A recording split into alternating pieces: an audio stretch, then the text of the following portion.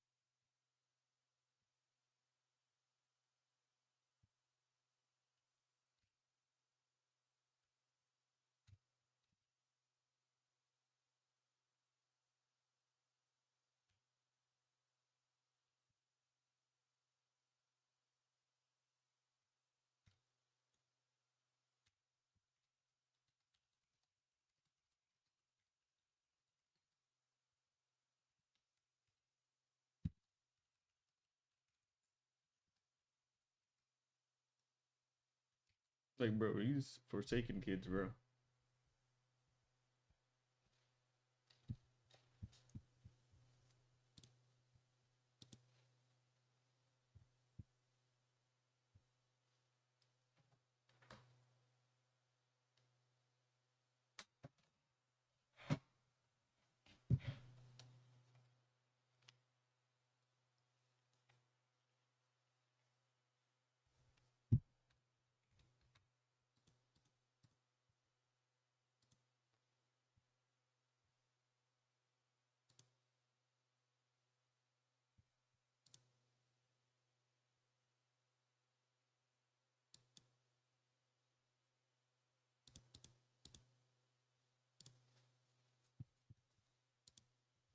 Yo, what's up, random guy? What's up, Narpy?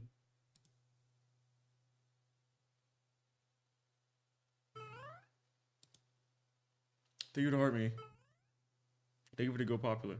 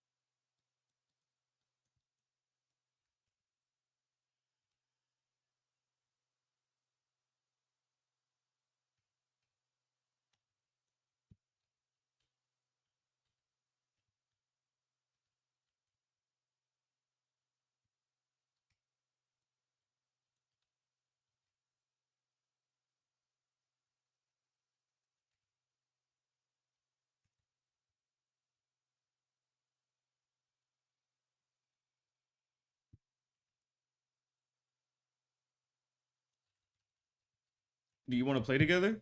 We can run it. You can come. You can join up. My Roblox name is my TikTok at.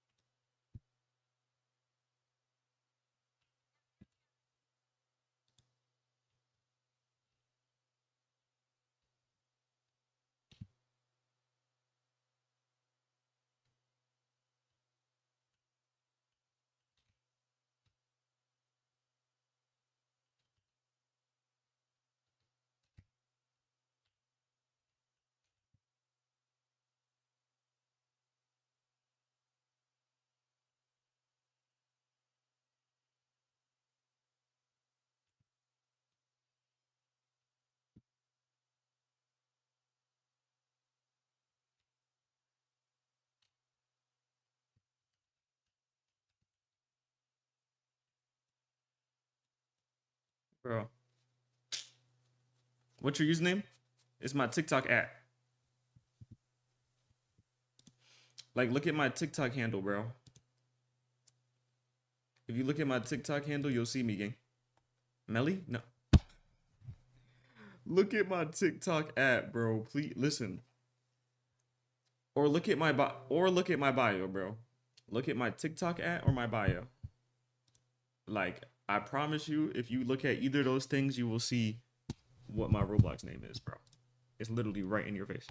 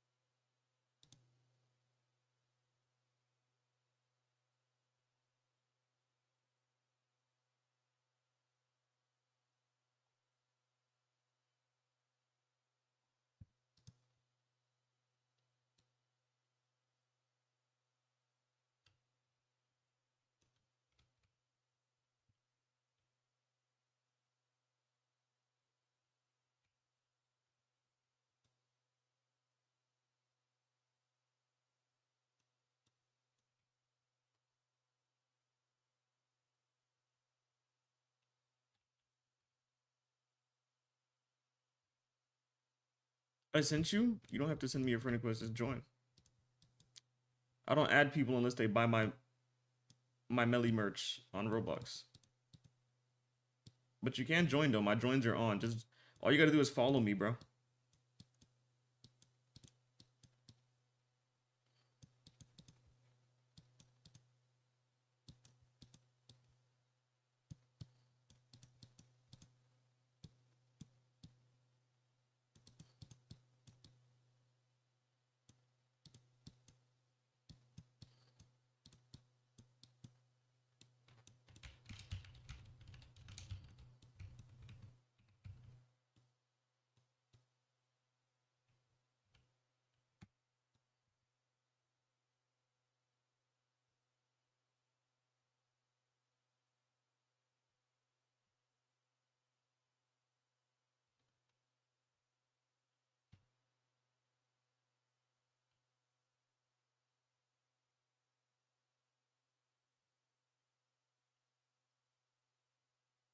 I play on PlayStation. Oh yeah, you're cooked. I forgot console can't just join games. You're cooked, mud.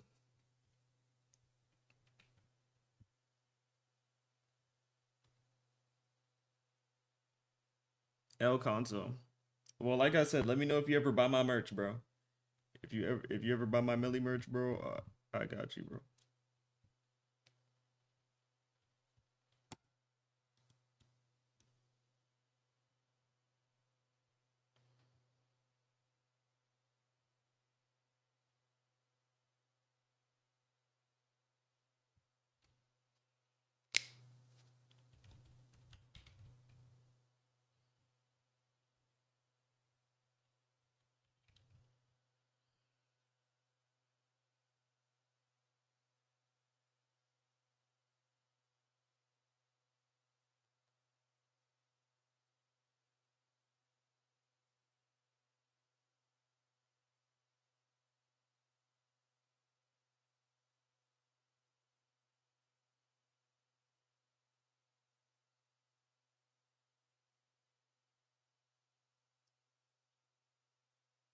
I can put live or no? What do you mean? What does that mean? I'm only 7? Bro, if you're only 7, you need to go to bed. Dinosaur.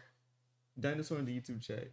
You need to go to bed or go to preschool or whatever, or elementary, sorry. I think elementary is for 7-year-olds. I'd be forgetting that I haven't been in elementary so long. I'm not 7. I'm not talking to you. Listen, TikTok, you need to understand something, all right? I am live on multiple platforms. I'm not live on just one platform, okay? So if you hear me talking to somebody else, it's not you.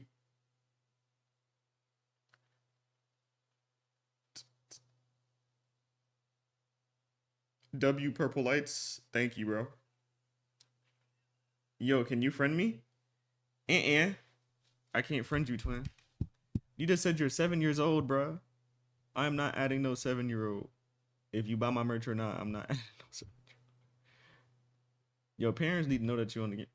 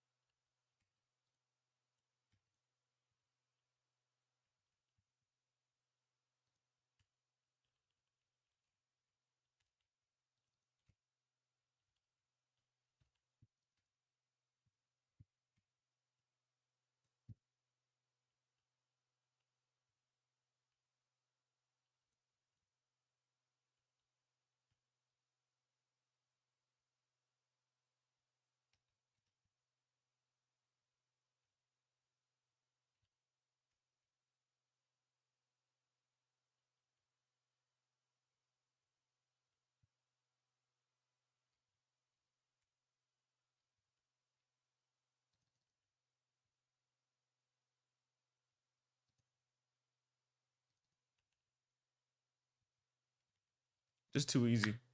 It's just too easy, man. Bro, can we call on Cord? No! Your parents should be ashamed. Go call your mom right now. Go tell your mom to come in the room right now. I'm about to flame her and you, bro. You should be ashamed of yourself, bro. You are 7 years old. coming in my chat talking about some can we be in a Cord call, bro? How do you even have Discord at 7 years old, bro? He got to be trolling. At this point, it has to be a troll. It's no way you're not trolling, bro. Because there's no way a 7-year-old knows what Discord is. Like, what, bro? L parents, bro. Tighten up, man.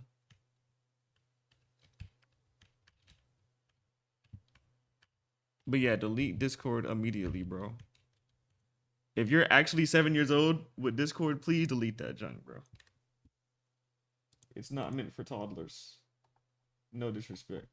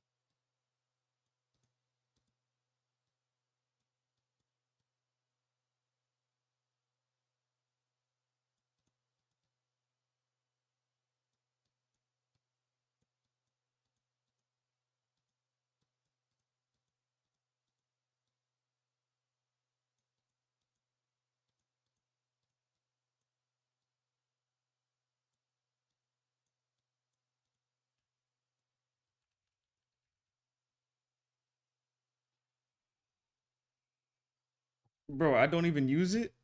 What do you mean you don't use it? You literally just sat there and asked me to be in a Cord call, and you talking about some you 7 years old. Your parents and you should have some shame. If you're actually 7 years old, bro, you need to delete Discord immediately, bro.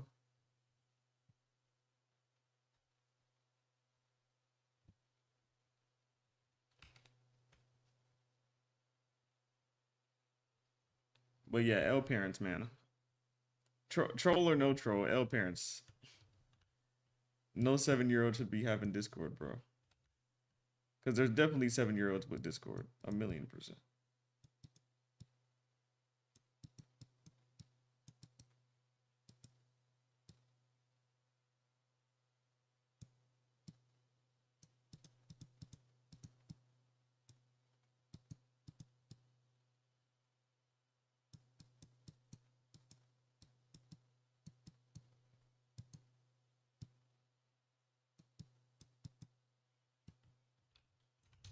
I'm 6 with Cord and he's 7? Bro. Kevin.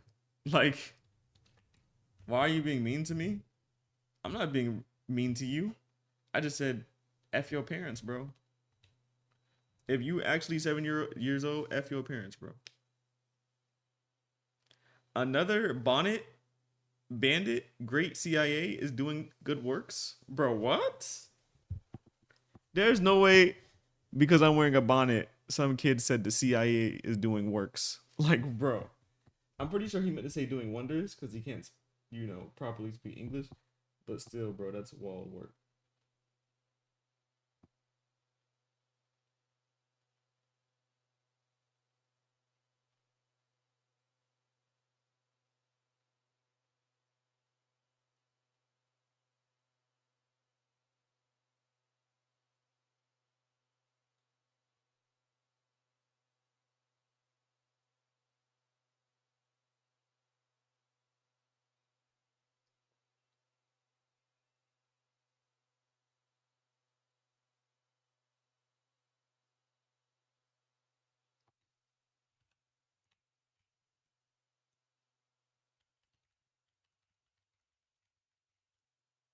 The YouTube kid said, bro, 6. Oh, man.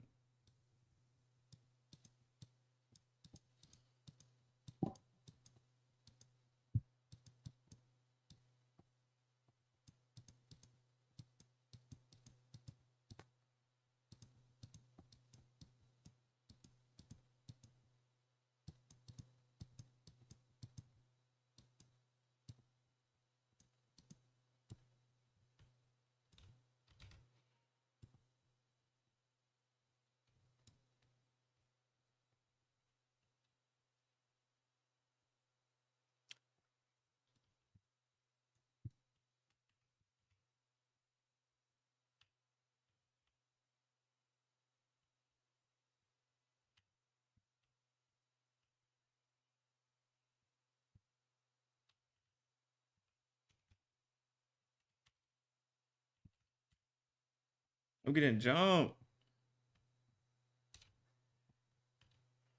What? He hit me? L game. Today is my birthday? Yeah, this dude just trolling chat. It's his birthday today. Like, this guy's trolling, bro.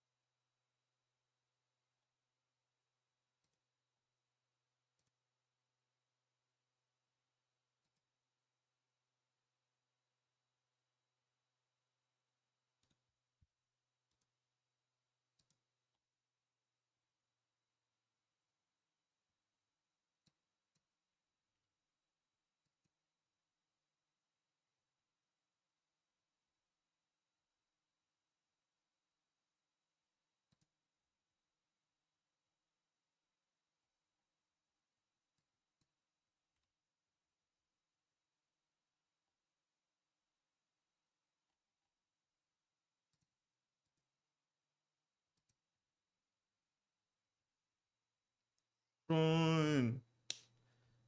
Yo, bro, are you sleeping? Like, can you not see my face cam, baby bro? Yo, baby bro, don't get me mad, baby bro.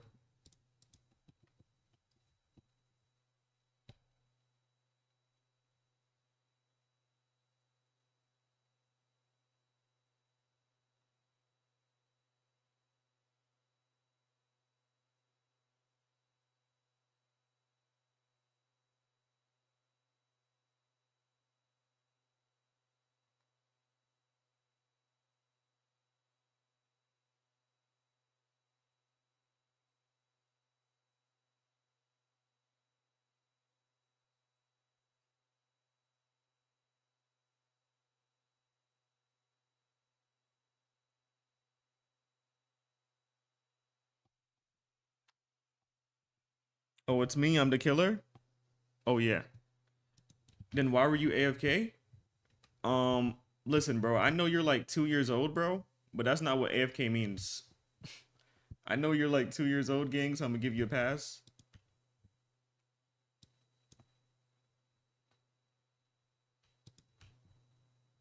Leave me for last, bro. What?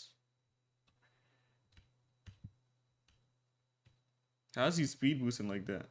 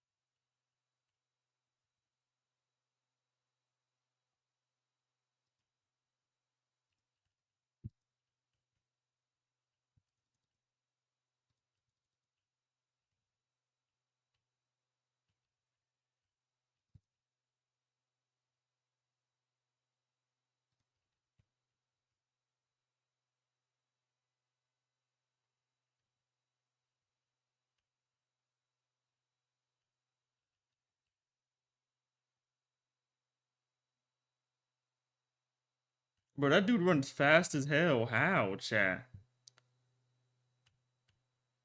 Like, it's literally impossible to catch him.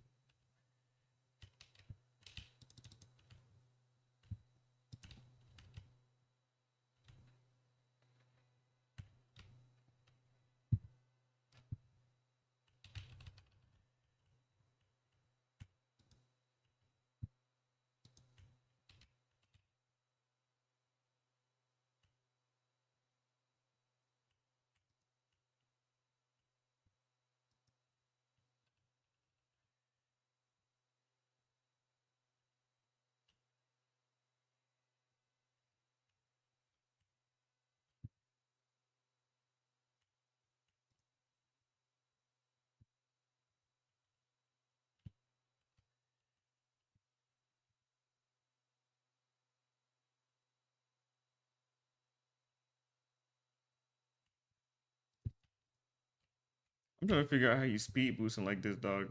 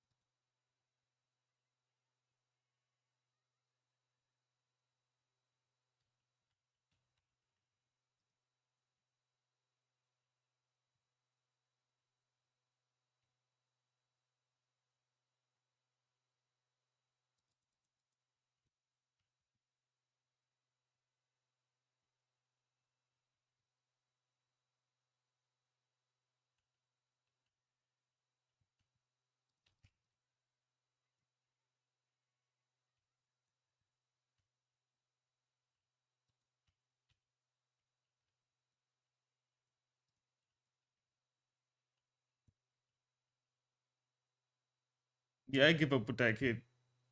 Like, how is he speed boosting like that? Like, bro has to be hacking, bro. I literally can't even catch up to him. Yeah, report him. Like, L hacker, bro.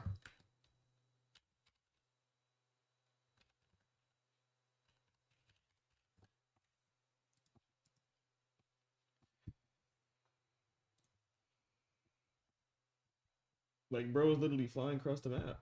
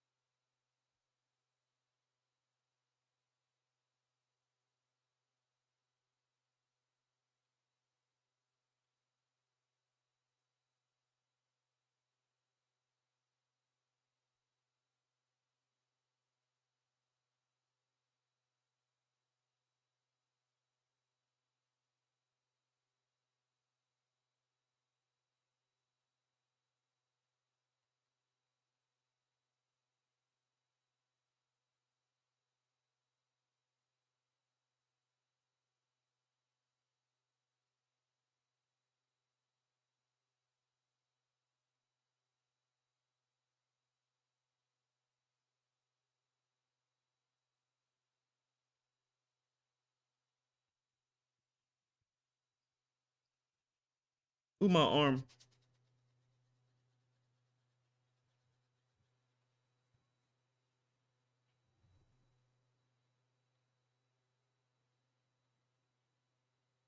Yo, if you're in the TikTok chat, make sure you double tap the screen. You know what I'm saying? I really appreciate y'all, man. Get me to 1K likes on TikTok. I appreciate you. Are you pooping or something? Yo, dinosaur, if you don't shut your 10-year-old ass up, bro, I'm like, YouTube kids are just such little kids, man. Oh man, I can't deal with y'all, bro. It's like babysitting. Play hide and seek extreme? No, I'm good, disaster. Thank you, brother. Like, I'm not a babysitter, gang. I'm a streamer, bro. If you need a babysitter, go tell your mama that you need a babysitter. All right.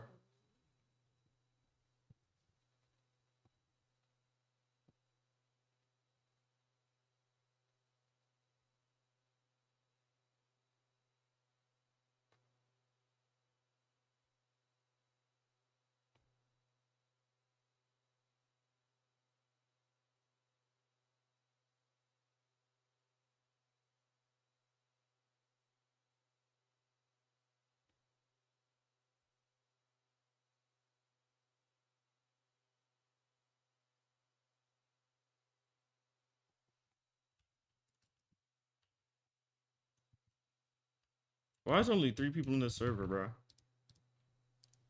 I'm leaving the server. Mid, bro. I'm tired of these mid effing servers, bro. I got hackers in the server. Like, what the f going on, bro?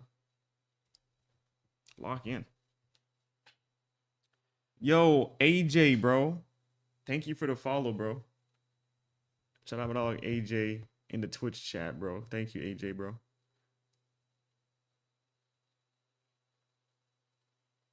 Sorry, bro. You don't have to apologize. Don't apologize to me, bro.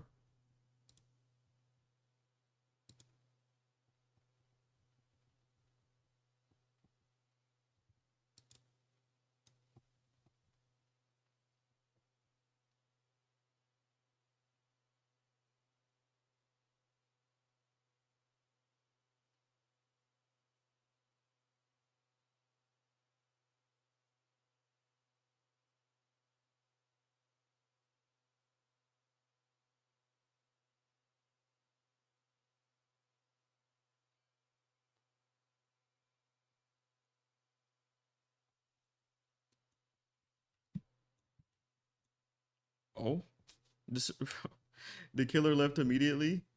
Yo, if you want to stop, if you want me to stop, friend me. No, that's not how things work.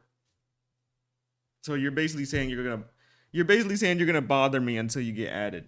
That's just not how you get added, bro. And I already told you, bro. You said that you're 7, bro. I'm not adding no 7-year-old, bro. Hate to break it to you.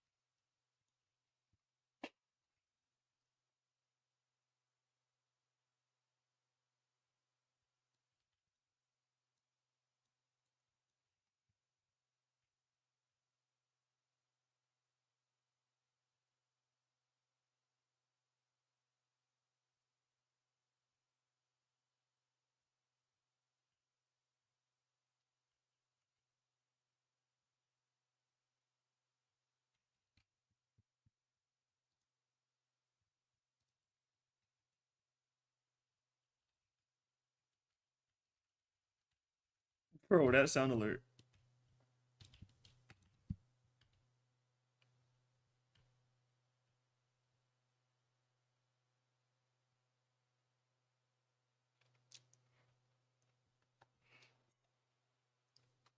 Well, you can tell everybody.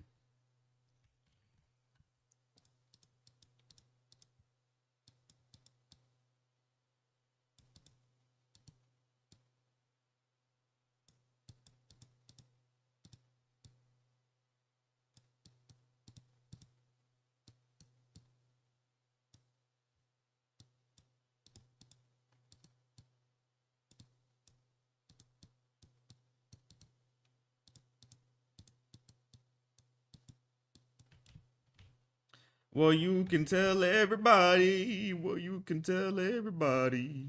I'm the man, I'm the man, I'm the man. Yes, I am. Yes, I am. Yes, I am.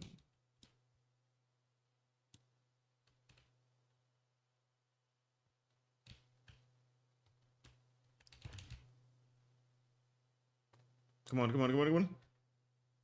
Woo!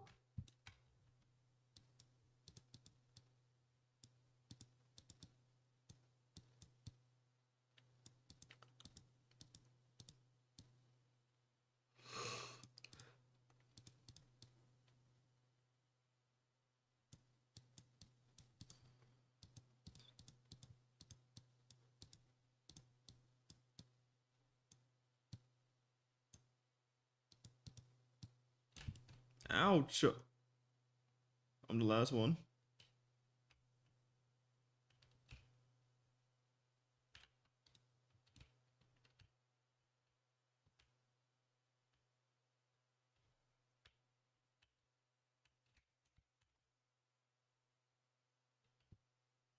How did I fall though? I got pushed off. I'm dead. I'm cooked, bro.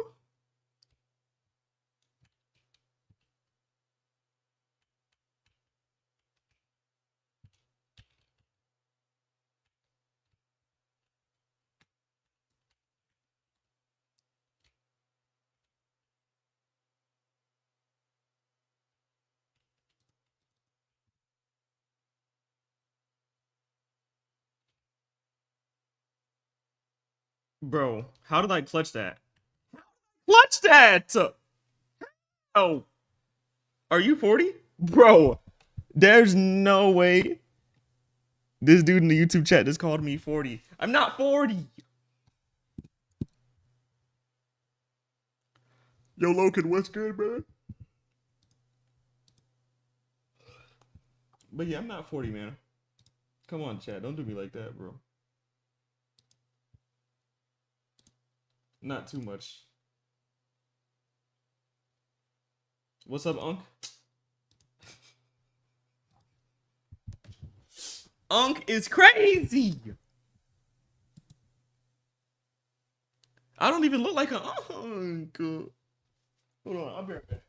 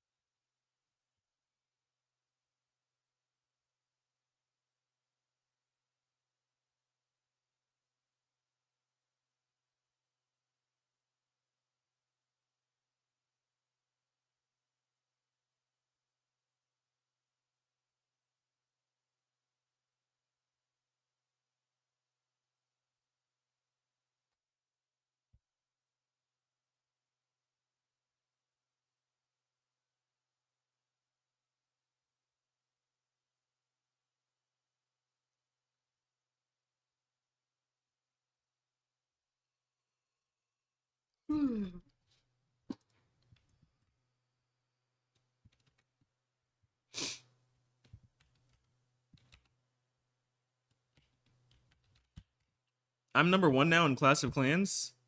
Yeah, you ain't Unk, you a grandpa for real? Waiting for you to come back to send this? Bro, you glazing.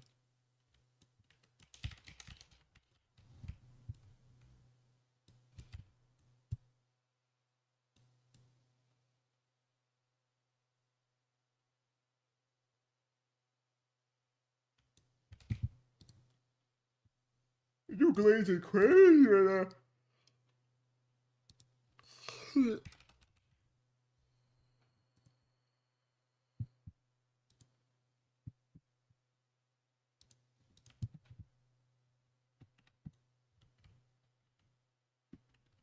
But I ain't gonna, I need to start making YouTube videos, bro. Oh my goodness, you always want me to hydrate. Can I wait? Can I hold the hydrate, please? I literally brush my teeth. You feel me? Can I hold it, please, Fairy? Please, please, please. But yeah, chat. Today is a whole different day, bro. I swear.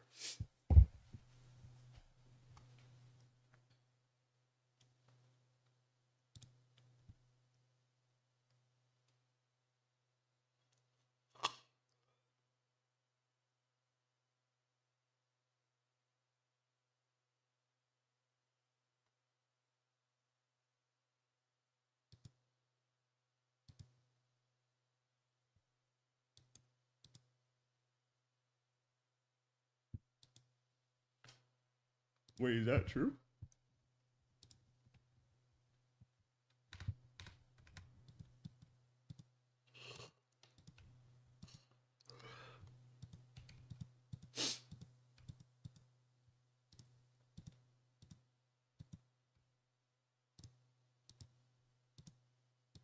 I didn't make a video for that too. Water? No. I drink any. Well, it is water. It's vitamin water.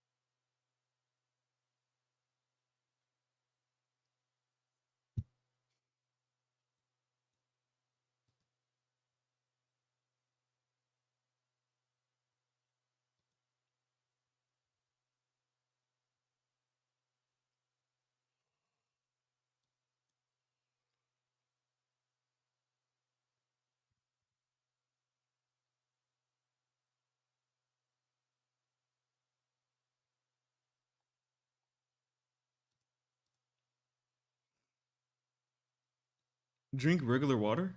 No. Ew.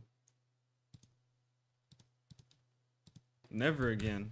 I don't think you understand, like, you know what I'm saying? Vitamin water is water.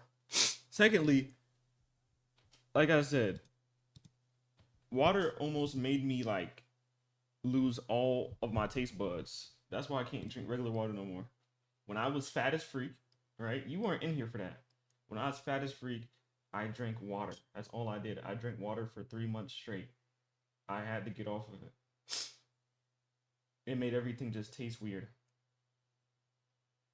Like, I'll drink it every now and then still, but I just can't do it. I can't do what I did. Like, I literally dropped everything for water. And like I said, was it worth it? Yes. But am I doing it again? No. So like I said, I have vitamin water now. Why did the TikTok shop so scuffed? I ordered something last month. I mean, everyone knows the TikTok shop take that long though. The TikTok shop is equivalent to Shein. You know what I'm saying?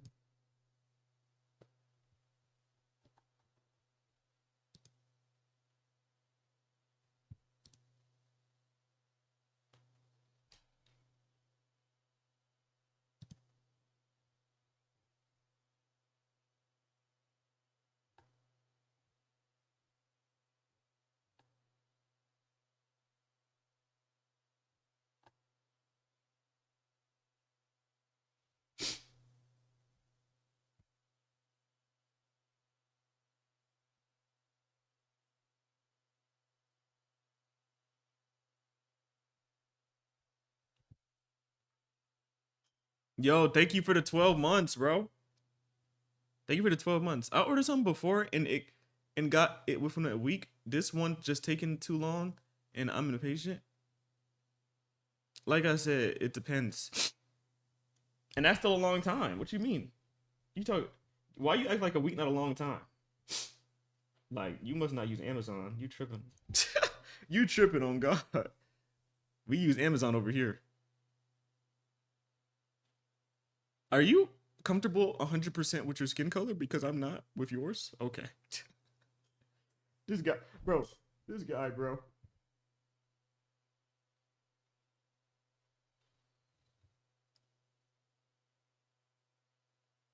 Always saying something dumb.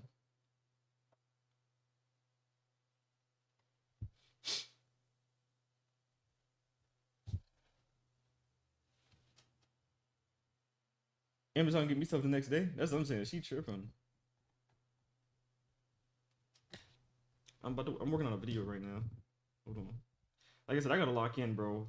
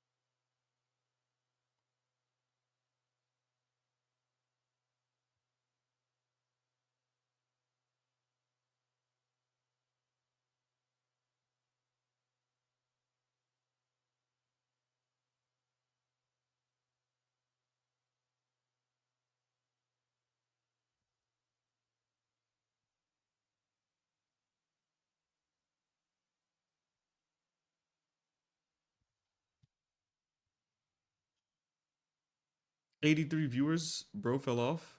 Yo, what's up, killer?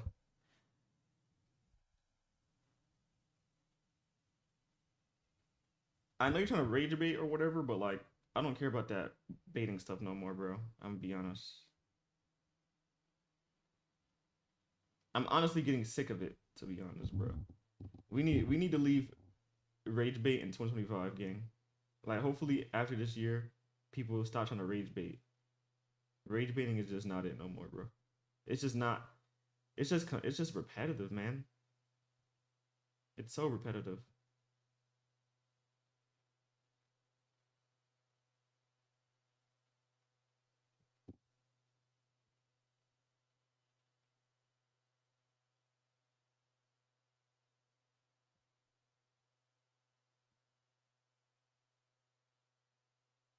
I miss the old days.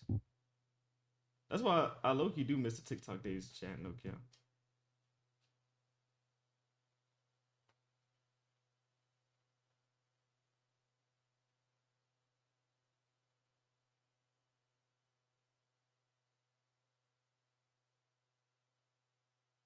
Like I'm not even gonna draw. Like when people used to flame me, bro, everybody said different stuff. That joint used to be so funny. Like I'm tired of hearing the same thing when I stream. Like, can we please be original, chat? Please, bro. I'm begging you, bro. Please, man. We used to we used to be a journey, chat, I swear.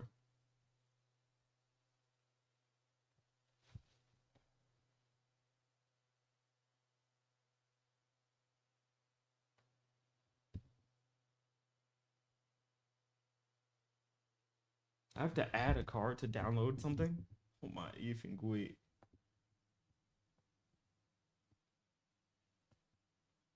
Text to speech don't work. Text to speech been broken for a couple days. I explained that, but you don't be in here. But I'll explain it to you. Text to speech broke. It's been broken since Kick broke. You weren't in here, but a big streamer had like 4 million viewers. He effing just broke the goddamn. I guess he just broke Kick, and ever since that day, Kick has been broken as freak. Like it's literally been broken. Like I'm not even trolling, bro. It's been cooked.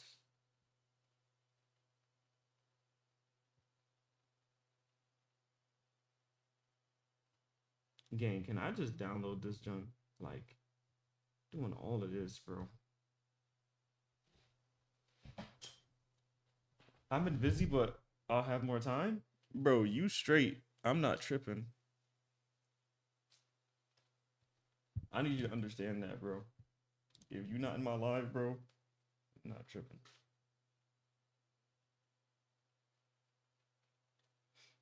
There's too much stuff going on.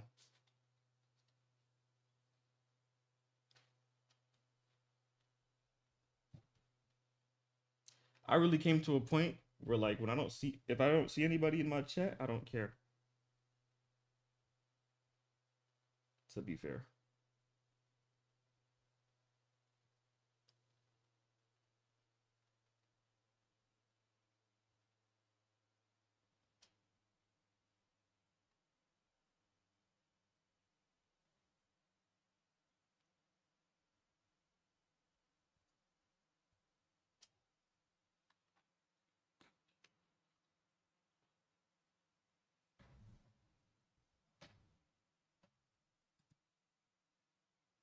Now, no, I'm just saying that because I haven't been in here for a minute.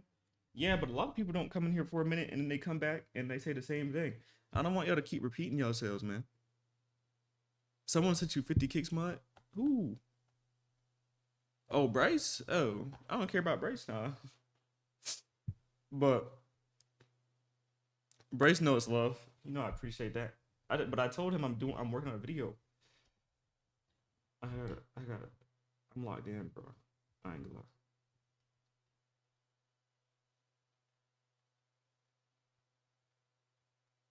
I ain't worried about nothing right now. I told y'all I gotta lock in, bro. I've been just like, I'm not gonna say I've been lazy, but I really just been sitting here just not taking advantage of grinding.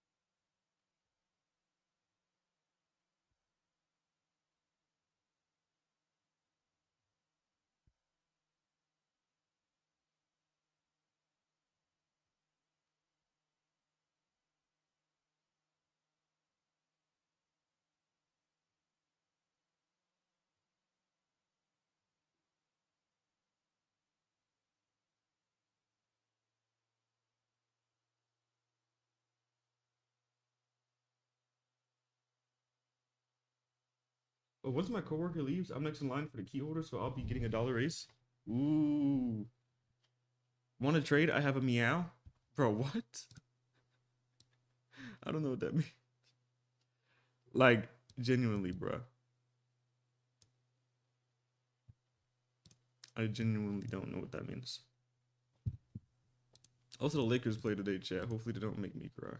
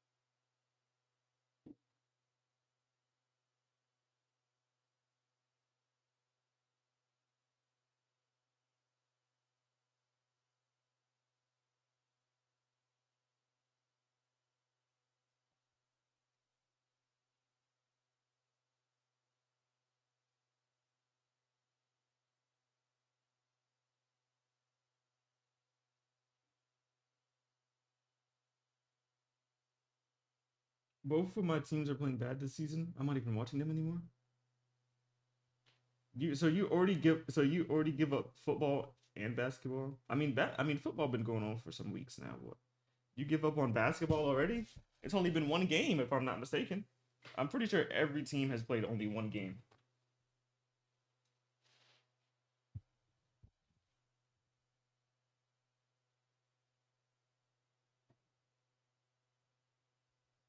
Oh, watch basketball? Oh, hell no. Sound like dreams? Yeah, but at least Dream's team went to the finals. I know they lost, but like I said, that's never happening again. So, hopefully she is able to embrace that.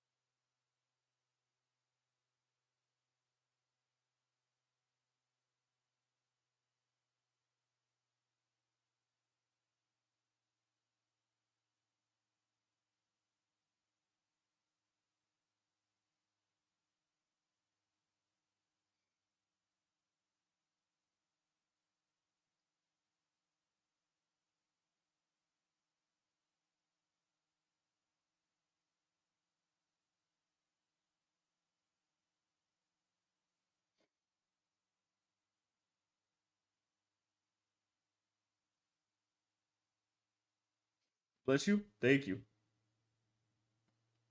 Thanks, Mutt.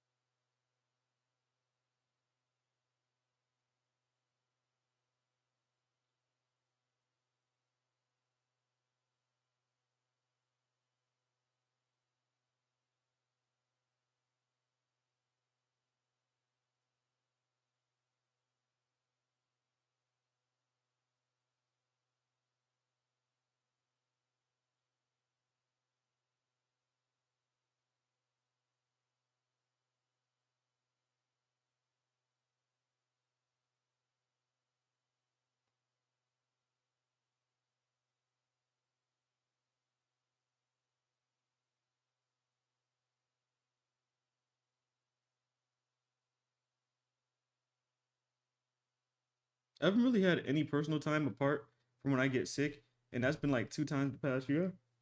Hey, that's what happened when you got a job, bro. Listen, I don't know if you want to ever have kids, but when you have kids, that's gonna happen too, man. Hey man, that's just life. And like I said, if you don't want that for yourself, you just gotta lock in. You gotta figure out what you want to do with yourself. But yeah, that's literally just being an adult. That's all it is.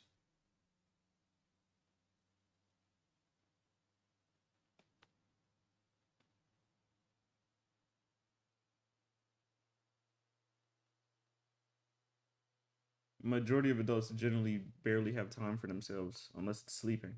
But I wouldn't even say sleeping is for like time for yourself. I'm pretty sure the chat would agree too.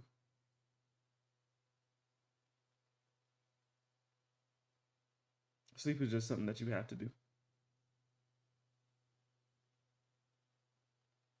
I don't want to be forgotten after I die. I feel you, too. But in reality, everybody, like, no disrespect, everyone gets forgotten eventually. Like, you got, like, I feel like, because I feel like a lot of people need to hear this, but, like, we got to really be real with ourselves. Like, really, bro. That's just how I see it. I feel like people got to be real with themselves.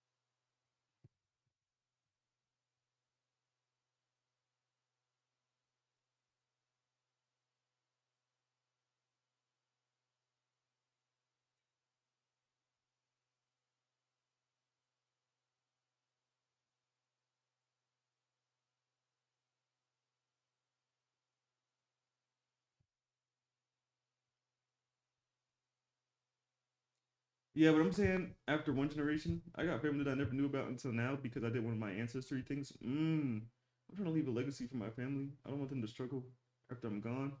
W mindset.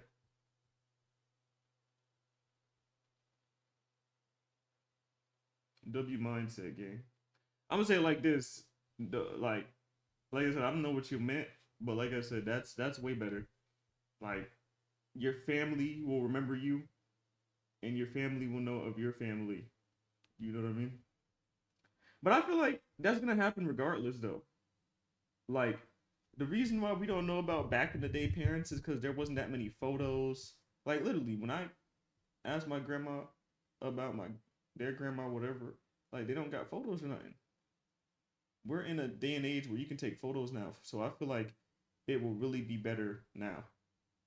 Like when we die and life keeps going, it's gonna get so much better because now there's memories. You know what I mean? Like you can literally record every moment of your child if you wanted to, or your family members. Like if you really wanted to, you can go take a picture with you and your moms right now.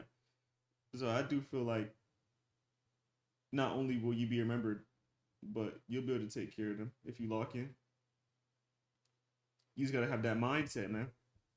Yo, sub future, bro. I know you didn't, bro. Mark. I know you didn't just follow me and call me future, bro. Dude, how much time do you have for 11-hour streams? What are you talking about? I stream full time.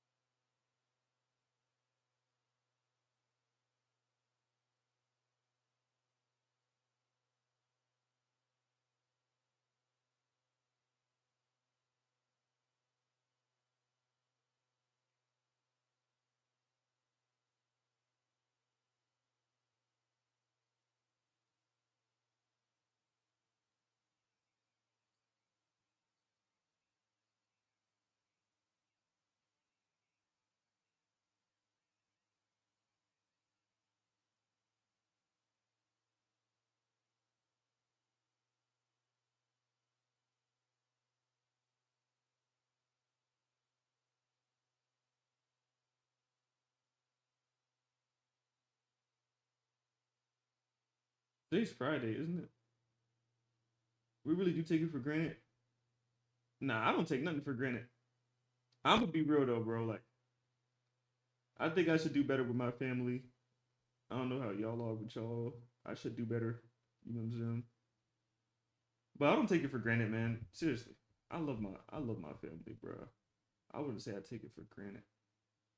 It's just I distance myself from my people. But I still got time.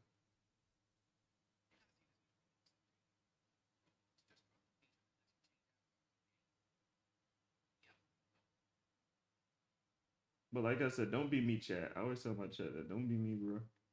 Really embrace everything, man. Seriously.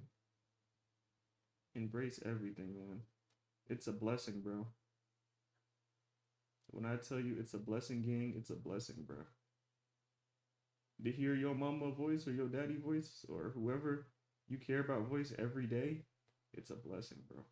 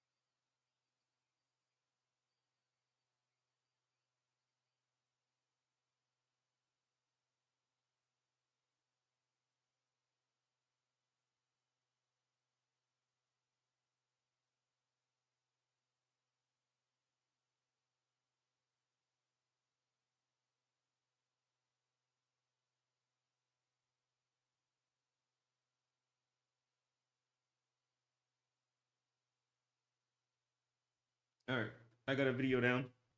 I'm about to post it.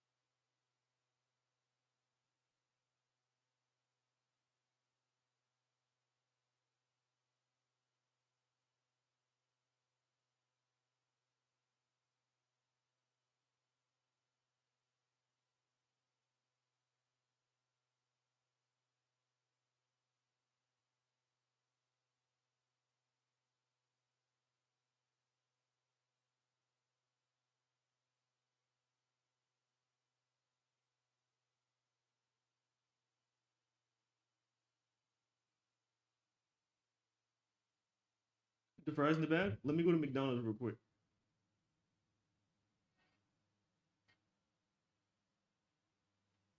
You gotta see this new. You gotta see this new Roblox update. Roblox.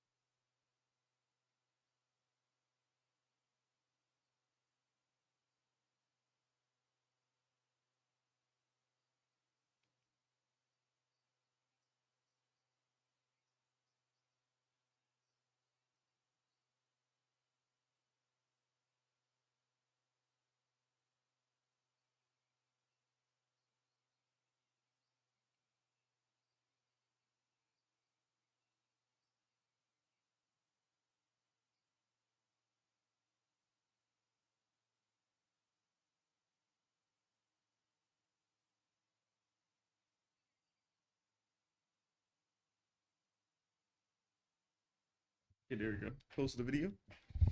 All right. Gotta tap in. I'm tapped out. Tap that. Tap that. Tap that.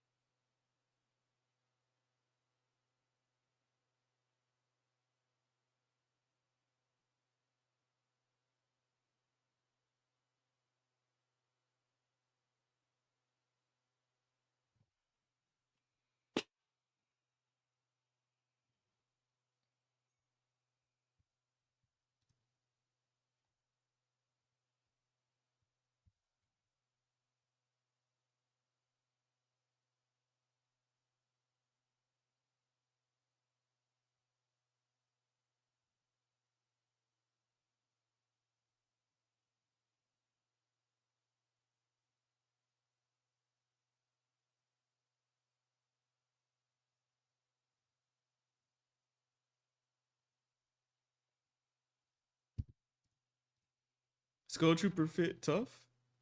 Skull Trooper fit. You're so effing done. You're brain rotted. Skull Trooper is such a mid skin on Fortnite. I'm sorry. I have to say that.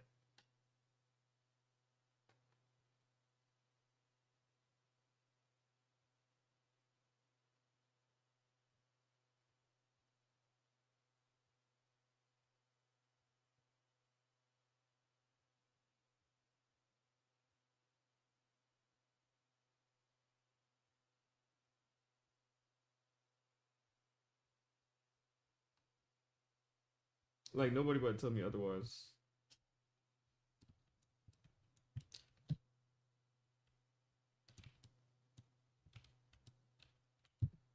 That's not what brain rot mean. Did you just say an AI voice is brain rot? Bro, we gotta stop. We have to stop immediately, gang. Like, that's how I know you trolling.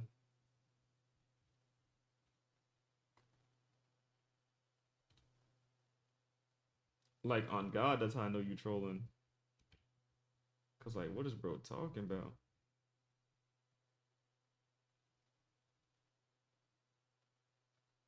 Like, he really sat there and said that with a straight face. Like, come on, bro. We gotta lock in, bro. Seriously. We gotta lock in, gang. Dead bro.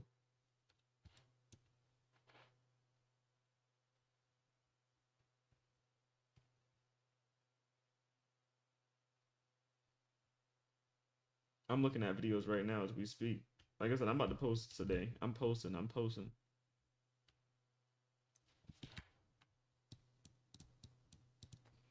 Like I might even get some clips from my streams.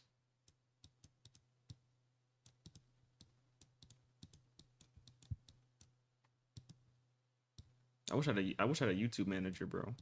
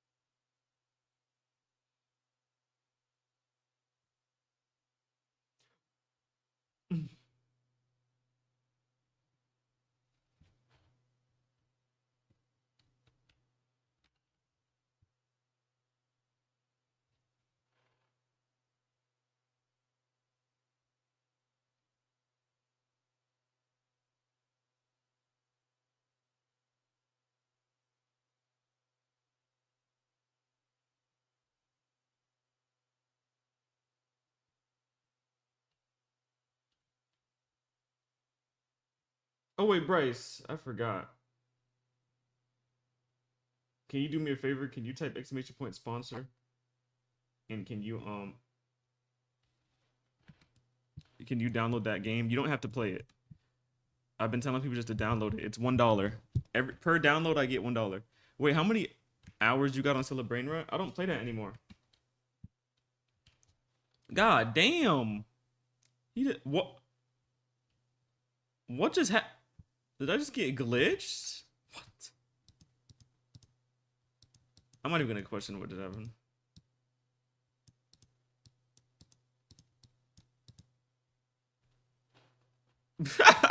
He left the game.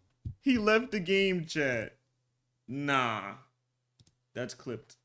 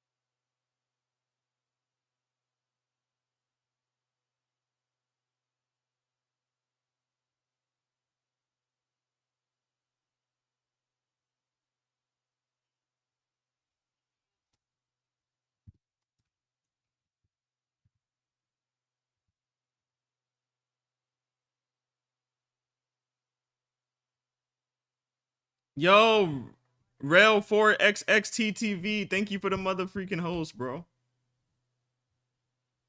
Also, Bryce, you don't got Twitch Prime?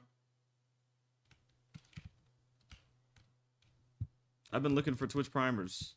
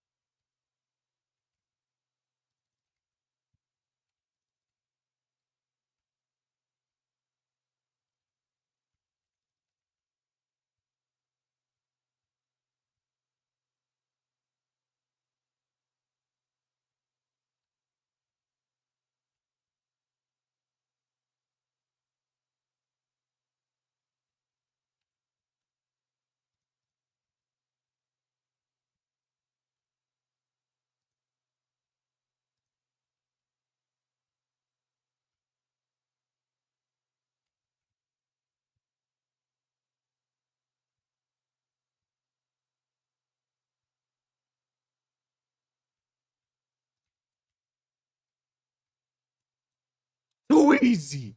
W sponsor? Facts.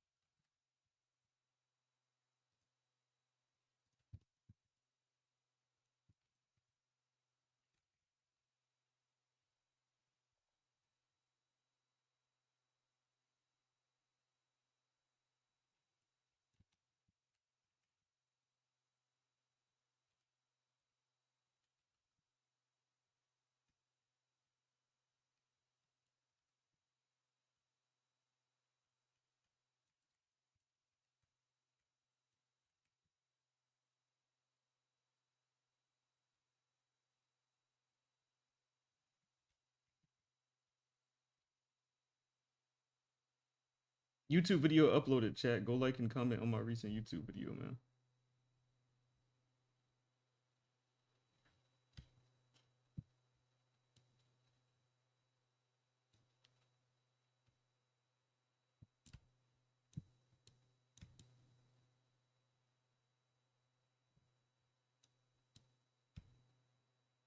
Yo, thank you for the motherfucking follow to Hollow Realm. I appreciate that.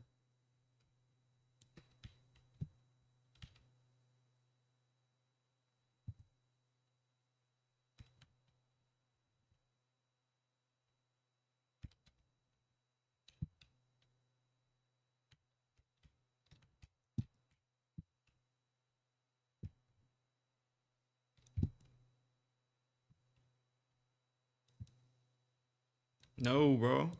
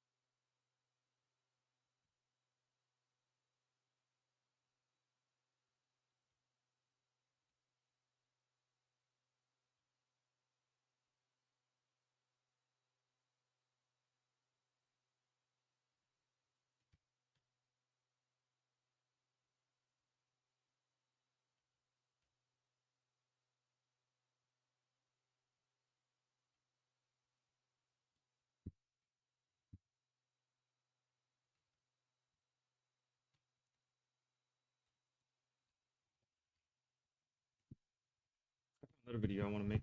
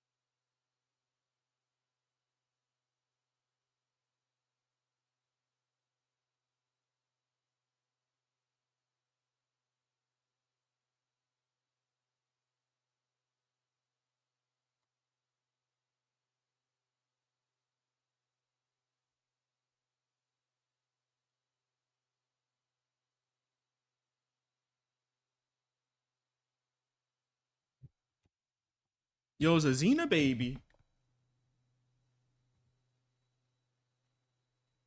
I'm working on a video right now. Zazina. I hope you've been doing good. It feels good to see you every time. Alive and well.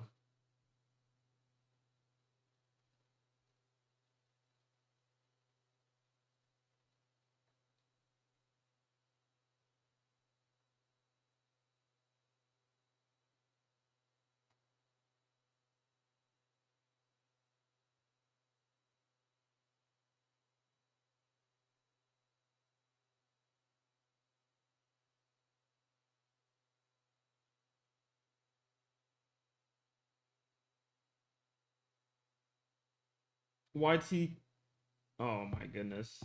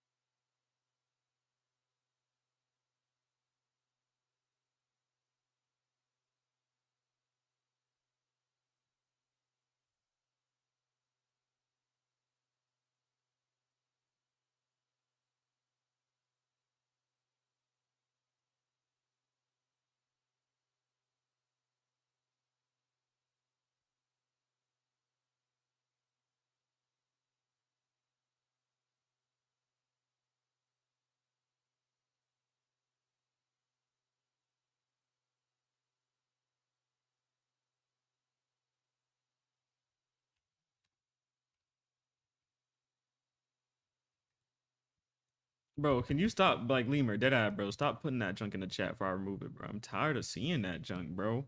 It's so effing ugly. Like when I expect to see somebody in the chat type, it's to be like, "Hi, how are you?" No, bro.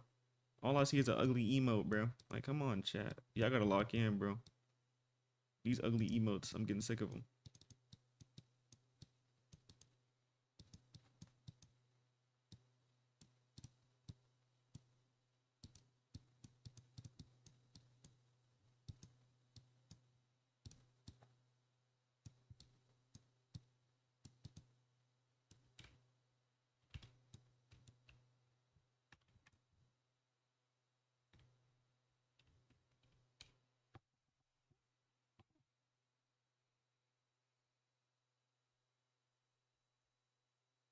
Hi?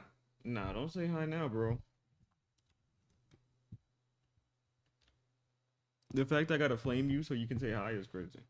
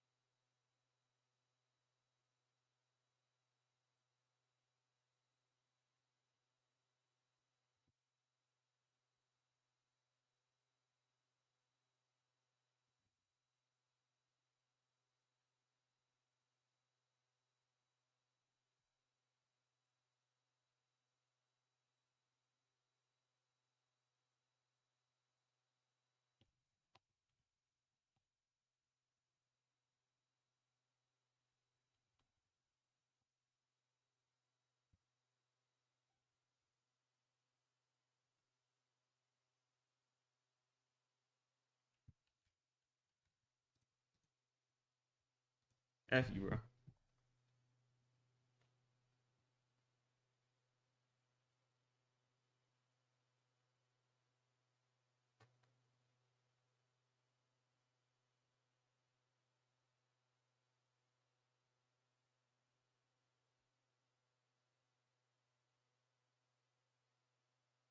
We like cars. What's wrong with cars?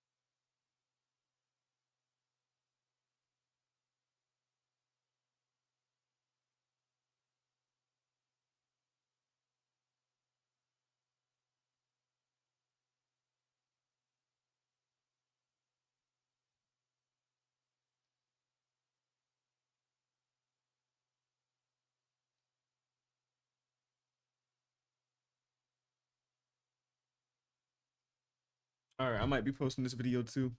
I'm tapped in. Freaking tapped in, bro. I'm in my freaking element, chat. Yo, what's up, Coffee?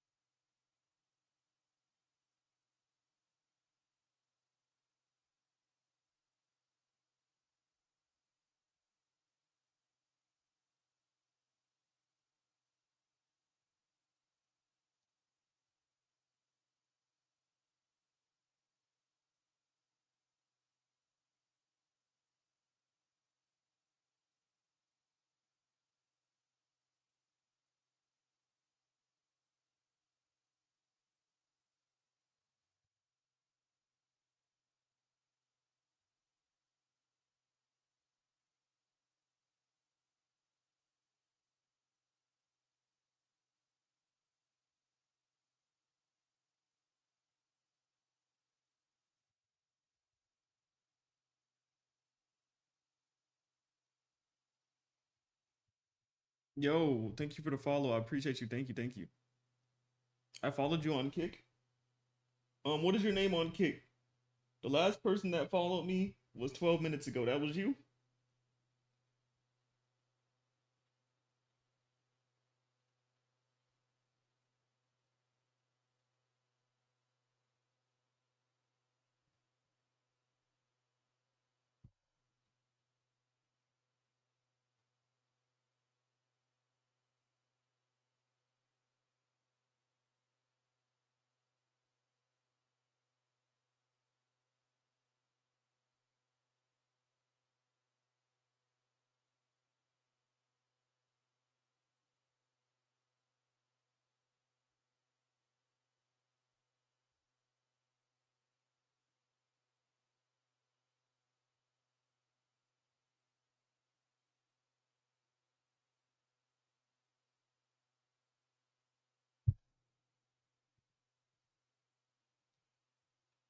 But I appreciate you. Good morning. What's up?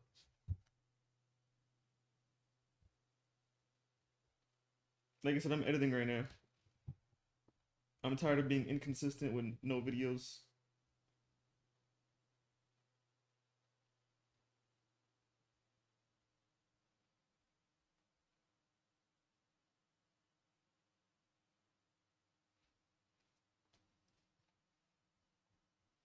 Everybody in the TikTok chat, make sure you double tap the screen, chat. Make sure you double tap the screen.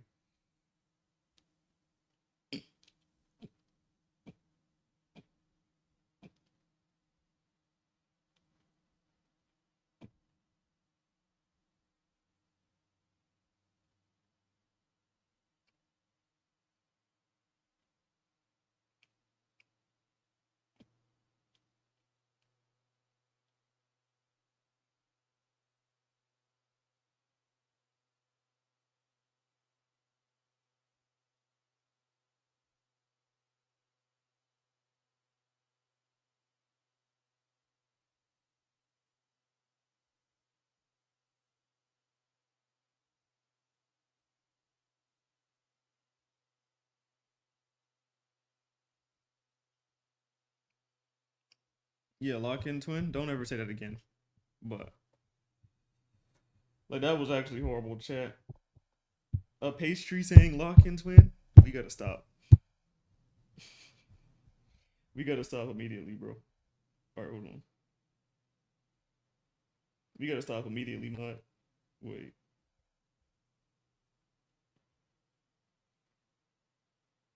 Also, your favorite person was in here. Where's Bryce at? Where Bryce at? Yo, WQ, bro. WQ, bro.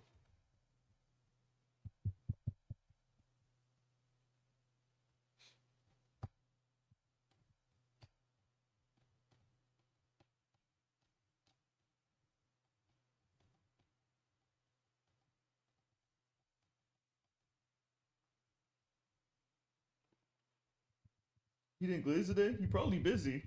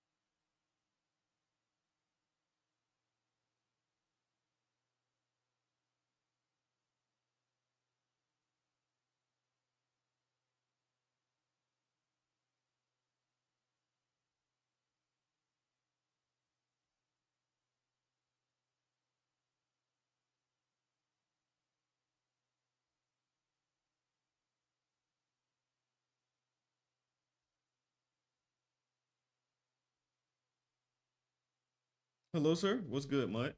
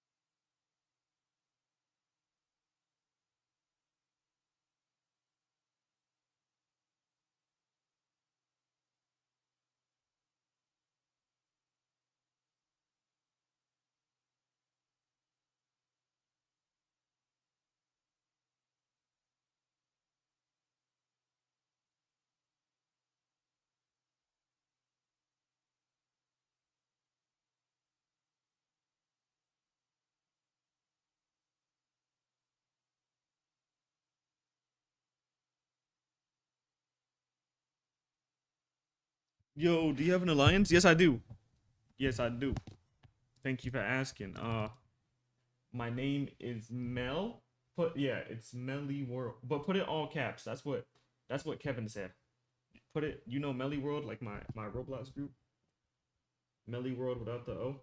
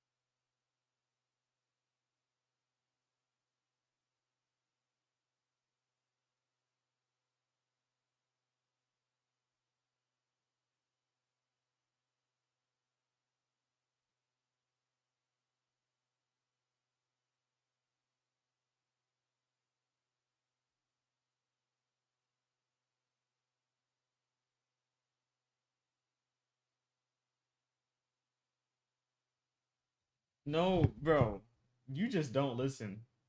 Braves don't listen to anything I just said. I said Melly World like my Roblox group, and then I said if you don't know about my Roblox group, put Melly World without the O.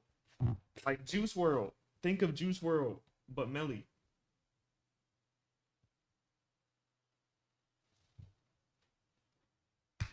Yes, yes, yes.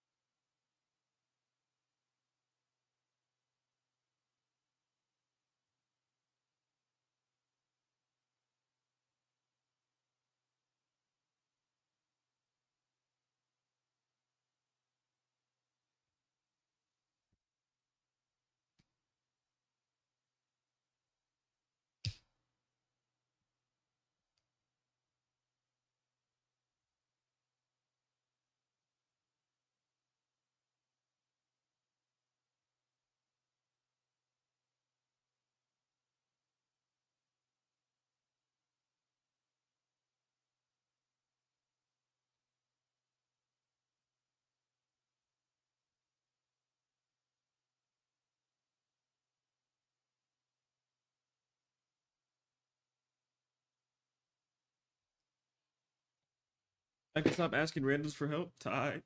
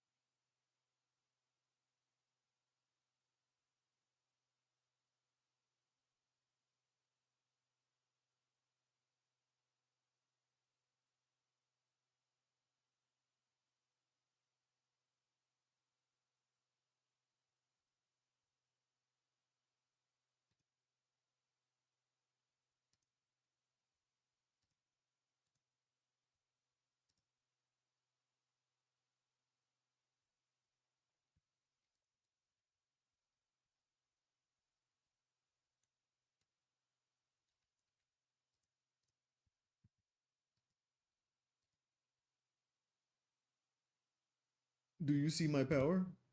Whatever you're talking about.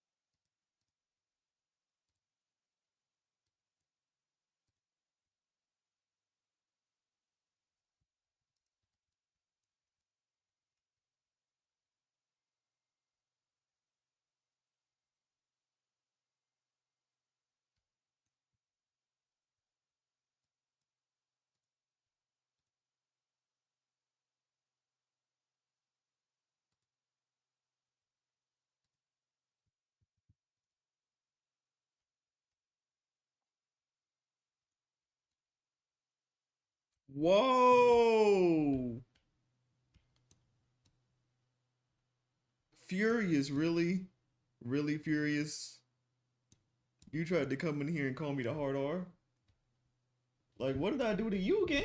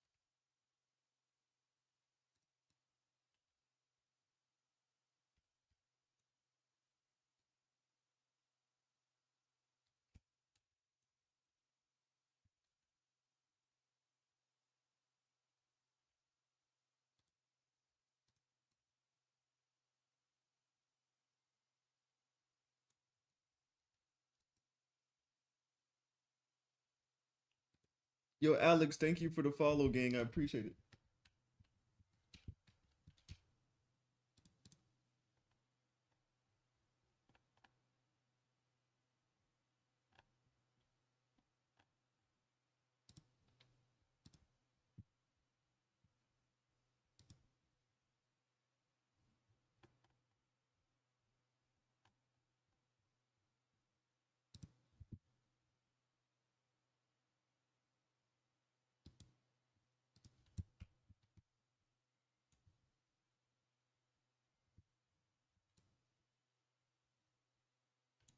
Alex, why did you just put KLK? What did you try to put in the chat?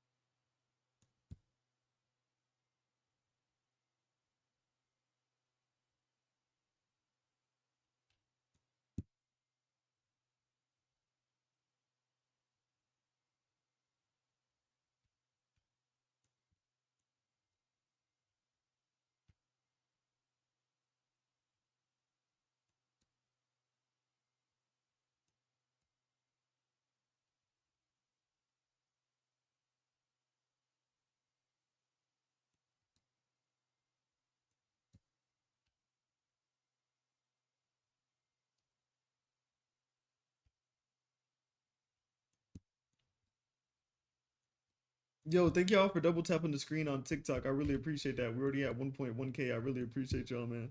Thank you for the follow. I don't know. I appreciate you. Appreciate you, bro. W mans, gang.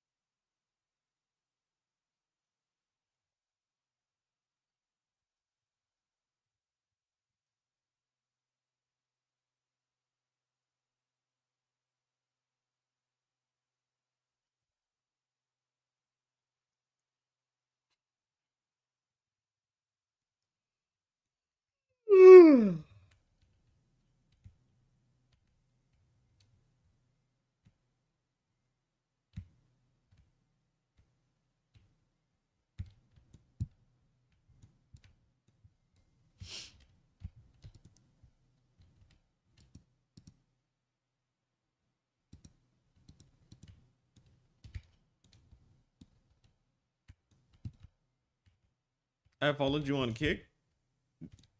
What is your name on Kick?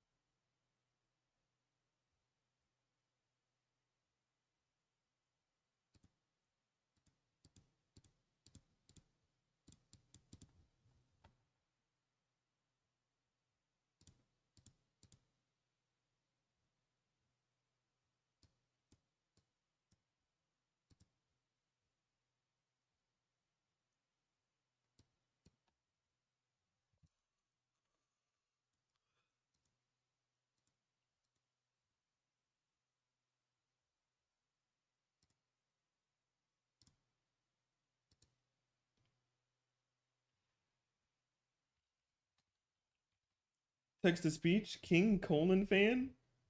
What is that name? Kevin!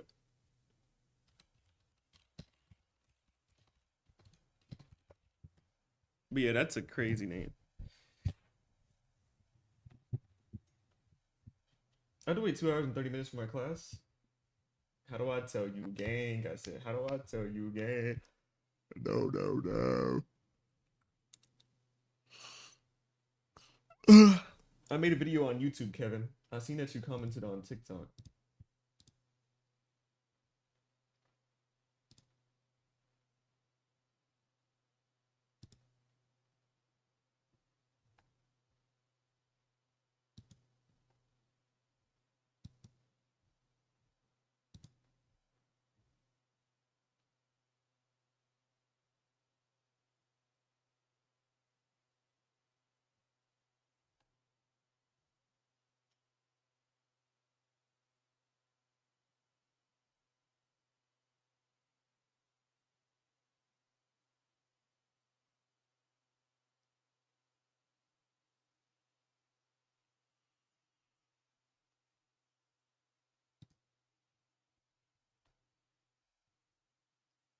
I'm not looking up nobody. Did Broder try to promo? Did Broder try to promo somebody? Come on, gang. Don't ever come in here and promo somebody else legit. Freak wrong with you, bro. L promo, bro. Even I don't condone that behavior. My chat knows that. I'm pretty sure that streamer wouldn't condone you self-promoting in people's lives, bro. Like, please lock in, dog.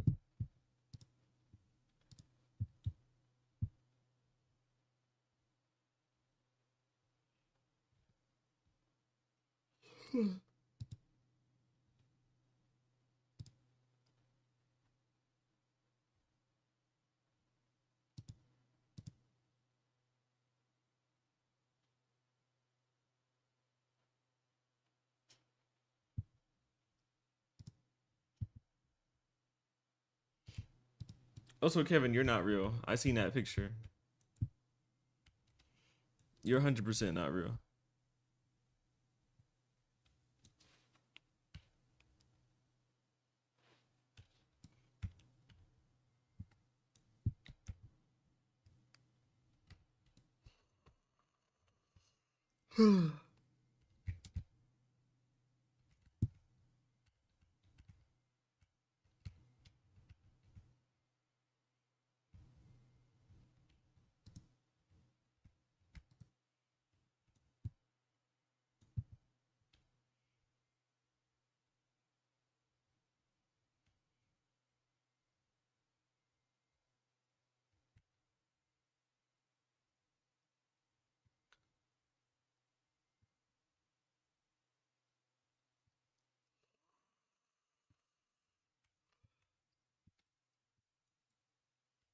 Bro, stop putting that ugly, bro. Ugly emo, ugly jump, bro. Free run you, bro. Ugly.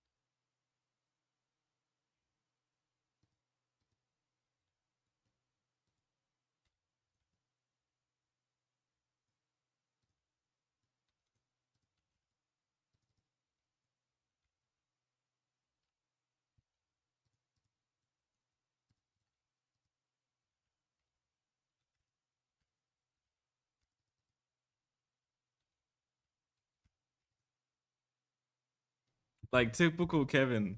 Look at Kevin chat. Typical Kevin, bro. You got 3 mini Kevins sitting right there.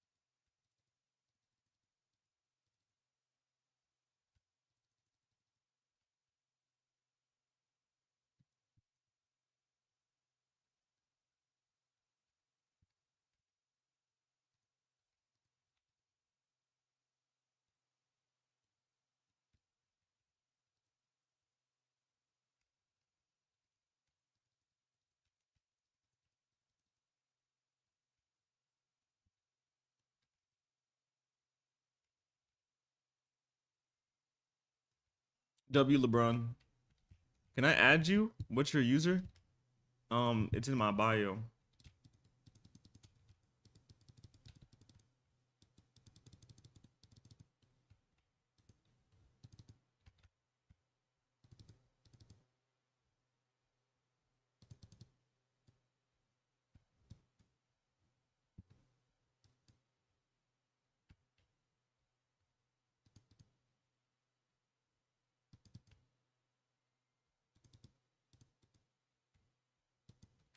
Yo, wait, where did Kevin go? Bro, where did bro? Why did she just disappear from the screen? Dog. Yeah.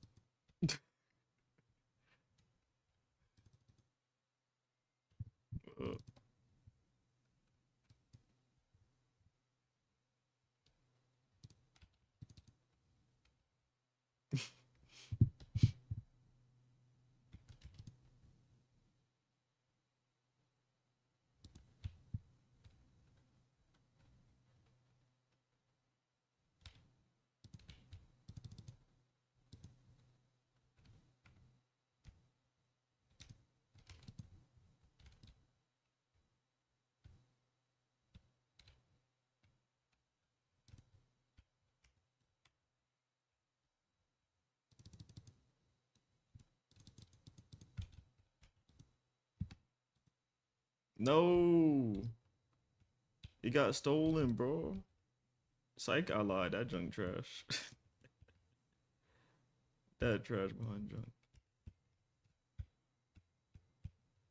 Oh,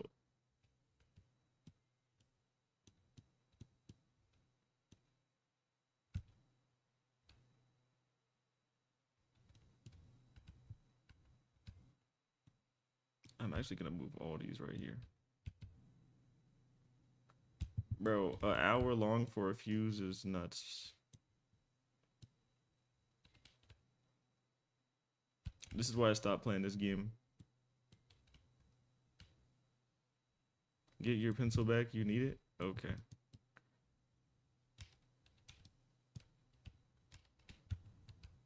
That junk ugly. I forgot how I got this.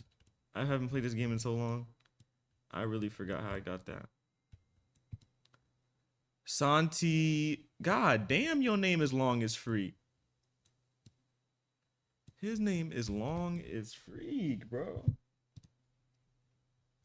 He's definitely Hispanic.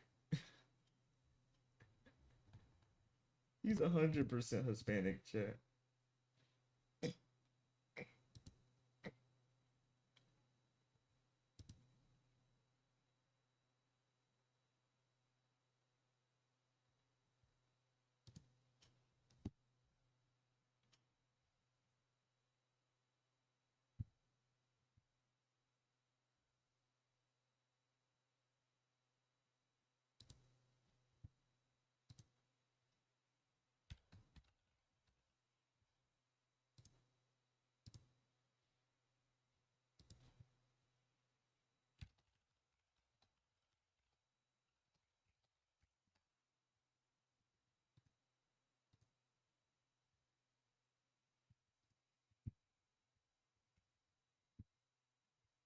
Dante Noyo, best in Roblox.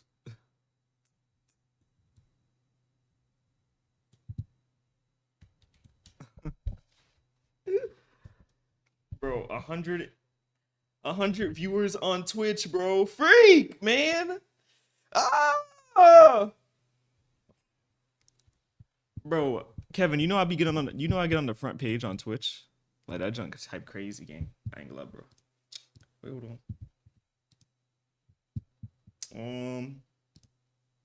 I ain't gonna lie, look, you wanna play COD later. Later, later, later, later, later. I'm a fiend. I'm a fiend, bro. Play COD? Facts. I'm such a fiend, dog. It's bad.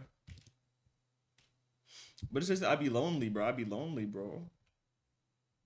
Like, don't get me wrong. I know you playing with me right now, Kevin, but when you don't be playing, bro, I'd be lonely, bro. Cause like kids don't be wanting to play at me. And then when I do find kids that want to play at me, like people from the chat, they just want stuff from me, bro. Every time. Especially if I play a game like this. Like, you know damn well they don't want to play at me, Kevin. They want to come and try to steal my stuff, bro. Typical. My phone got hot. Trade facts. They'll come in the chat. They be like, I want to play at you, Melly. And then they'll be like, and then I'll be like, why you want to play? They be like, trade? Like, there's some freaking fiends. There's some fiends, bro.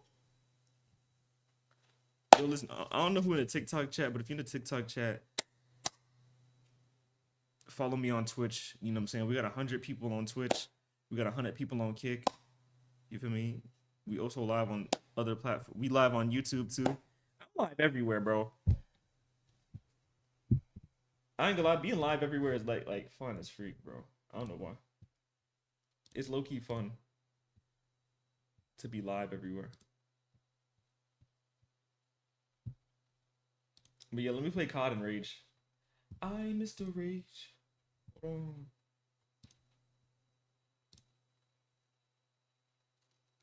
Cotton. Whoa. Cotton. Wait, can y'all change my category? I don't know why Kick is bugging for me. It's bugging crazy. I don't know what just happened.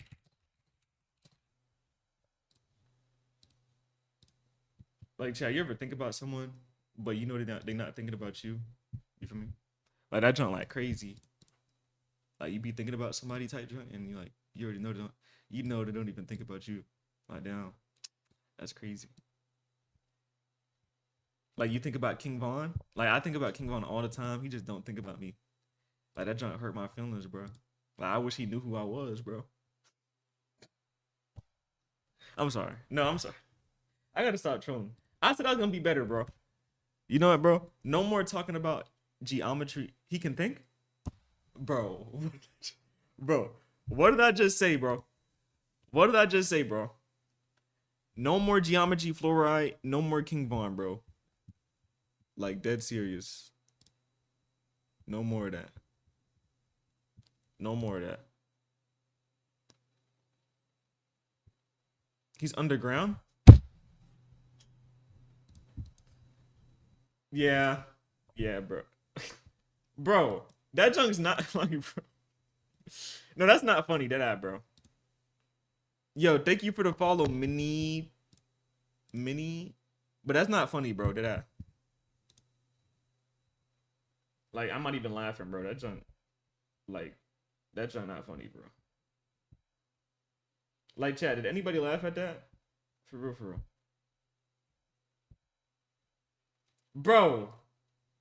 Bro, can we? No, we gotta. No, we have to genuinely stop. No. We have to actually stop. You know what I'm saying?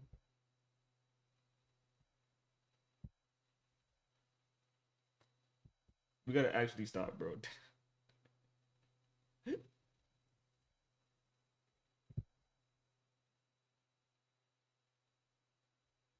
Like, oh my gosh, bro.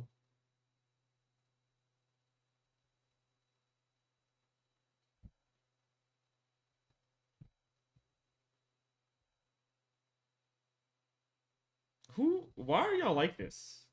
Cause I didn't. I didn't do this. Like you feel me? I know I didn't make y'all like this. So why are y'all like this, bro? Huh? Yo, Kevin. Yeah, bro. Yeah, bro. Pack it up, chat. No cap.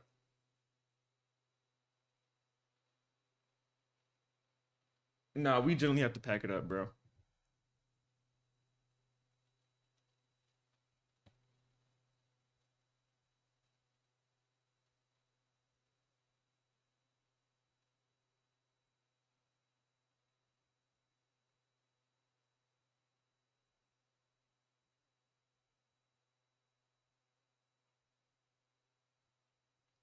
Nah, bro.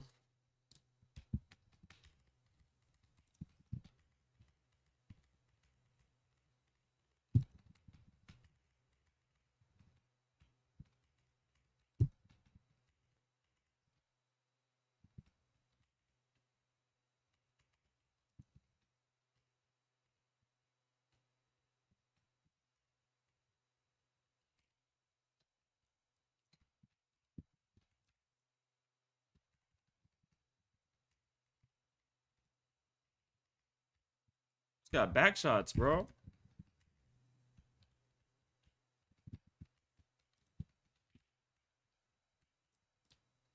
What?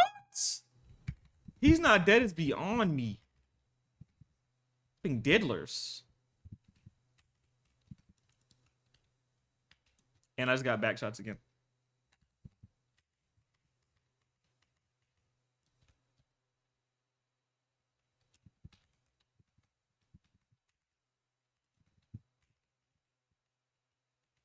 I'm jumping.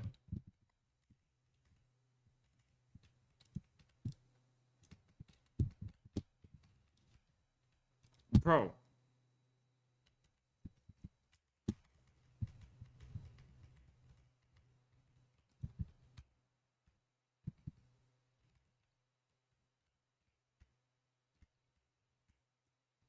All right. I guess he hit that.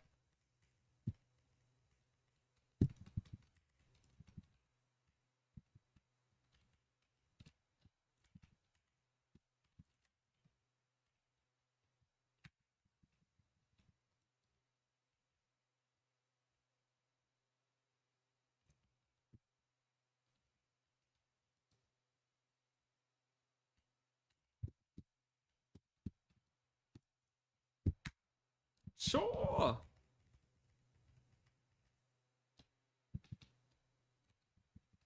Bro, how are these kids coming back? When I joined. Bro! These back shots are ridiculous. I should not be receiving this type of back shot. Getting piped down, bro.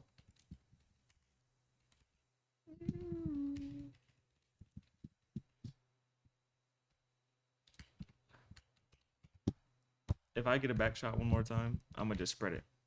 I'm not even gonna lie. I'm gonna spread that junk, bro.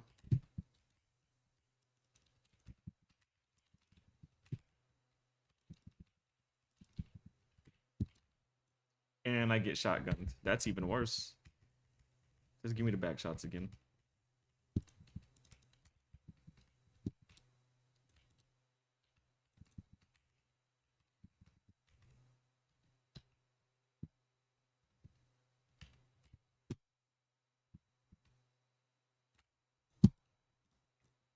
Bro, you can't shoot in the... That's my boyfriend. That's my boyfriend.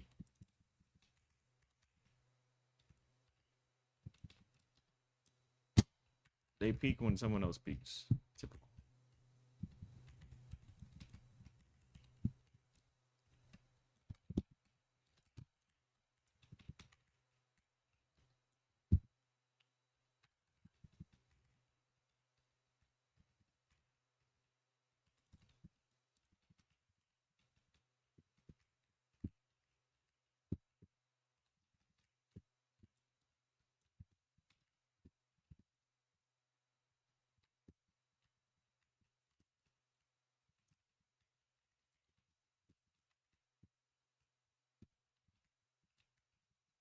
Kevin, don't put that face.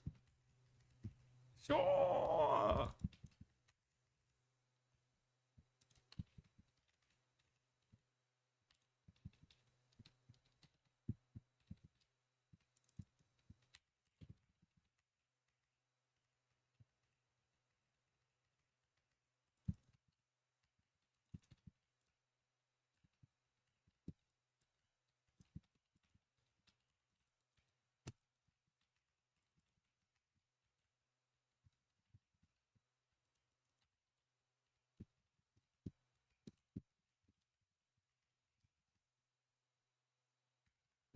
Millie, new limited the doubt, but it's 1.1. Yeah, bro.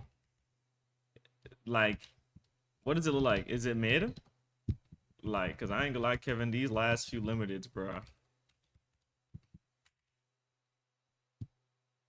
Like Roblox funny, bro. They be putting out some like effing 2010 behind limiteds, bro. Like that hat, bro.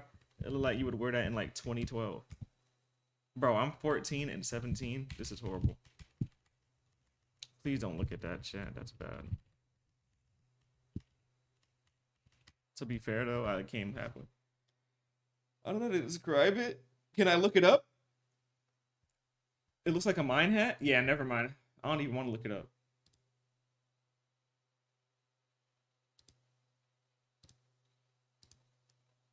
I don't even want to look it up, bro. I'm good.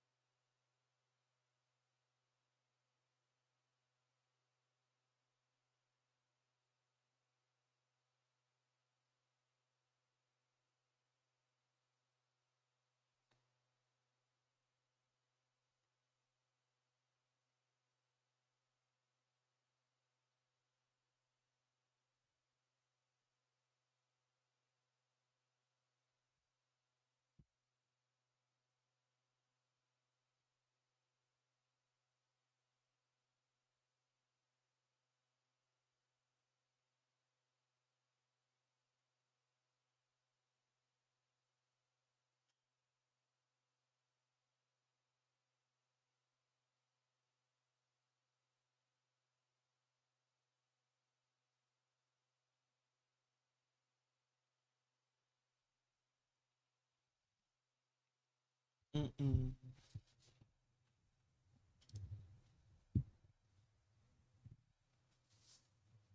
Entombed Miner's headlamp.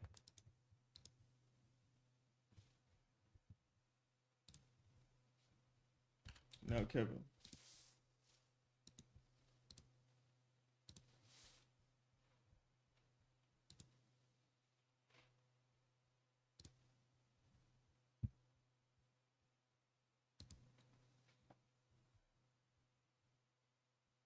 I mean, honestly,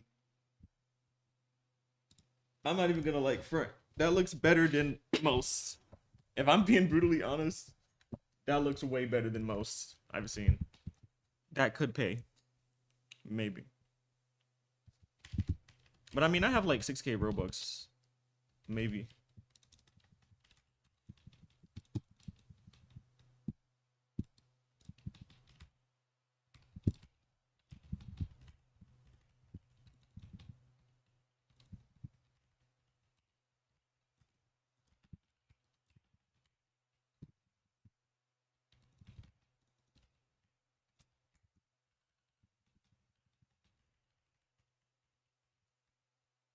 But yeah, Kevin, honestly, like I said, not horrible. It's better than that hat that I spent effing whatever. I forgot what I spent on it, but I guess the hat was worth it too, because like I said, I think it's like five. I think it's like worth like 5K now. So I'm not gonna say it was like a horrible investment. But that one I think could go at least like 10K.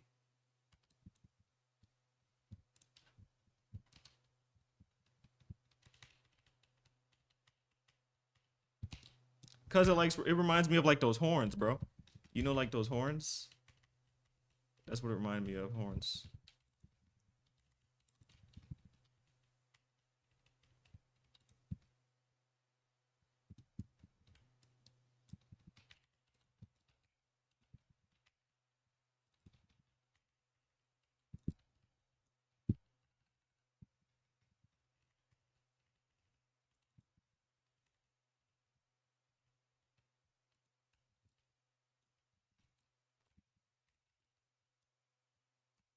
The one with the fire effect, yeah, Yeah, it reminds me of that.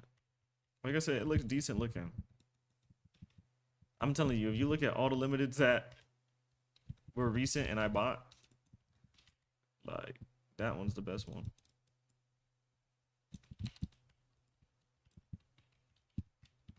But honestly, limiteds don't look good to me at all anyways. Like, even with the horns, like, I don't know. I don't think I would have.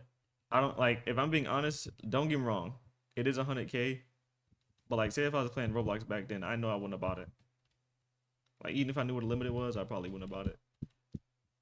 Even that effing, what is the most richest thing in the game? Dominus or whatever. Like, bro, when I seen that junk, bro, like, to this day, I'm surprised that's so much money. Like, the fact that that's so much money is crazy. Like, it really just reminds me of Fortnite. It's really just rarity, I guess, right? I guess that's why it's so big, because it's rare. Because that's what I think about. It reminds me of the Renegade Raider for Fortnite. You know what I'm saying? I know it finally came back, so, like, it's not rare no more. But people would really spend, like, 5 bands or even higher for that skin. You feel me? So, it's just crazy. It's crazy how something can be rare and it's so valuable. Like I said, obviously, I don't think Roblox would ever bring it back. You know what I'm saying? But yeah, I remember when Fortnite said they was bringing that jump back, bro. That jump was the funniest thing ever, bro. Everybody was so mad. Honestly, if that jump came back, people would probably hate Roblox.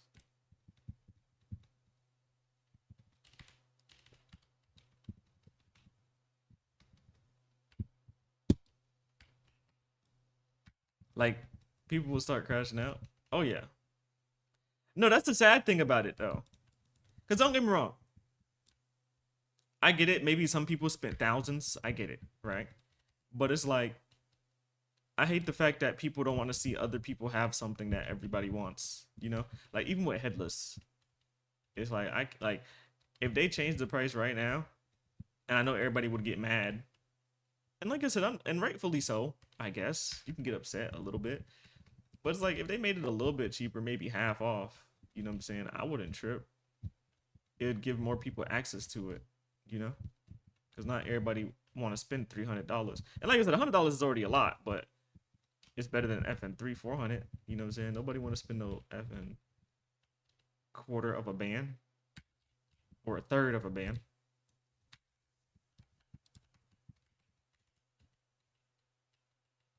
For a cosmetic.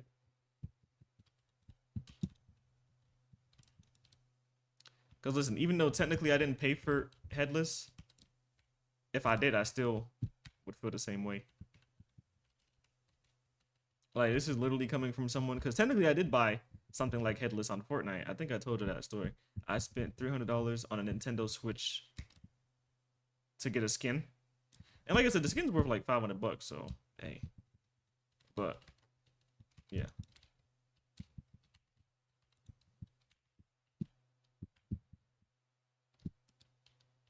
But it's rare though. That junk definitely not come back. I ain't gonna lie, that junk come back. That junk tough, bro. But I don't think it would come back. That wouldn't make sense. It was a Nintendo exclusive. Like, you had to literally. That's why it was so expensive, Kevin. Like, because you had to buy a Switch. You literally had to buy a Switch to get it, bro. And Switches are like I said, I don't know how much Switches are now, but when I bought a Switch back then, like the older Switch, that jump was like $300-400.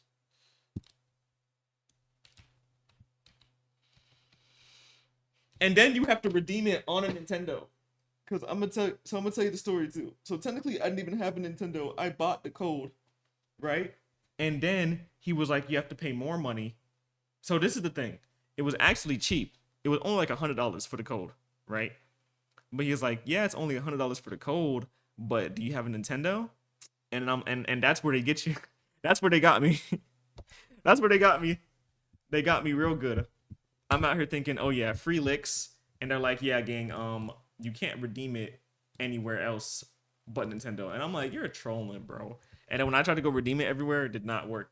And I'm like, "Oh my God." And they're like, "Well, you can pay me a little extra more and I can help you out." Like, never again, Chad. Never again. Listen, Chad, was it worth it? But listen, no, I was a full-time stream. The same way how I used to full-time Roblox, I used to full-time Fortnite. So to me, I made it back. You know what Kai says, I'm gonna make it back. You know what I'm saying? I made it back. You feel me? So it wasn't that big of a deal. But don't do that, chat. It's not worth it spending hundreds of dollars, even thousands of dollars on a virtual item. Please, unless it's CS:GO. Listen, I'm not gonna lie, chat. If it's CS:GO, I agree. I know, I know that sounds crazy, but CS:GO one of those games where I really would say do it, bro, because there's literally knives in CS:GO that are worth millions of dollars. So hey, not saying to go gamble, because that's what it is. Honestly, CS:GO packaging is like gambling in game TikTok. That's really what it is. But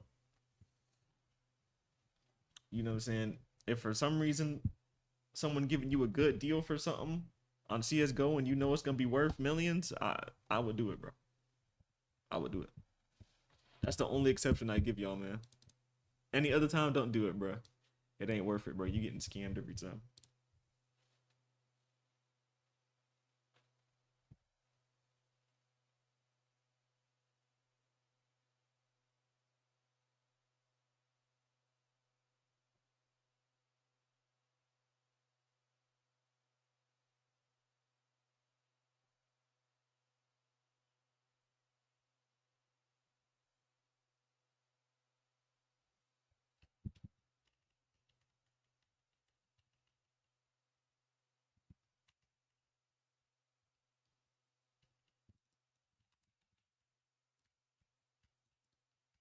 This is just bad aim.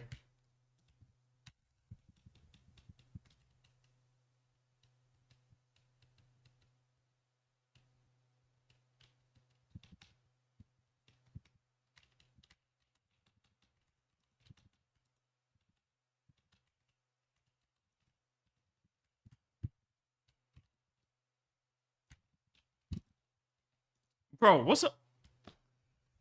I'm tired of getting hit from the back, bro.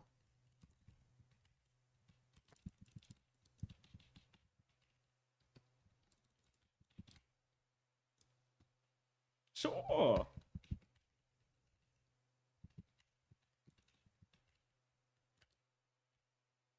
Oh my gosh.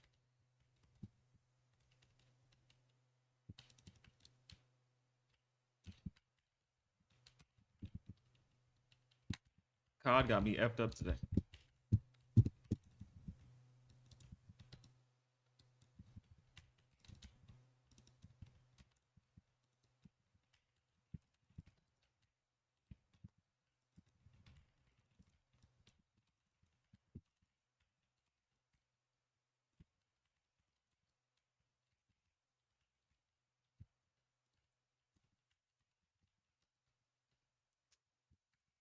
My brother got a PS5. What's up, Zena? What's up, Zena? My brother got a PS5 for his Fortnite skin. Oh yeah. Oh yeah. I don't know. So I'm not gonna lie, I don't know exactly what you're talking about, but so I remember you could get free PS5 skins back in the day if you had PlayStation Plus, and then you could also do tournaments for exclusive skins. I got all of them. I got all the PlayStation exclusive skins back then because I used to play all the tournaments. So I don't know which one he's talking about, but I know about the play. I have literally all the PlayStation Plus skins, all of them from back then though. Because like I said, as you guys know, my main PlayStation account is packed now. Because I owe them like $100. And mind you, I don't even owe them $100. So listen, freaking, my junk got hacked, and they charged me, and I effing charged it back and got my money back. And they effing said, "Oh yeah, since you want to do chargebacks, buddy, you owe us money now." And I never paid it. But that's when I was saving though. I was saving, and then like, but I ain't gonna. I'm gonna miss that account, bro. Young Todd, man. Yeah, what y'all know about Young Todd, Chad? Young Todd, bro. I love Young Todd.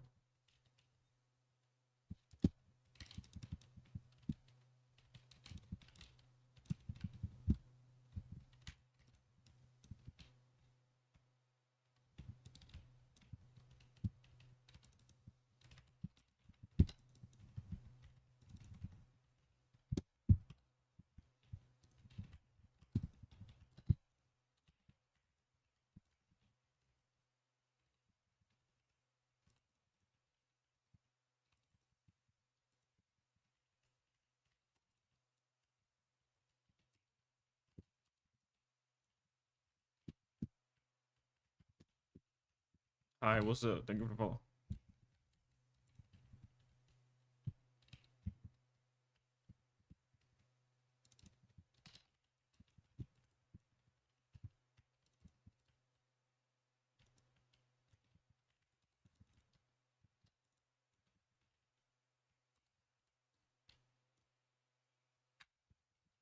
GG's that account.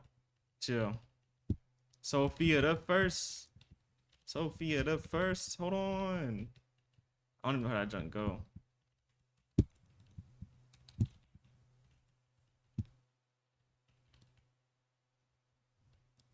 Damn. There's no audio? Oh, the audio is broken? Why does my audio always break? Oh, so you talking about something you don't mind because it's COD. Hold on. Alright. Let Poppy up. Let Poppy up. Who the hell is Poppy, champ? You ain't Poppy, little bro. You ain't Poppy.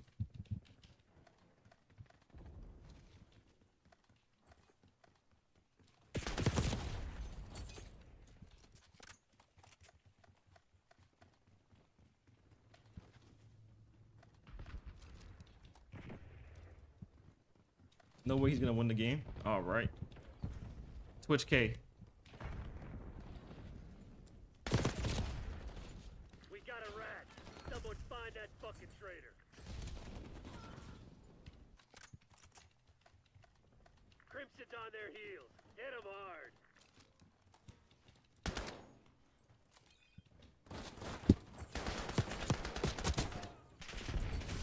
Was that your best shot?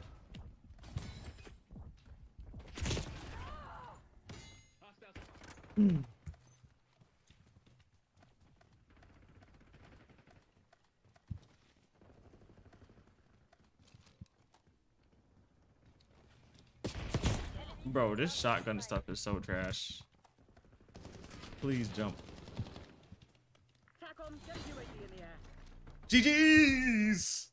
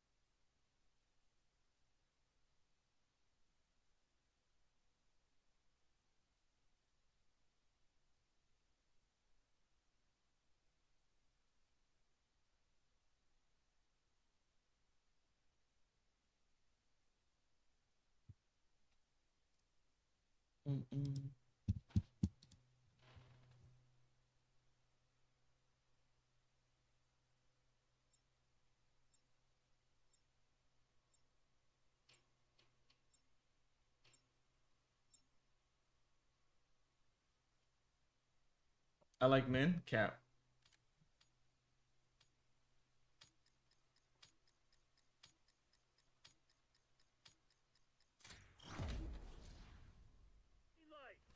Go, go!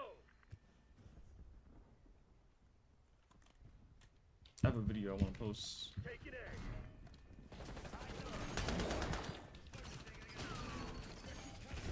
Securing zone A. Bravo done. Taking out. Heads up. Molotov inbound.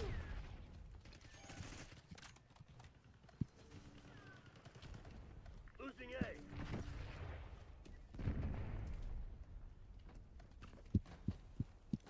Captain. Keep an eye out. Enemy Molotov. Watch out. We're losing Charlie. We got the lead. Now hold it. Losing B. Requesting recon above. Securing Alpha. Heads up. Molotov inbound. We lost B.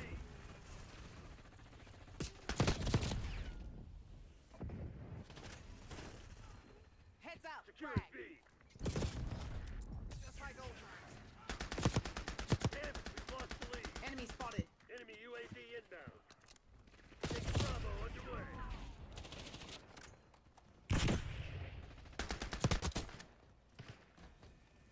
I'm on the objective. Bravo zone secure.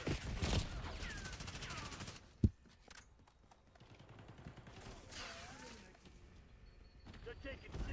Molotov out. Lead's ours. We're losing Charlie. Sit rep. LDPR incoming. Hostile Capping the UAV objective. established Stay overhead. sharp. Take it out. Losing Bravo. Securing Alpha. Losing B. Location secure.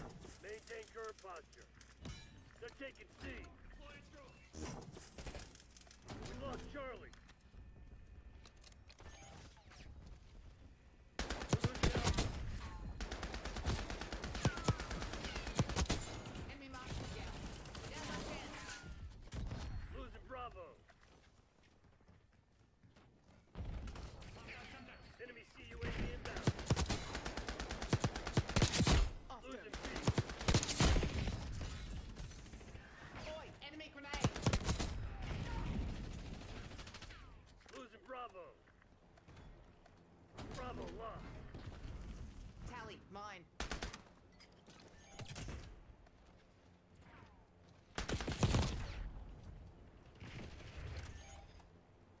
Taking B. Losing A. Taking C.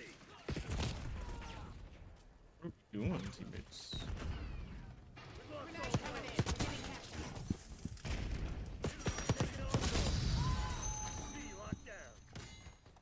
Well, I just heard something. Was that the game? Secure. Well, it was. Oh, that's Bryce? Wait, hold on. Bryce locked in. There's no way he's still playing the game. Yo, W Bryce. I did not expect him to keep playing. Losing A. Losing Bravo. We lost B. Molotov lit. Enemy UAV inbound.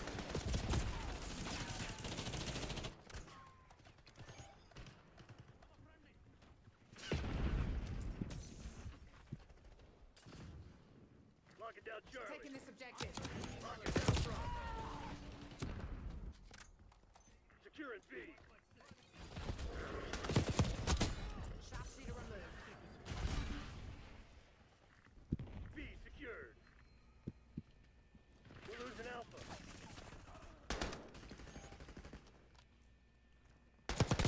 Hostile LDCR Enemy drop planting detected. mine. Losing B. Bravo lost. Securing Charlie. Capping the objective. Stay sharp.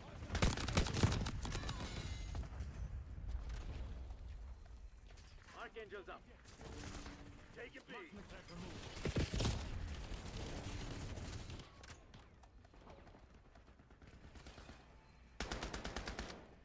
Tuck a Molotov. Hostile counter UAV established above. Hellstorm incoming. Enemy trophy. Take it, Front. Lock it down, Bravo.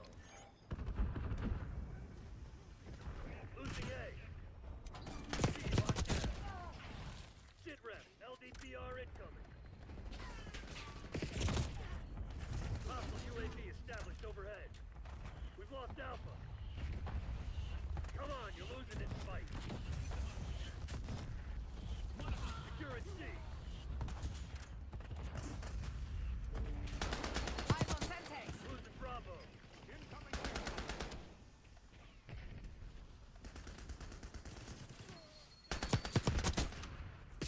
Securing Zone A.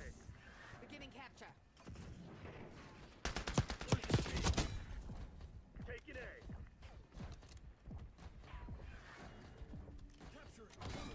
Losing Bravo. We're losing Alpha. New target. Lock I'll it down, say this Charlie. once. Do not fuck with me. Losing B.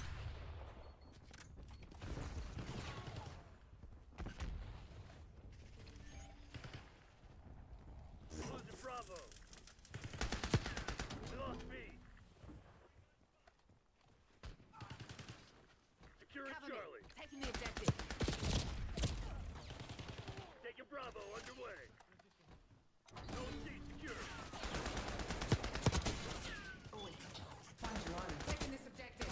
We lost Destroyed A. enemy mine. B secured.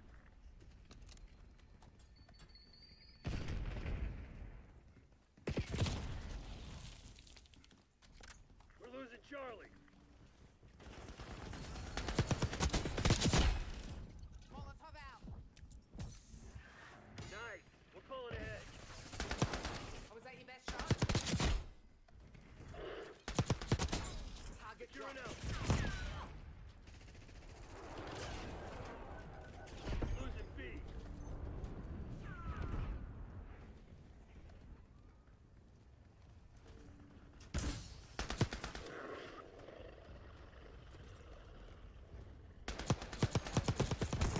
Hostile LDCR drop detected. Taking A. Enemy UAV inbound. Losing Bravo. All locations secure. Hold your position. Bravo lost.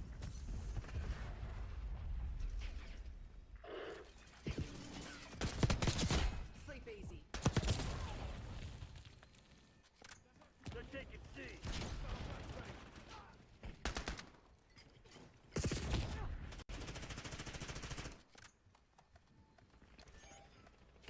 Heads up. Frag.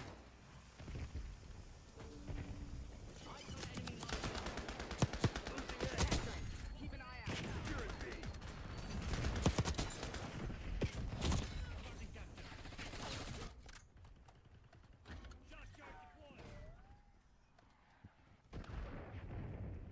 Enemy with Sentex.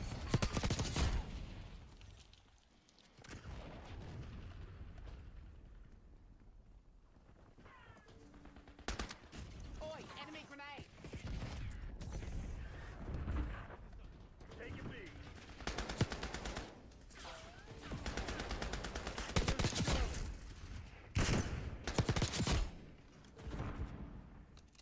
We're losing Alpha. Lock it down, Bravo. We lost Alpha. Bravo zone secure. Hostile UAV established overhead. We lost C. Molotov lit. Losing B. I'm on the Taking objective. Alpha. Losing Bravo. All zones On lost. fire. I'm on your side. Securing zone A. Watch out, enemy Hellstorm launch. Take it Captain out. the objective. Stay sharp. Zone Alpha captured. Securing C. Fuck them off. Dad always taught us to make good on our jets. Taking Bravo Was underway. that your best shot? Sit rep. LBCR I'm on the in. objective. Bravo is ours.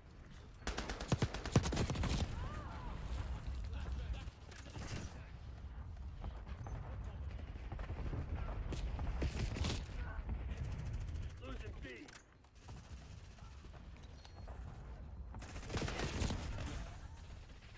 We lost B. All right. Damn, I can't even spawn.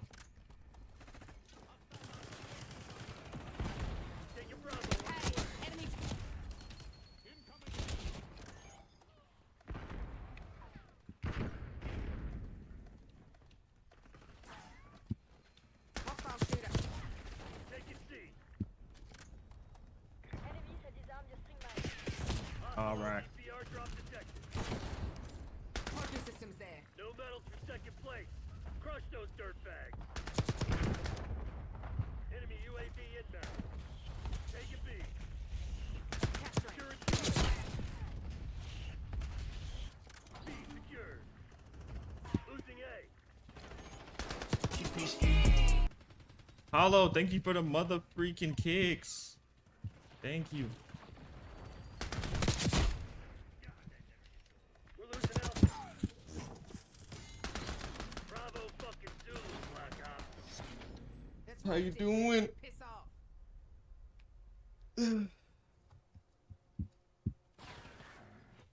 Can you go like and comment on my recent YouTube video? If you can. Appreciate it.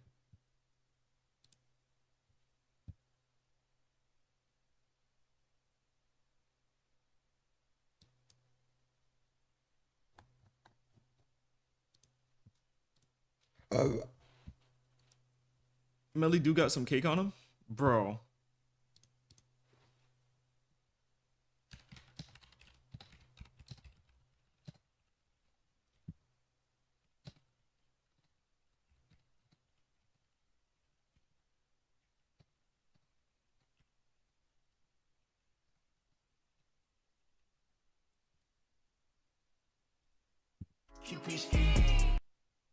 Alright, Hollow's rich. I thought I was gonna never see you drop again. You got motion. My stomach hurt crazy.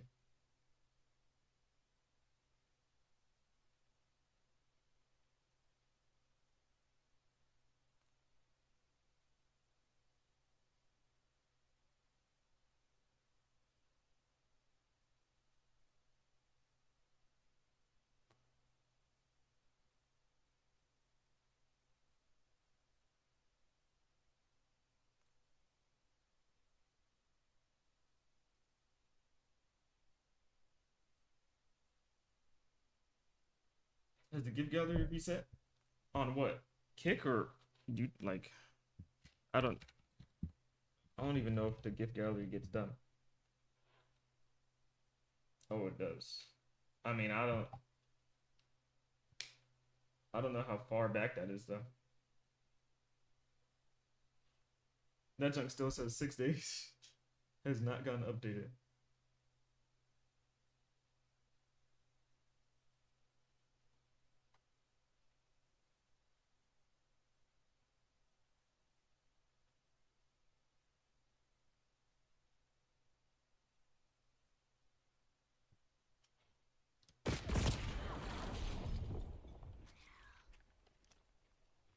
The lead is on. Watch your fire! Lighting Molotov. That had to hurt. Did Chucky's effing girlfriend or whatever just told me I'm gonna burn and I heard that. She just whispered in my ear, bro.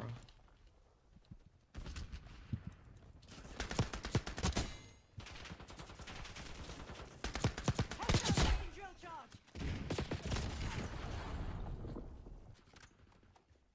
Semtex front. I see you.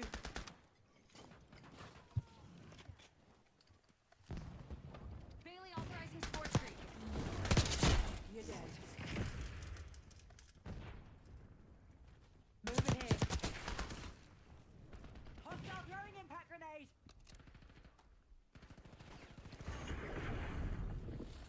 Requesting care package deploy.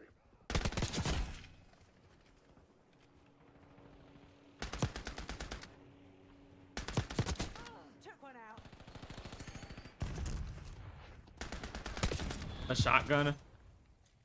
Really? What the hell is your problem?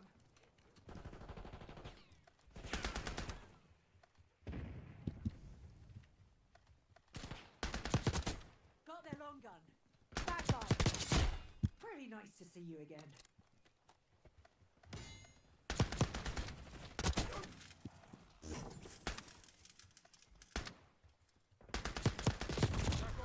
What? Sending incendiary.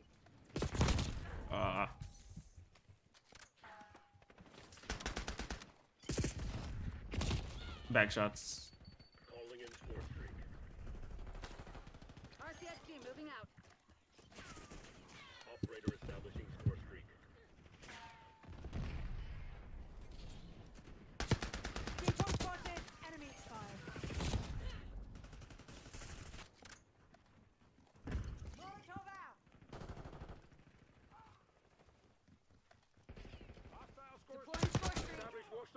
Drone station above. Hostiles Tackle. gone. Deploy counter UAV.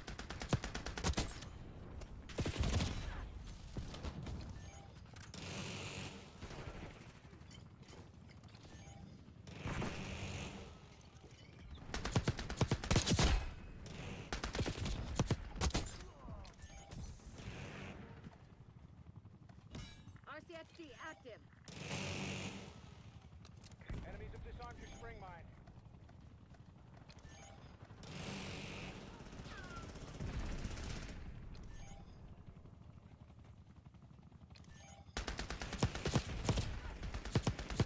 If you have something to say, you best sniper working. I'm not losing another man. Drive them.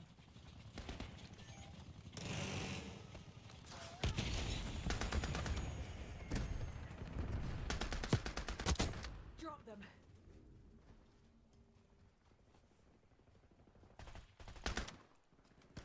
They're right where we want them. Finish the job.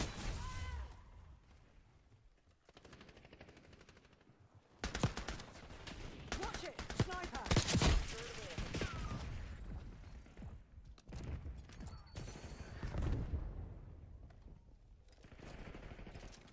Sentry turret deployed.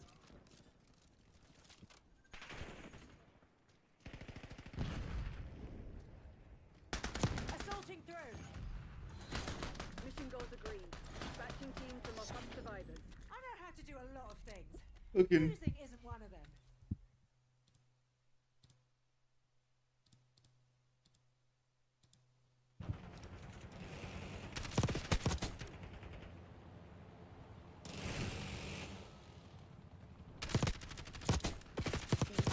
Now that the rest of it true home simultaneous.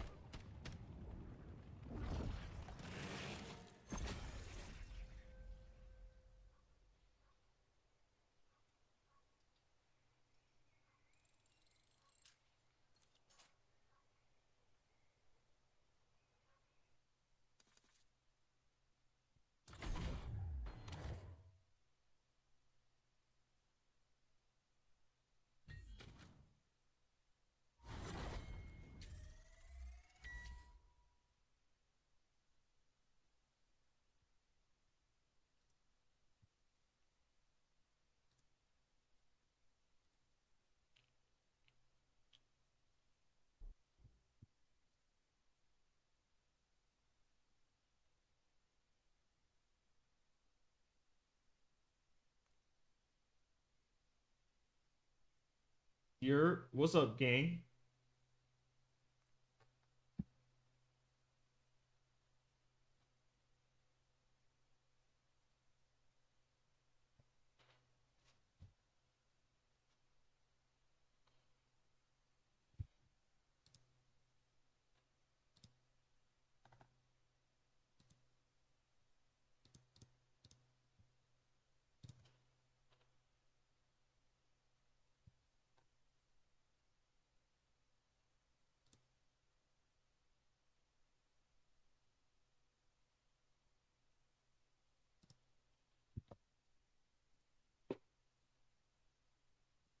Yo, bro, you there? Black Flash. Black Flash. Like, are you good, bro? You gotta have like ADHD, gang. Da-da.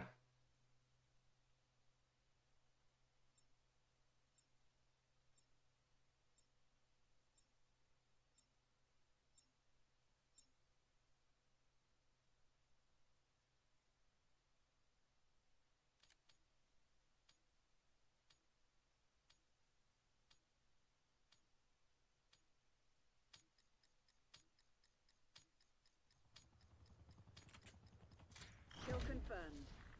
Sorry, my phone be bugging? Nah, don't blame your Cancel, phone. Crimson. You acting like a female, gang.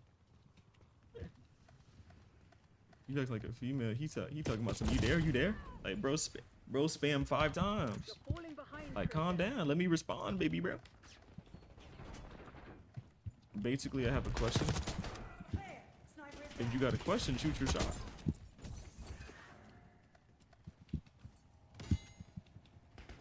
sniper working.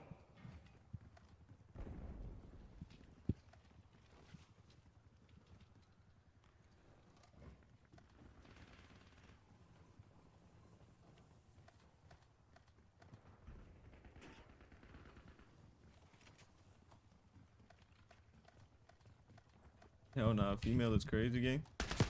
I mean, I'm just spitting facts, bro. Like, y'all need to learn that, bro. Imagine if I just hit your phone up and I'm like, yo, you there? Yo, you there? Not even waiting for a response. You know what I'm saying? Like, that's feminine. That's feminine behavior. Oh, I got back shots. That's feminine behavior, gang. And listen, it ain't nothing wrong being feminine as a man. You feel me? I'm just saying. I'm just telling you, twin. If nobody else gonna tell you, I'ma tell you. I'ma keep it a buck. I'ma keep it a buck, kitty.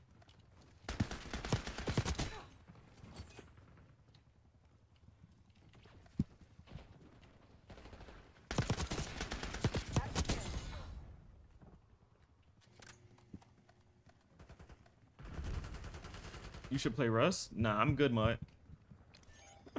I'm good, Mutt. Appreciate it. Rust in the Big 25? Yeah.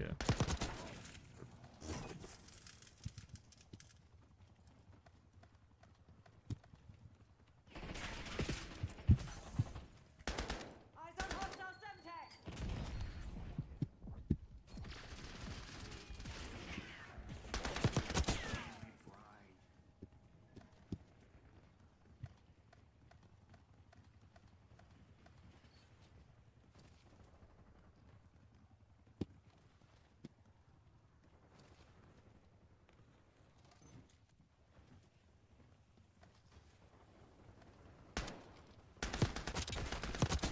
Target removed.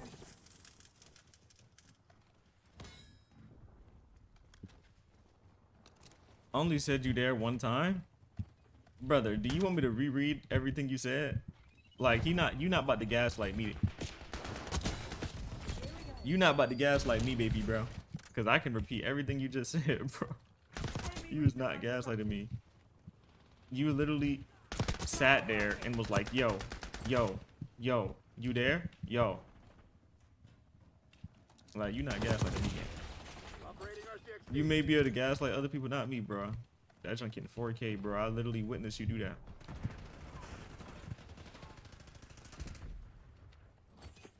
Like, listen, chat, as a streamer, man, Your location. you feel me? Just say hi, you feel me?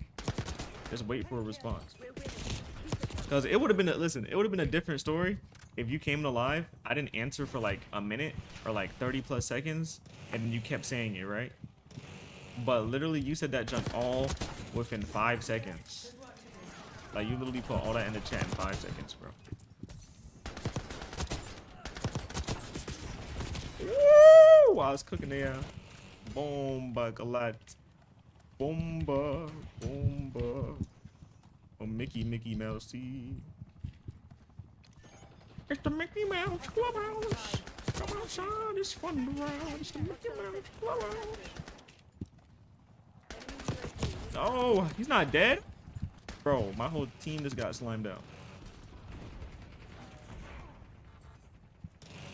Cover requesting UAV.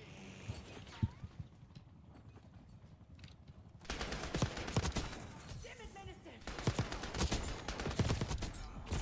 No, I didn't get my kill confirmed.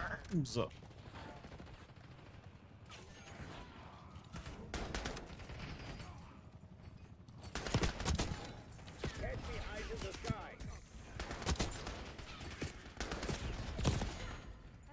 Bro, we gotta get these kill confirmed, bro. I don't know what my team doing. Like, what we doing, Mike? Enemy CUAV inbound. Bro, kill them. Oh my goodness, my team stink. Sorry, I play games, get jumped by 7 to 9 people trying to get better now. I have fast fingers. Bro, what is bro talking about, gang? Yo, Muddy. Hostile planting spring mine.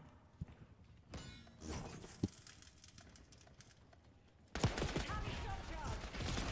I'm gonna just forget what you talking about. Cause Located shock charge. actually, you got Twitch Prime? You got Twitch Prime Black Flash? You probably don't. Oh, I just got annihilated. Taking the lead. How are they in the lead, bro? I've been frying they at, bro.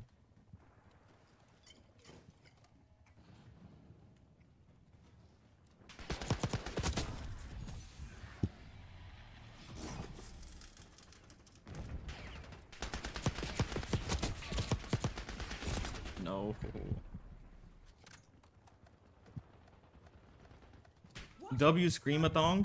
Date. Bro. Cornball.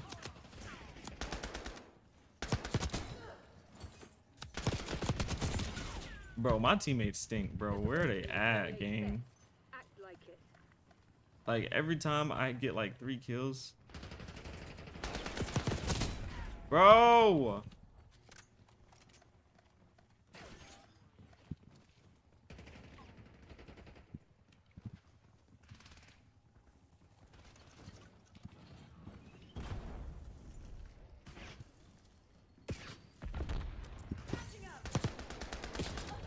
Bro, this annoying dude. Like, we really lost. Hostile UAV overhead.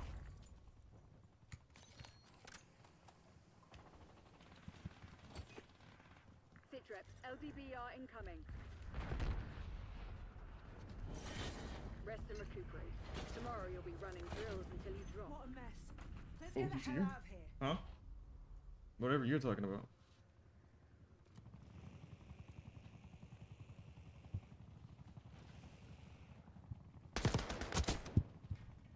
You act like a pick-me girl playing games and losing? That didn't make no sense. Bigo family? Corn. Bro, Corn, you're such a cornball. I swear. Bro. He said Bigo family.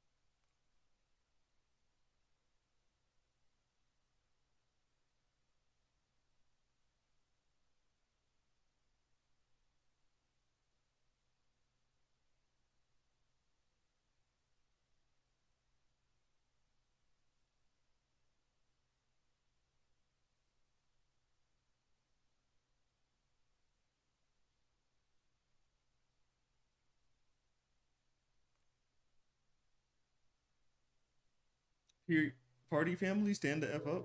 Rumble fam jam? I'm not on Rumble. Yo, thank you for the sub on YouTube, gang. Appreciate it. Don't get me dirty. Love on me. W man's gang.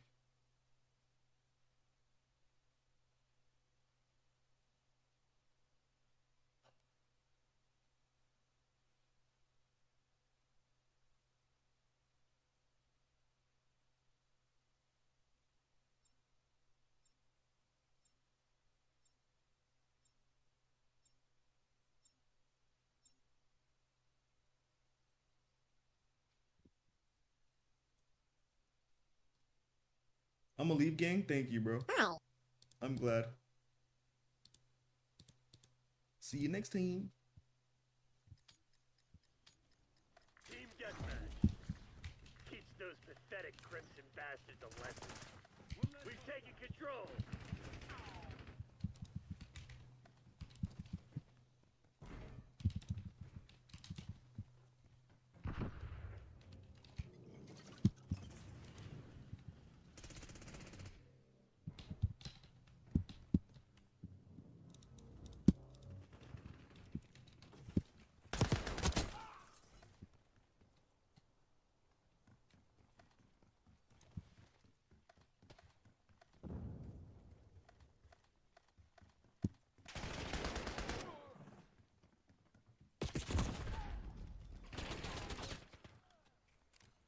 F this game.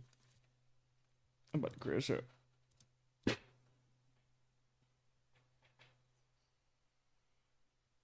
All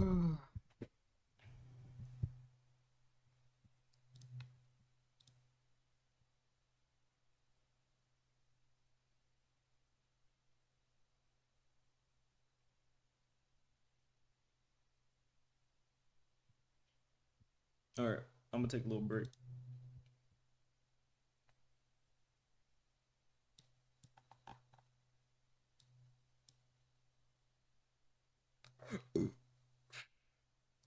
Bro, no, Corner. You're so weird.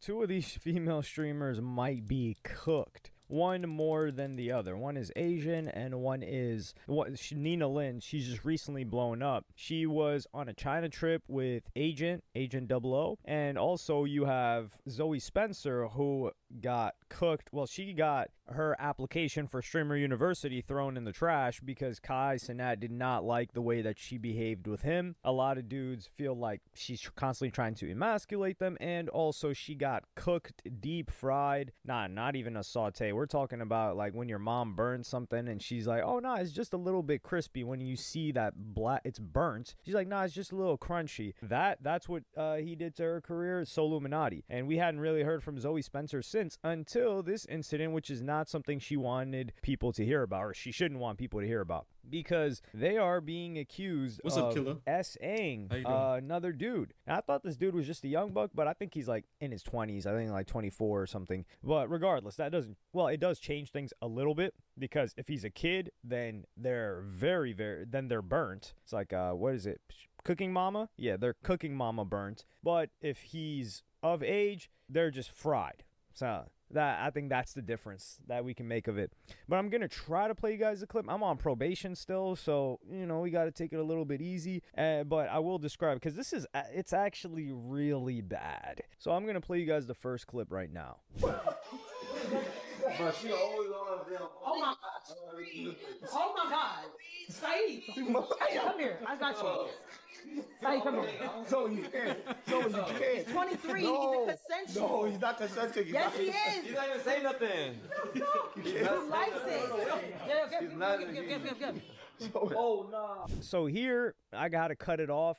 I got to cut it off before they start throwing it back on him. So I think there is a contrast to be made here, because recently there was a clip going around of Neon and Iggy Azalea, who are business partners, homies, friends, and she's like trying to dance on him, like at least twice. But you can see the way that she's doing it. She's like gauging, right? Like she's getting close to him, and it is a little bit awkward, not gonna lie. I don't know how much of it is scripted, but I do think Neon was just like trying to be respectful of the whole situation. But you could see she wasn't forcing herself on it. She was just like, slowly moving, gauging his reaction. And I think that is completely different. And I'm gonna play you guys that clip of them right now, Iggy Azalea and also Neon.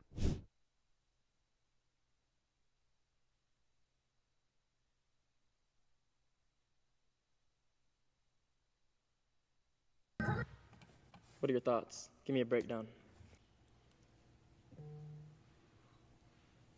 You can be honest. I'm trying to figure out, she already gave you the dance that she was trying to do. I just didn't want to cross the boundaries. Because we're good friends, and we have so much coming up, and I really with her. I mean, she all like crossing the boundaries if she's dancing in the corner and you just got behind her. Yeah. Randomly. You know what I mean? But she was talking to you there and she turned. You know what I mean? Like she turned to you. Your phone's about to die? Hey. Oh nah. Get up on it. And she midstream? Like I'd hope Neon smashed her for me. Bro, what? So I'm never gonna get the opportunity. No, she's gonna get the opportunity. Yes! Yeah! This is completely different, because you see the guy cornered. He's hiding in the corner. You've got these two chicks that look bigger than him. It doesn't even matter if they look bigger than him. He's still a man. He's stronger than them. But the vision, I'm saying, is what we're talking about here. And they're trying to take, and he doesn't want them. This dude's Saeed. And I'm just like, yo, what is wrong with these chicks? Why are they doing this? Why is this necessary? And even XQC responded to this, so this started getting bigger and bigger, and he wanted them banned. So I'm going to play you guys that clip right now.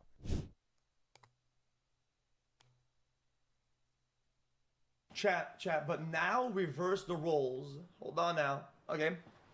Some girl is cornered, okay? And then some guy pulls out his schmeedy long sausage, okay? And just starts to forward punching. Oh, now I'm weird. Oh, now chat says, whoa. Now chat thinks I'm weird for saying that. Something happens, I reverse the roles, now I'm the one that's weird. I didn't even say anything. I didn't do nothing. Now this only gets worse because what would happen is that wasn't the end of it. So this dude Saeed, he runs away and he goes upstairs. He leaves the whole situation. Keep in mind, this is on stream. He clearly does not want this to happen. And it's not even like, oh, I don't want it to happen. And then he's like smiling, smirking. Like it's evident that this guy does not want this to happen. But what happens in like the community, people start talking to him and they're like, yo, are you mentally and emotionally traumatized? Not only with the physical aspect. And he says they didn't even post the full thing. There's a part where they literally take me to the room and try to pull down my clothing. Not standing with her, but why didn't you talk about this earlier? And why was you laughing in the clip? It was definitely wrong, but come on. Yo, we could tell when there's nervous laughter. Like, this was for sure nervous laughter. Like, what is he supposed to say? And this is the thing. Like, if he starts throwing hands, feet, elbows, right? Like, cracks him right in the splits their head open, they're gonna say, man, you know, there's never a situation where you should hit a chick, man. He should. Also, no one's gifting you a sub. So what is he supposed to do? And they said when it originally happened, most people were attacking me, and I felt so uncomfortable talking about it that I only talked about it with people that I know. So the situation, you can see some screen caps here. The first one where that chick Zoe Spencer is trying to throw it back, and then they go upstairs and they're like trying to take off dude's socks, trying to take off dude's like wear, like what he's wearing. One of them is on top of him holding him down, which one of them is on top of him holding him down, the other one's trying to hop up on him. And do I think that these chicks wanted him? No. However, they need to understand the limits of scripting, improving. Well, most of streaming is improving, but you can't improv a situation like this when the guy's not into it with you. Like, you're forcing it on him. And he even said, I've been vocal about the situation originally, and nobody cared. It took me a lot to talk about it again. And for the third time, it has hurt me once again, where it'll take me time to heal from it again. I've been invalidated by the other parties, which don't realize what it did. And this was just last night. And when people started asking in Nina Lynn's chat and Zoe Spencer's chat about it, their moderators started just deleting stuff. Now, this is another thing that's not working in favor of Nina Lynn and Zoe Spencer, is they are a little bit more aggressive compared to the average female streamer. A lot of people will make fun of Nina Lynn's voice. A lot of people feel like they try to emasculate dudes on their stream, and that's part of their content. And that means they are going to get a lot less grace, and it's not going to soften the blow for them when pushback like this happens. Like, if they were like a girly, dainty girl that was behaving like this with a high-pitched voice, like a Pokimane who changes up her voice, then, well, Pokimane is just kind of hated, but just think of that archetype, then they're probably going to be like, man, why this guy playing? Why he doing all that? Man, we know he wanted it, because this is a crazy situation. I feel like if you defend this in particular here, this is like a Boosie bar mitzvah. It's like when, you know, like bar mitzvahs when like a Jewish boy turns into a man at like 13. For Boosie, what he said is he be getting, in his own words, he'd be getting strippers or hookers or whatever to pull up on his kid and give him some box when he's 13. That's why I call it a Boosie mitzvah, a Boosie bar mitzvah. So they were trying to run a Boosie bar mitzvah on this guy completely against his will, and then he denies it. But Nina Lynn gets approached by Your Rage, and he's trying to figure out the situation. He's like, yo, listen, like, yo, what you did was foul, and I'm gonna play you guys that clip right now. And her reaction is not the appropriate one. So what if he says, I feel like you did something wrong? No, so the whole Saeed thing, no one essayed Saeed. That's why today I was actually looking for Saeed. I was going to talk to him, like, he definitely felt disrespected as a person. Me, I take accountability what I do. If you felt disrespected, I didn't know. So you gotta let me know. If you did, I will always apologize. I mean, that's just normal people. But for him to walk around and say all that crazy shit, you never think about what Saeed's thinking too, though. Like, who wants to walk around being called that? That's embarrassing for him as a guy. You ain't see Saeed today? No, I was looking for him. I was looking everywhere for him. How you trying to patch that up? I think he came out. No, he was here. But I didn't see him at all. I saw him one time and he disappeared. No, the moment I came over, he wasn't here. I'm not trying to be his friend, though. Why was he? Okay. But with Saeed, though, I do got to talk to Saeed. You feel me? Yeah, for sure. That's what I was looking for him all day. There was zero accountability here. And I'm not saying that she needs to be accountable. I do think she needs to be held accountable, but I don't think she needs to be accountable, because what is she going to say? Like, yeah, man, my fault. I completely SA'd that dude. What? That's crazy. That's an admission of guilt. You don't know what kind of lawsuit that could turn into. You don't know what kind of reputation that she has. Now she's going to be an admitted SAer instead of an SAer regardless. It's like she's admitting she knows what she did. So in this situation, she's kind of screwed both ways. No pun intended. But there was a comment on this thread where someone explained the situation very, very clearly. And I'm going to read it out to you guys, just so you know the severity of what happened. I'm so glad someone finally brought up what happened during Nina's stream with Zoe. I was watching live when it happened and was surprised there was no backlash, considering just how effed up the whole scene was, especially when Nina whipped out a condom and she and Zoe started forcing Saeed's clothes off on stream. At one point, Zoe even wrapped her entire body around him to where he couldn't break free. She got him in a Kimura. Is that what it's called? I don't even know. That's the only thing that I hear Joe Rogan be talking about on the side, the UFC fights.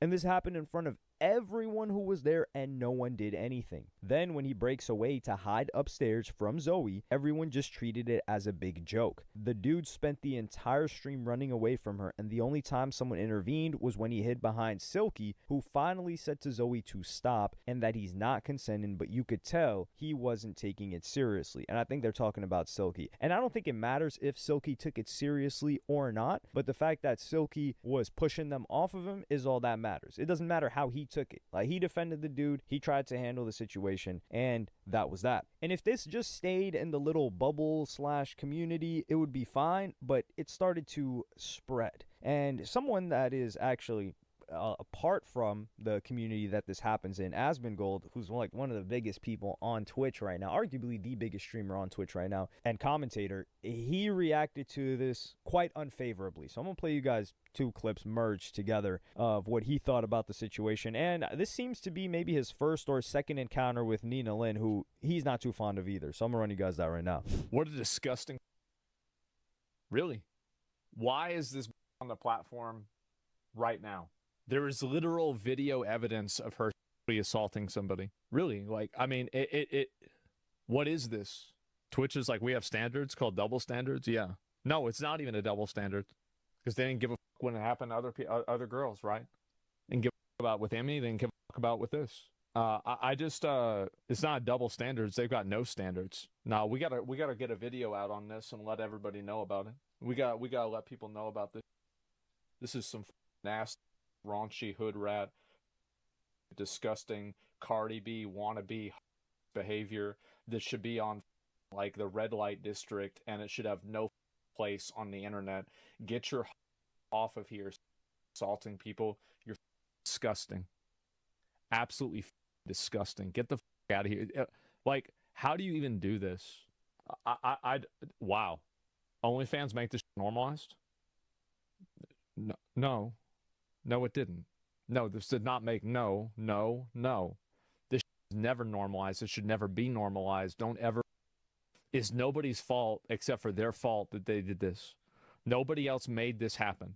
I think Asmongold makes a really good point here, where he talks about, like, yo, this isn't a chicks or a dudes thing, because Emiru, or Emiru, whatever, however it's pronounced, Emiru, that's how I'm saying it. All right, let's come on now. And so she got physically attacked in person at a Twitch event, and in the beginning they were just saying that it was going to be a 30-day ban. It wasn't until that it started spreading everywhere that they turned it into a permanent ban. And that guy was walking off chilling for what did they say, like hours before they like approached him or got him out of the venue or arrested him or whatever this situation ended up happening later. But it was just because of the backlash. And that's a girl that's a partnered streamer that's one of the biggest streamers on the platform, and that happened to her. So this situation with this guy and this chick Nina, it's not like a guy versus girl type thing. But I do think like the reason that Nina thinks that she can behave like this, and Zoe too, is because they've never been held accountable for it. Like, they've never been socked out over it because the dude's scared, and it's on stream. And it's also like, how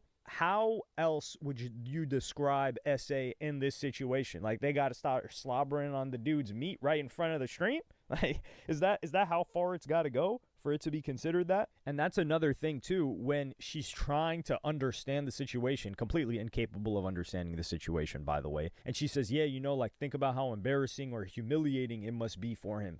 Even if, like, let's just say we take her side of the story. Why would you want to completely embarrass and humiliate a guy in front of a live audience of tens of thousands, and an audience after it gets clipped that's going to be in the millions? Why would you want to do that? What kind of person wants to do that? Like, there's a difference between joking and laughing at someone versus humiliating someone. Like, humiliating someone is traumatizing the person, because now they're just remembered by that. Like, this was my first introduction to this guy Saeed. He seems to be like a low-key guy. I think he streams, like, he does his own thing, and then he gets dragged into this, and now this is what I know him by. I know him as a dude that got attacked by these two savage. Can I have a secret or Roblox, that are please? incapable No, of ma'am. understanding. You don't even follow when me. to draw the line. Like, someone needs Asking me to for rein Roblox and you them don't in. follow me is And crazy. even McQueen, right? Like, McQueen, who is somebody that used to do a lot of girl content, a lot Nah, of don't content follow with now. chicks. He was also rolling with DDG back in the day, and I'm gonna play you guys this clip of him reacting to the situation. He's not consenting. He's not consenting. Yo, that's... Yeah. See, that's that part right there, okay? That part right there. He's not consenting, and for that, these be mother... I'm just kidding. They shouldn't be done crazy, but there should be some consequences. There should. Because of the fact of the matter is, if two men did, it would look terrible. All the women in the world would be trying to cancel them to that man. Rightfully so. Rightfully so. But why is that okay when why is it okay to do that when men do it? But it's not, but they not getting, the women aren't getting the same type of, they're not getting the same treatment. Nah. No. Doesn't matter if it was all fun and games. You shouldn't do that, especially not on stream. Keep your hands to yourself, okay? If you want to be a mark or run away from some cool, leave him alone. Let the buster and run away from some. Now you're just forcing this nerd.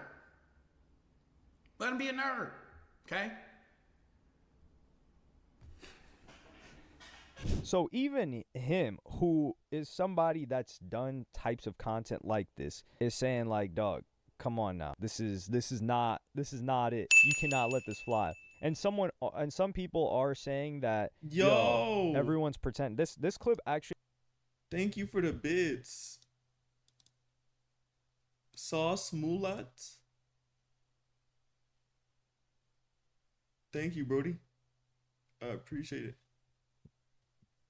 Yeah, I think it's this comment underneath the McQueen reply, I do think it's something to be addressed, because the comment says, everyone is pretending they don't know what the real issue here is, which is the attractiveness of the women doing the bootying down. This is gross because the chicks are unfortunate looking. Everyone would be calling him a rainbow if he was complaining if someone like Pokimane did it to him. I don't think this is all the way true. Now, if it was, yeah, if it was a Pokimane, well, this is the thing. A Pokimane has more sense than that. And also, a chick that is far more conventionally attractive, I guess you could say, they're rarely ever going to behave like this. They're not going to be like this aggressive. That's not their character on stream. Like, that's not Pokimane's character on stream. So I really don't think that plays a role in this specific scenario. In others, sure. And in the replies, sure, I see less people defending them, and I do think it's because people, like, if you threw who can I think of that all they do? Yeah, if Ruby Rose was doing this, I think a lot of dudes would be saying, like, man, what's wrong with him? I agree with that for sure. A Ruby Rose or who else? Who else do people be thirsting over?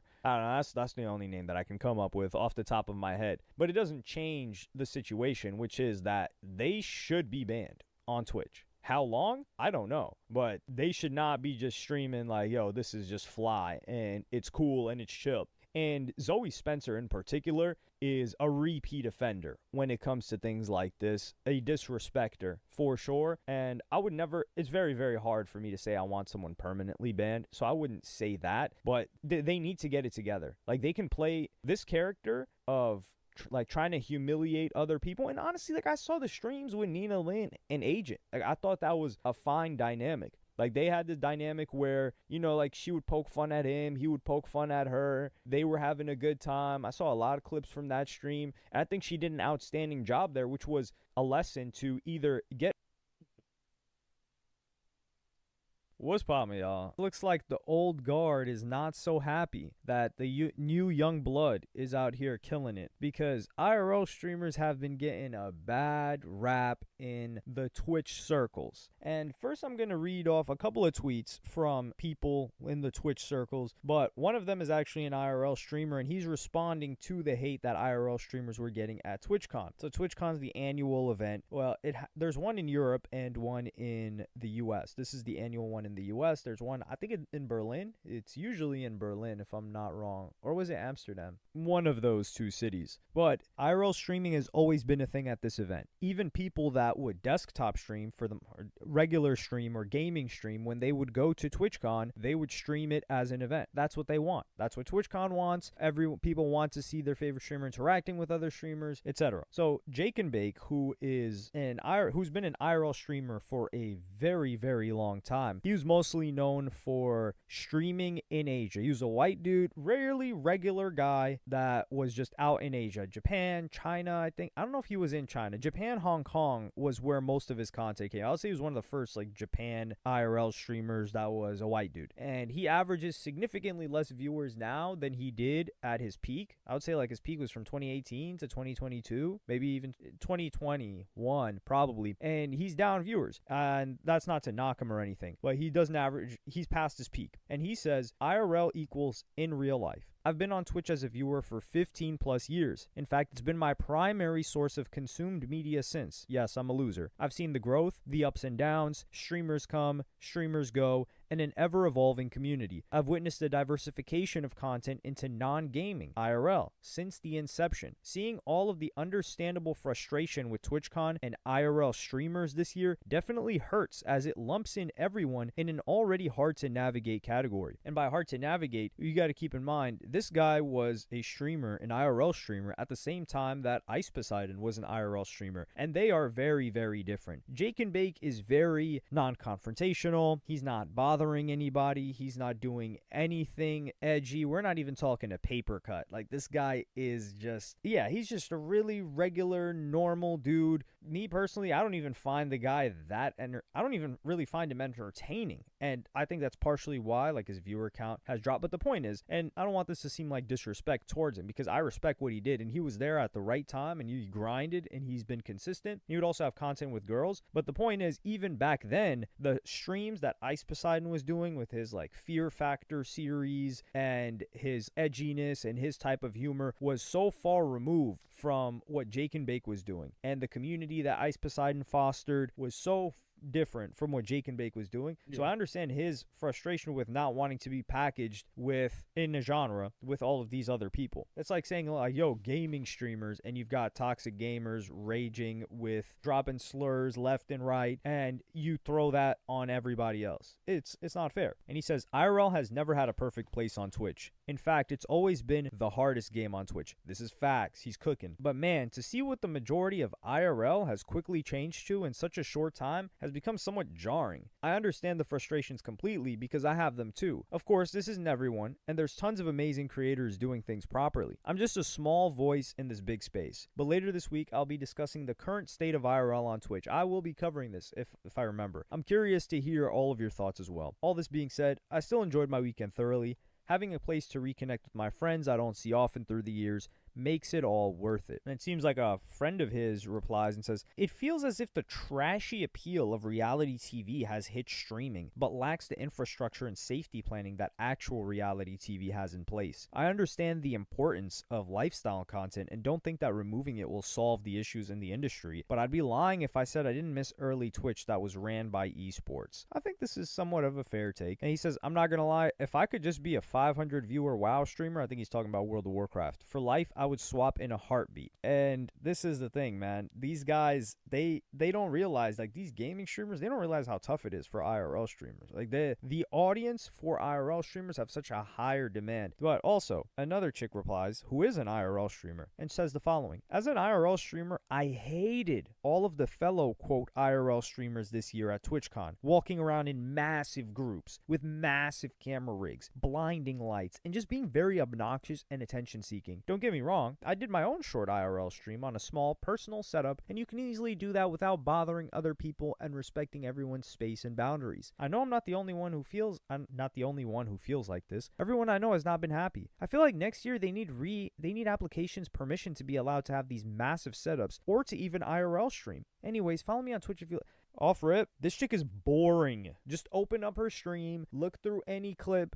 She's just, and this is, I think it was Mizkif that said this, who was one of the biggest streamers on the platform at one time. He's like, yo, if you're a girl, just if you're a girl and not obese or not like, don't look like a, I don't know, like a swamp creature, you're going to kill it on Twitch just because, like, the way the market works. There's very few chicks on there. But this chick, she's just streaming, like, she's driving in a car. She goes, gets some food. Not funny. Just reading off of chat. Yeah, you cannot compete. That's the thing. And this is the issue that I have with a lot of people. And why are they not naming names? Because if you're telling me, like, yo, who are IRL streamers that suck and that are really bad, there's less than 5 names that I can come up with. Number 1, Johnny Somali, dude's locked up. Number 2, Vitali, dude's locked up abroad. Number 3, you could potentially say Sam Pepper, depending on it, especially with what recently happened, which I may cover. And then you've got Jack Doherty. Certainly, he's top 3. I don't think he annoys people. I don't think he's bothering people out in the street like he used to. But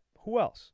That's most of it that I can think of. There's probably other names that I'm missing out on, but everyone else, they're more like in good fun. So, and all these other guys, like we've got, what other IRL streamers we got? We've got Kanel, we've got Kai, we've got people like the FaZe guys, they showed up. And for the people to be able to have a cameraman and a rig and people following them around, they're already at the top of the game. You can't afford that if you're just an up-and-comer. And even like that chick, like there's this chick that has a cameraman, I think Snowcone. She used the infamous 10K is not enough. Or that's what got attributed to her. 10K is not a lot. 10K a month is not a lot. Even though she broke it down and why IRL is so difficult. So they're not even naming the streamers that they're talking about. Another chick would go on and say, in my opinion, it's not IRL streamers at TwitchCon that are the problem. It's a live streaming convention, and there are plenty of wonderful, respectful, and creative streamers who have a great time streaming the con. The issue is the cringy, clip farming, disrespectful weirdos. This is a little bit too vague. Some people could also say Neon, maybe, in that list of 5 people.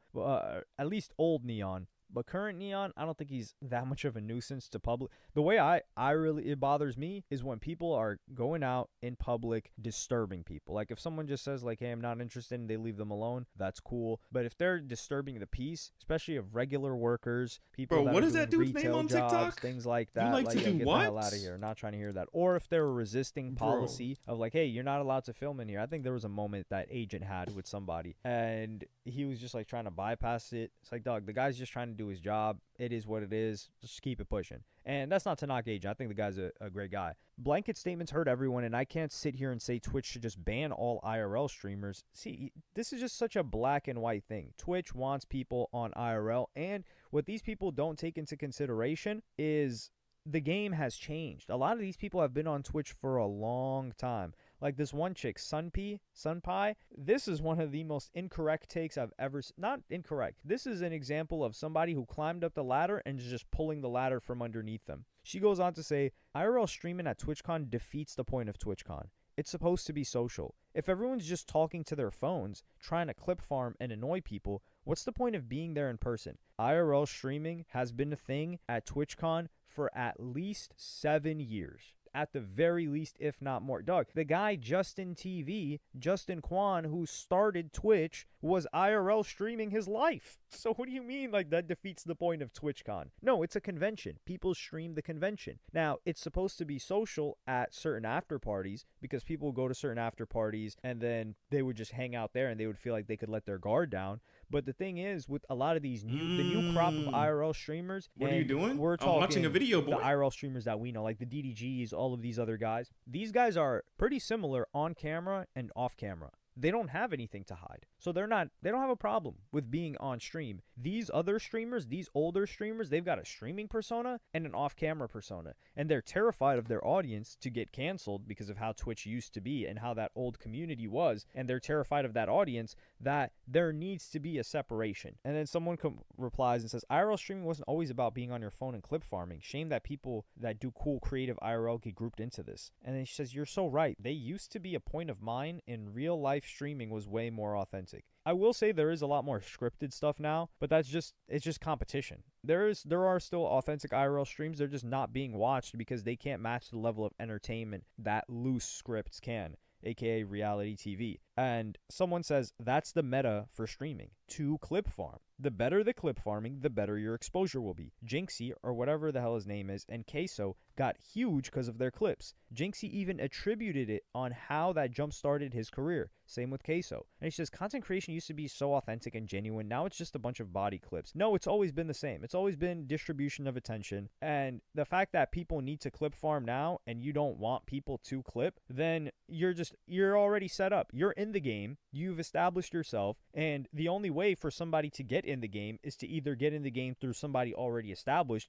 which you're not putting people on consistently, and I don't even know if she has the ability to put people on, so that's not a knock to her, but people are doing what they've got to do to get to the next level. And they're all talking about people like this IRL genre that has really spurred in the past several years. These people have brought in so many new users to Twitch that they've contributed more than they've taken. Like people like this that just got an audience that already existed on Twitch, when you take it side by side, who did more for the company? Twitch. You, this chick, Sunpea, who's not clip farming, not bringing people from other platforms, you're just on Twitch, and anybody else that was critical, you were just on the platform, and you accumulated viewers however you did, versus people like Jinxie, like Queso, like DDG, like Kai Sinat, like all of these other people, Aiden Ross, that clip farmed, quote unquote, and they got people from Twitter, from Instagram, from TikTok, drove them as new users to Twitch. They signed up on Twitch. They start watching other streamers on Twitch inside that whole community. And now they're Twitch users. They're buying subs on Twitch. They're buying bits on Twitch. They're giving their eyeballs to the ads on Twitch. Who's contributed more to the company? These IRL streamers. And I'm talking about this new genre of IRL this new flock of IRL that has come out in the past couple of years. So these people need to be they need to call out names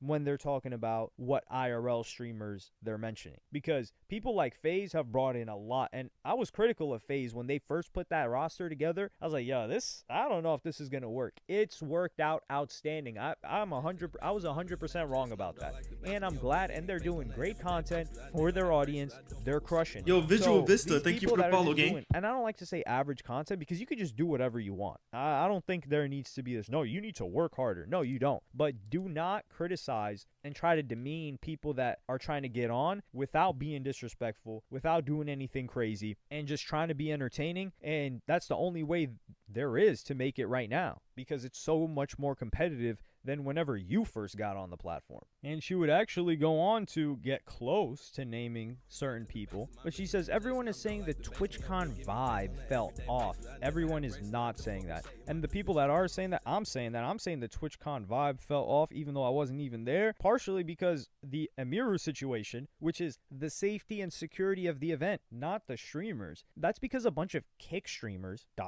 have taken over what used to be a safe space for gaming, art, and nerd culture. Now it's clip farmers, explicit content, and rage baiters. Yeah, that's right.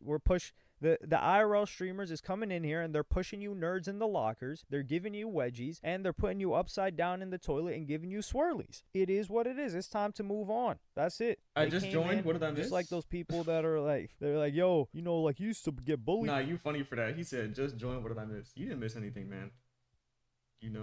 The stream has been good, bro. I'm really just chilling right now, man. Wait, do you have Twitch Vista? I'm looking for some Twitchers.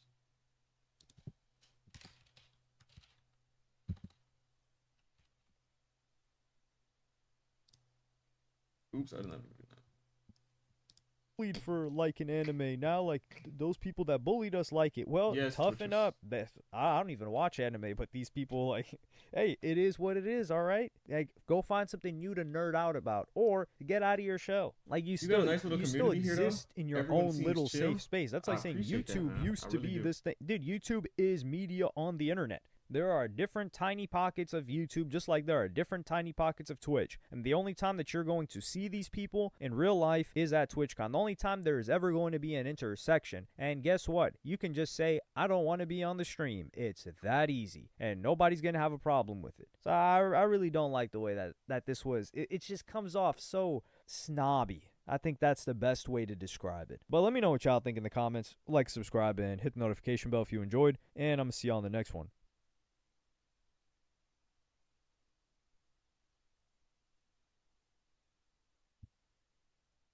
There's something you need to understand. Love is nothing but a bunch of chemicals. And if you top score, that's nothing but a bunch of...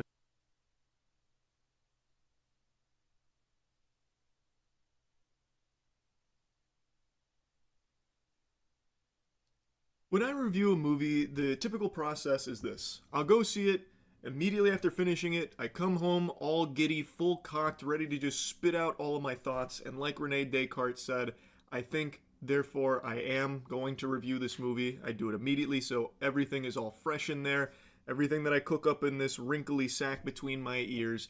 And I post it pretty much immediately. All within like 30 to 45 minutes of seeing a film. And yesterday I saw the Chainsaw Man movie and I really liked it. But I didn't post a review. And Stream picked up on this and started asking why, because it's pretty uncharacteristic. And the reason is because we actually have an official collaboration between our soap company, Cheeky, and Chainsaw Man.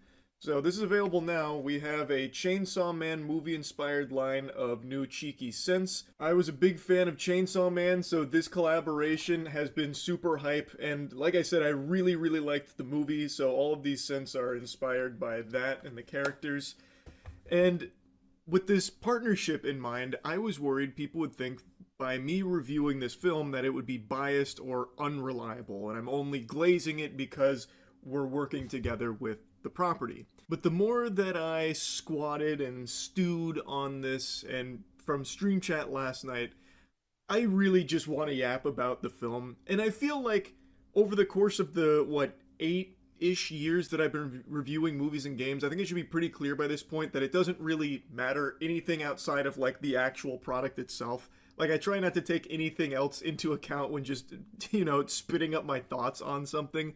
So even though we are officially partnered with Chainsaw Man, I'm still going to give you my very honest review of the movie. And I do that for everything. So, even if my dad made, a passion project film, if it's a pile of dog shit, I'm gonna let him know that is some stinky trash, it's just gonna be how it is.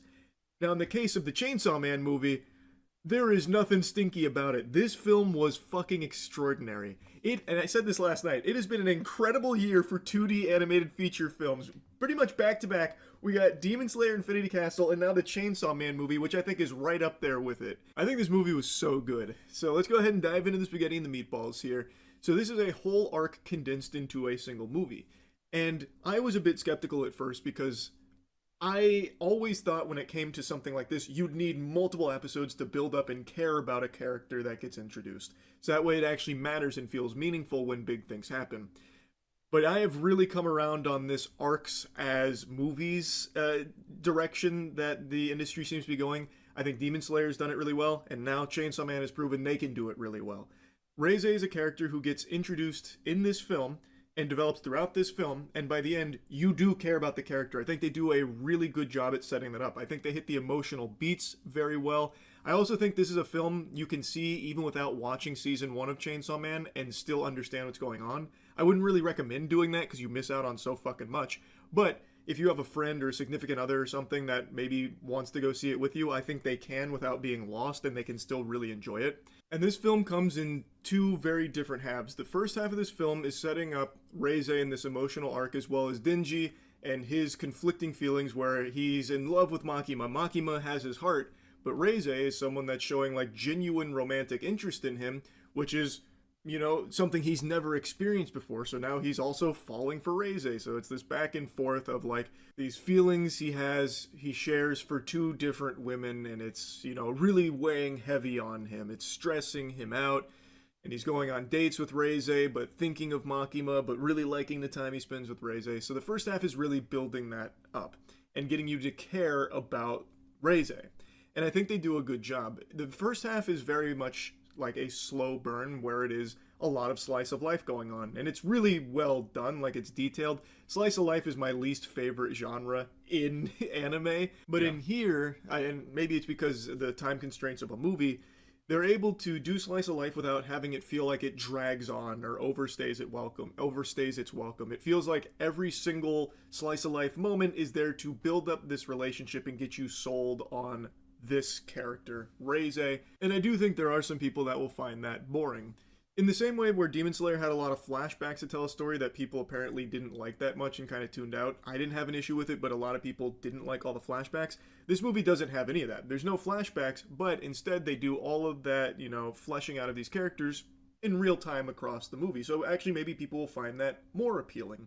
But I just do think that there's a chance in the first half of this film where it is very, you know, mundane tasks that Denji goes on, like little dates with Makima and Reze, where people might find it to be uninteresting. But I think it's important to understand that without all of this character building and giving all of that time and attention to actually making people invested in the story and characters, all of the action and all of the beautiful mayhem in the second half would have felt a lot less meaningful. Action without a good story and good reason for it feels flat. And in this film, that is not the case at all, because they spent a lot of time and a lot of care building everything in the first half. So then the second half, it feels like an even bigger payoff watching it all unfold. Something else I feel people might bump on is if you're not super familiar with Denji as a character, maybe you would be put off by how like highly sexual he views things. So like when he's, you know, conflicted on his feelings with Reze and Makima, he pictures them in like, you know, lingerie type thing, and he sees two sets of boobs, that kind of thing. Though I would say in the context of the story, there's a real reason for that. Denji is a guy who has experienced nothing but misery and agony his entire life, and now all of a sudden, out of nowhere, it's turned around for him where he is like having friendly interactions with people, which has never happened, and now women are actually showing interest in him, which he never even thought was possible in the first place. But it turns out that these women are actually just using him. He is very easily manipulated because of how little experience he's ever had in his life, so they use, like, sexual shit as a way of controlling Denji and grooming him. So it does, like, make sense in the context of the story, but I do think that some people might be put off by that. Anyway, though, let's talk about the second half, because I think this is where everyone is going to be losing their fucking minds, throwing popcorn and how hype it was, because the entire second half of the film, the fights with Bomb Girl, are just incredible. Once Bomb Girl is introduced, once she comes into the fold, it is from that moment till the credits roll, fighting. She fights Aki, she fights fucking everybody, fucking civilians she starts throwing hands with. And Denji is teaming up with a shark fiend named Beam, and he rides the shark into battle with his chainsaw, like, wrapped around him, like the chainsaw blade that is, like, wrapped around him.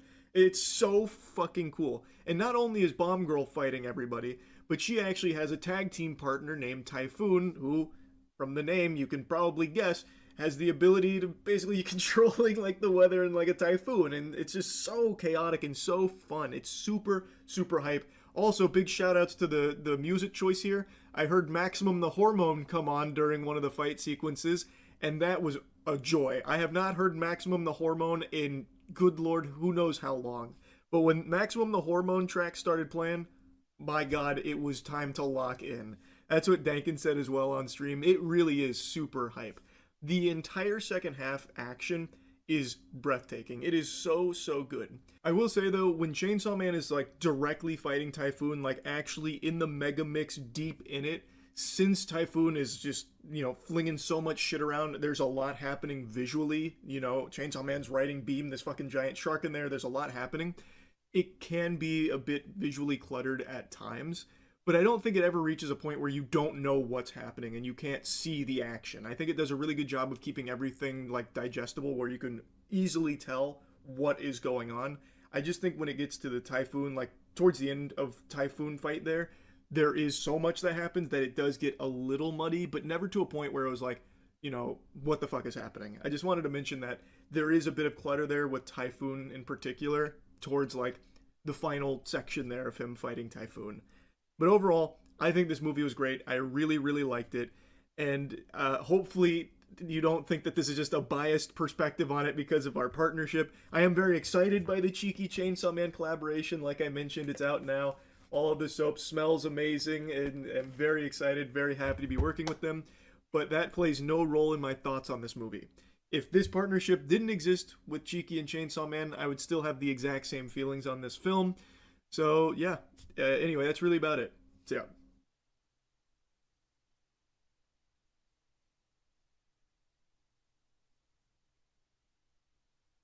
And then the defendant then texts back to you, and this is January 21st of 2021. Girl, I don't like Fulio. LMFAOOO, ugly ass. He need to die. And SHID, that was will friend, and then she shot me and my friend died. Question mark, question mark, question mark. Yeah, I'm pointing out who did it. What's she saying there?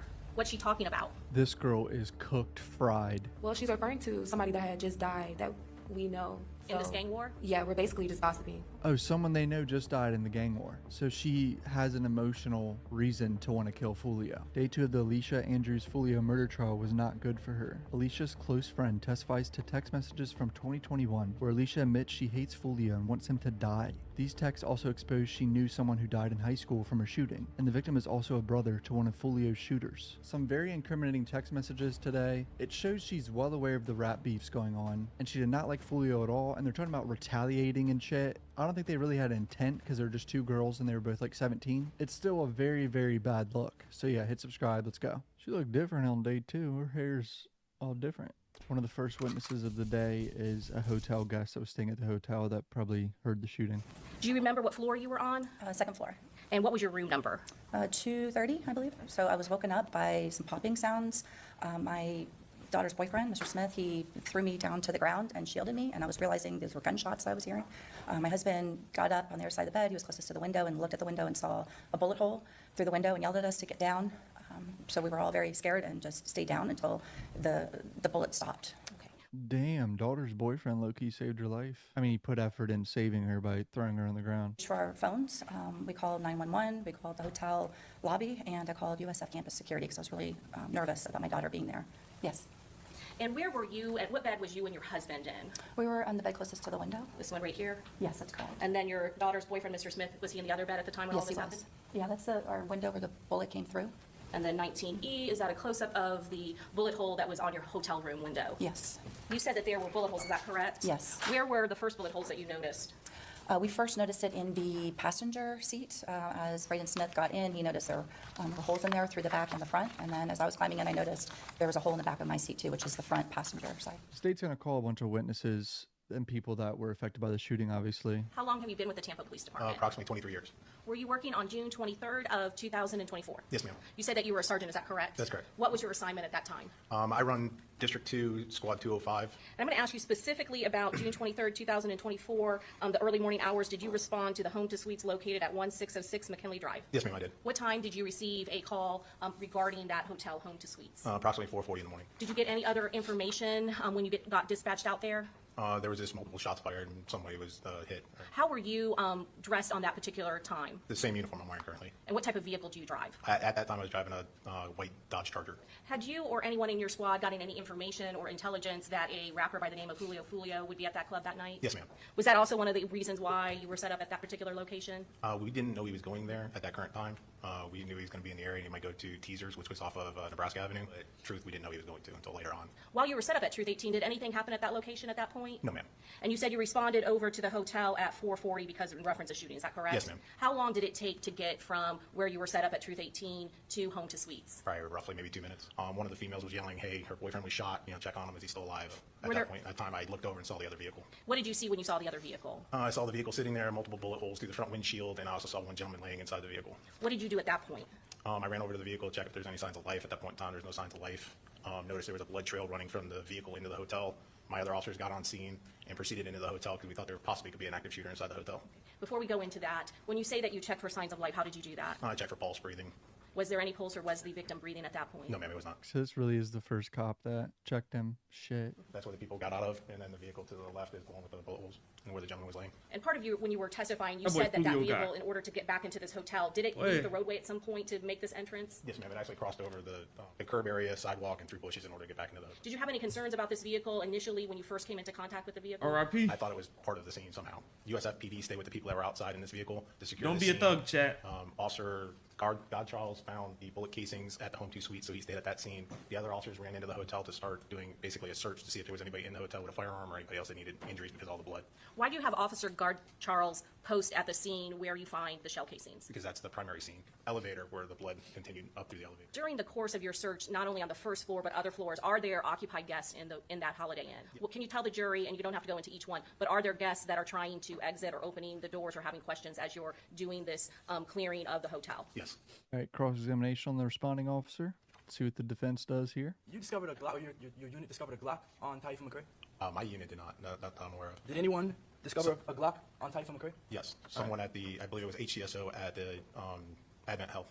What do you include as initial investigation? So just like going to the scene, trying to figure out what happened, trying to help people, that sort of thing? Yes. All right, and after that day, did you do any work on this case? No, sir. All right, so that was your sole involvement in the case? That's correct, it was that night. All right, so you don't have anything to say about whether Alicia Andrews intended to kill Charles Jones? No, sir. No further questions? I mean, yeah, that's basically the lawyer going up there to cross-examine him because they kind of have to. Because if they say they don't want to, it's going to look even worse. So he's just separating his client from really being involved in this officer's investigation. So they did an interview with Fox. It's just kind of getting out of control. We're aware of all kinds of things the council has given now to podcasts, and now you're telling me about this Fox 13 thing, which I know about that.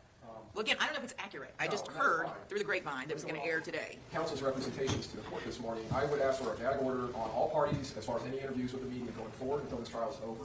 Okay, do you object to that? Yes, ma'am. Not that we necessarily intend to do any other interviews, but I recall at the beginning of this case, their possible supervisor doing a very extended interview in the news with evidence and names. I know, but they're saying from this moment forward, no more. You object to that? Your Honor, we don't necessarily intend to, but again, this is... Okay, so are you telling me you object to it? Yes. Okay. We would object to it. So- We haven't heard one juror say that they have... The state's over. They want a gag order so they don't do any more interviews. I doubt they would do an interview during the actual, meat and potatoes of a trial, but... But the problem is, if she gives the interview, the damage is done. Right? Once it airs, the damage is done. I've never had the issue arise ever in 23 years. And then, but for the time being, no one's going to talk to the media about this case. Okay, we're in the middle of trial. Did your duties include responding to the area of 3751 East Fowler on June 23rd of 20? Yes, I responded to that call. And about what time was that? I believe the time came out about 4:45, 4:45. Why is it that you arrived to that area? Did you receive a call for service directly? We received a call for service. I believe the original call notes were cars speeding through the parking lot and gunshots have been heard. And as we made our way to the scene, we were informed that somebody was shot at the location. Obtain that information yet? We had already known of the victim, Mr. Jones. Prior to the beginning of that shift, we had received some intelligence that he was visiting in town from Jacksonville, and that he had some past arguments with people in the neighborhood, and we were just told just to keep an eye out for him and his movements. Police literally knew of his whereabouts because they know he's a target. That's literally why. And then he ends up dead. It's kind of crazy. Like an inter-office kind of teletype where agencies will exchange information back and forth? Not so much a teletype. It was just an email from our intelligence division. I'm not exactly sure how they obtained that information, but we were just told that he was staying at an Airbnb located somewhere out in the county, and that he was more than likely going to be in Tampa for his, I believe he was there for his birthday. If you don't know, the feds are always on Instagram looking at your Instagram. So post on your Instagram. They're going to know the information. It's public. Don't self-snitch. Was that relayed to you during your brief before your shift actually started? Yes, we went over that in our briefing. Okay, so you're telling us about that because when you got there and made these observations, you related those two things, what the information you learned from your briefing to what you observed on scene. Right. We didn't officially identify him on scene, at least while I was there, but it was generally understood that this was Mr. Jones that was deceased in the vehicle. Was that in part because there were also some other lay witnesses on scene at that Holiday Inn? Correct. Okay. Though you have a general idea from the manager about where additional people may be, is there still a process that you have to go through to ensure that you get there safely? Yes. Generally, you are supposed to go floor by floor, using the staircases to clear out the building floor by floor, just to make sure that there's no other additional shooters in the building. Oh my God. I'm going to have to blur some of this, but these boys are just laying in the middle of the hallway, terrified that the shooters were going to chase them inside the hotel. Yes, Mr. Norris is going to be the gentleman on the left in the white shirt, and Mr. Edwards is going to be wearing all black on the right-hand side. As you made contact with Mr. Norris and Mr. Edwards, were you able to make any visual observations of injuries? Obviously, Mr. Norris had the gunshot wound to his right shoulder. You did, though, inquire of them who did this, and they just are reiterating, I don't know. Correct. And Mr. Edwards, if I remember correctly, he had been shot 3 times in the upper arm, just below the armpit, and an additional 3 times on the right shoulder. and the staff at TGH had informed me that his upper right arm had been broken as a result. Oh, it shredded the bone of his arm. Something about armpit injuries. Oh, it makes me like cringe. Like I saw someone get in a car accident before and their armpit was like cut open and bro, technical issues. What they mean technical issues? Let's see what the defense lawyer does. And they had no idea as to who might have done this. All right, so they don't know Alicia Andrews? They never mentioned anybody's name, but at least Miss Andrews. They never mentioned her. All right, and you also don't know who Miss Andrews is? No, sir. Pretty much it was just my response to the hotel and then my follow-up interview with them at TGH. That was the extent of my involvement in this. Okay, all right, thank you, I appreciate it. All right, we got a gun expert here. Can you please repeat the question? Can you eat a glizzy for us My people in the 6 chat? Go blackout full rounds cam past the too. intermediate Corn, if you're not giving me no bread, where my bread at, cornball? I thought so. barriers such as automotive glass or automotive sheet metal, can those barriers have an effect on the integrity of the bullet, the projectile itself? Yes, sir. Typically, those rounds are jacketed with multiple types of metal, so they're designed to kind of come apart, especially through mediums such as tempered glass, which you find on automotive glass. So the jacketing is on the exterior of the projectile? Yes, sir. And is it not uncommon for the jacketing to separate from the core? Yes, sir. It is. It is common. Is the core normally made out of lead? Typically, yes, sir. Officer, have you previously seen these photographs?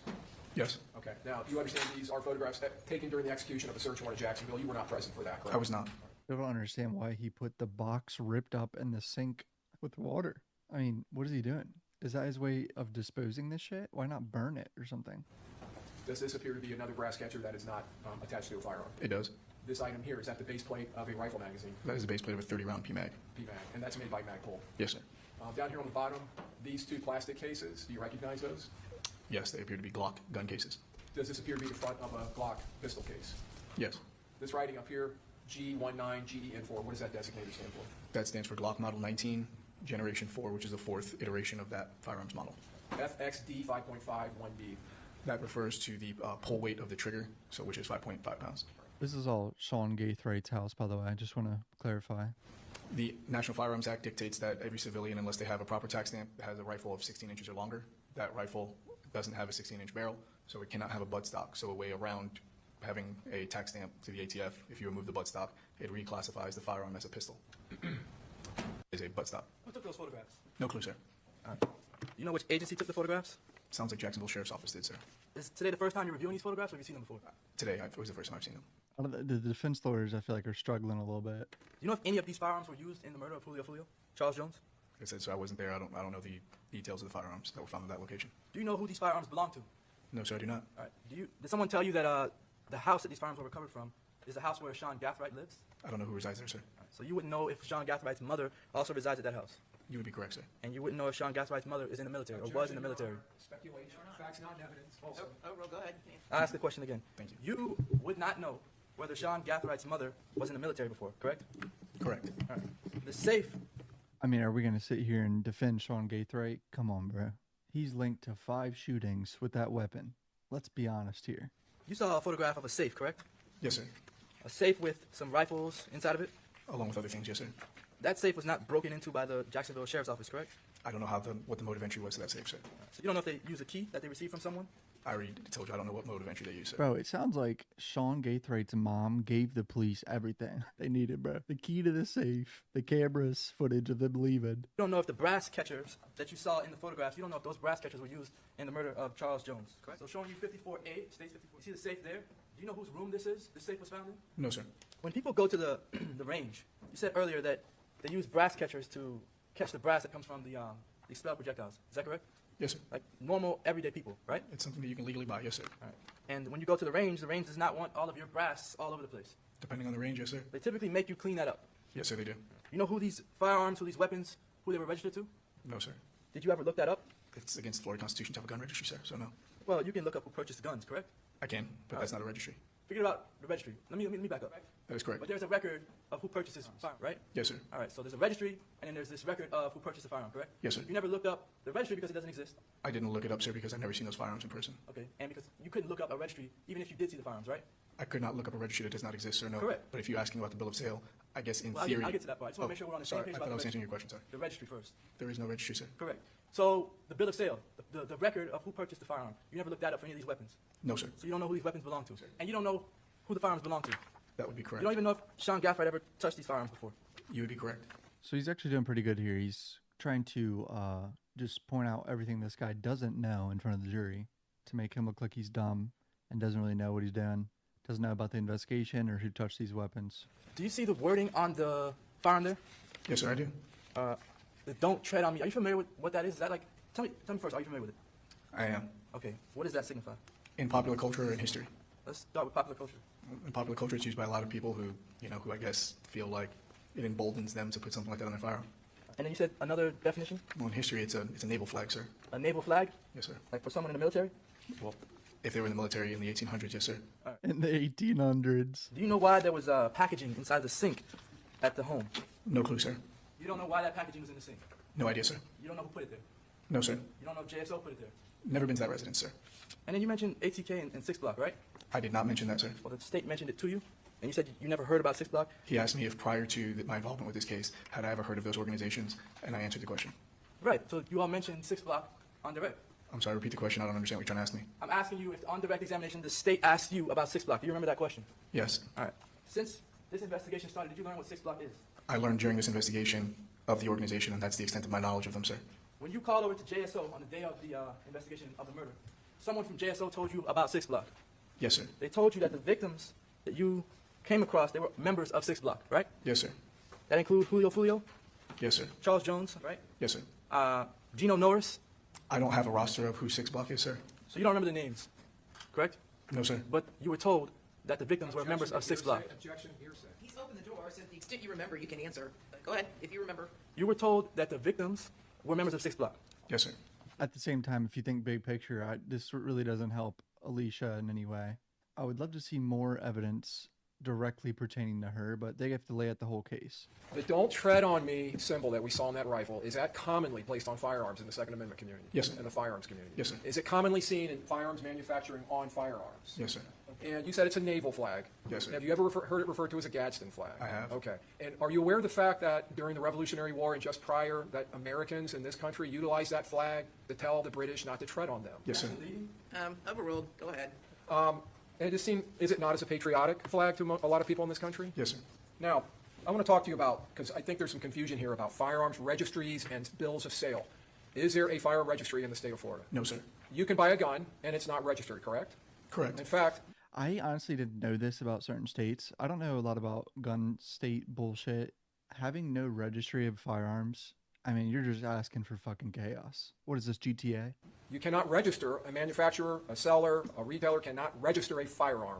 That's correct. In this state. It violates state law, correct? Yes, sir. Because it's an infringement on the Second Amendment, correct? Is it an infringement on the Second Amendment? It is against the Florida Constitution for there to be a registry within the state of Florida. And that's a section of the Florida Constitution that mirrors the Second Amendment? Yes, sir. Okay. But when you buy a gun in this state... The Constitution's Constitution. My cat's tail. I have a 15-pound cat on me, by the way. There are certain forms that have to be filled out. I believe they are ATF regulation forms. Yes, sir. In law enforcement, is there a database through the ATF that state agencies such as the Tampa Police Department or city agencies can utilize to find out the original sale of that firearm? Yes, sir. Now, once the original sale of the firearm occurs, can the person who possesses the firearm then make a private sale to another individual? Yes, sir. And in the state of Florida, is that required to be tracked in any way? No, sir. And since you were asked to speculate about the sheriff's office in Jacksonville, let me ask you a couple of questions. Do you know if the state of Florida in this trial has called anyone from the Jacksonville sheriff's office so far? No, sir. Do you know if we plan to? No, sir. Do you know if we plan to call Jacksonville Sheriff's Office detectives this Monday? No, sir. Are you aware of the fact that... I'm back.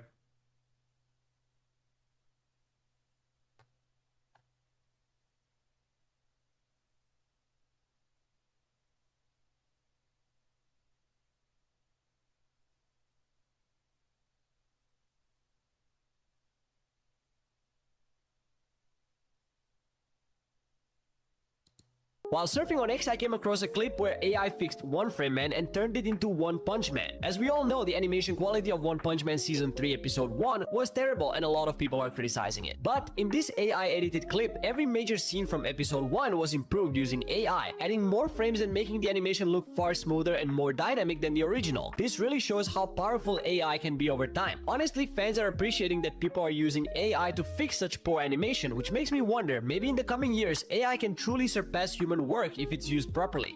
While surfing on X, I came across a clip where AI fixed One Frame Man and turned it into One Punch.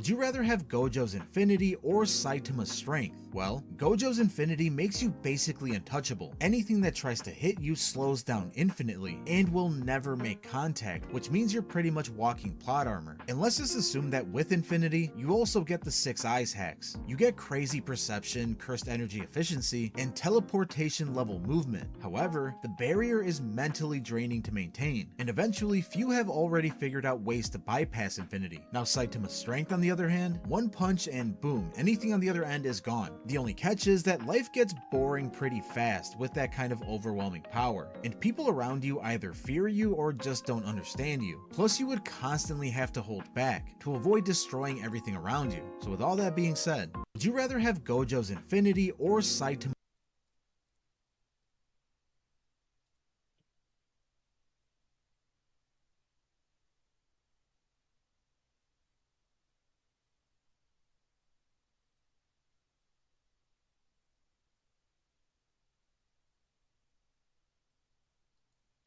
I'm sorry. I'm not good at math. 40% tip. I messed up, okay? How am I supposed to get ahead when you're wasting my goddamn money? Get your ass in the bank. What the hell you want, asshole? I'm talking to you, stupid.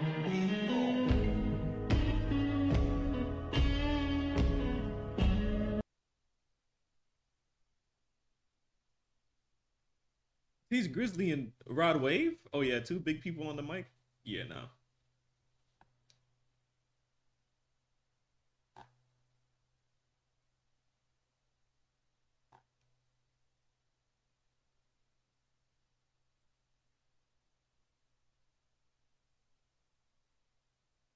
So, with Christmas being tomorrow, I decided to drop you all a gift in the form of another The Problem With video. Let's get started. Translucent is a character from The Boys who can turn invisible. This is possible because of his carbon metamaterial skin. This skin also makes him bulletproof as shown in the scene when he's shot by Butcher. And on top of that, all soups get enhanced durability and super strength. It kinda just comes with the Compound V. Except for Mesmer. He must have gotten that off-brand Compound V. But despite all of this, Translucent still gets sent to the Shadow Realm pretty early on in the show. I'm not here to argue that the axe bomb that the boys used shouldn't have worked, because it should have. His skin is bulletproof, not his internal organs. But I am here to argue that he should have never been taken, or had the bomb stuffed up in him in the first place. First, let's take a look at his fight with Butcher and Huey. Off rip, he shows us his super strength by picking up Huey, who's like 6'1" and weighs probably 190 pounds like it's nothing. He then proceeds to throw Huey like 8 feet. And then right before Translucent ends Huey, Butcher flies in and smacks him with his car. This sent him flying, but it didn't hurt him or anything because of his bulletproof skin. Then, with no plan, Butcher takes out his crowbar and dukes it out with Translucent. It's hard to tell if these punches are doing anything to Translucent, but I did hear a couple moans of pain, which doesn't really seem right because he just got smacked with a car and he didn't make a single noise. But how is Butcher not breaking his wrist or his hand? Frenchie said this guy's skin is hard as diamonds. The skin is hard like diamonds. So I would think Butcher would be absolutely obliterating his hands while punching him, but he's not. Have you ever watched Mike Perry in bare knuckle boxing? That dude is a tank.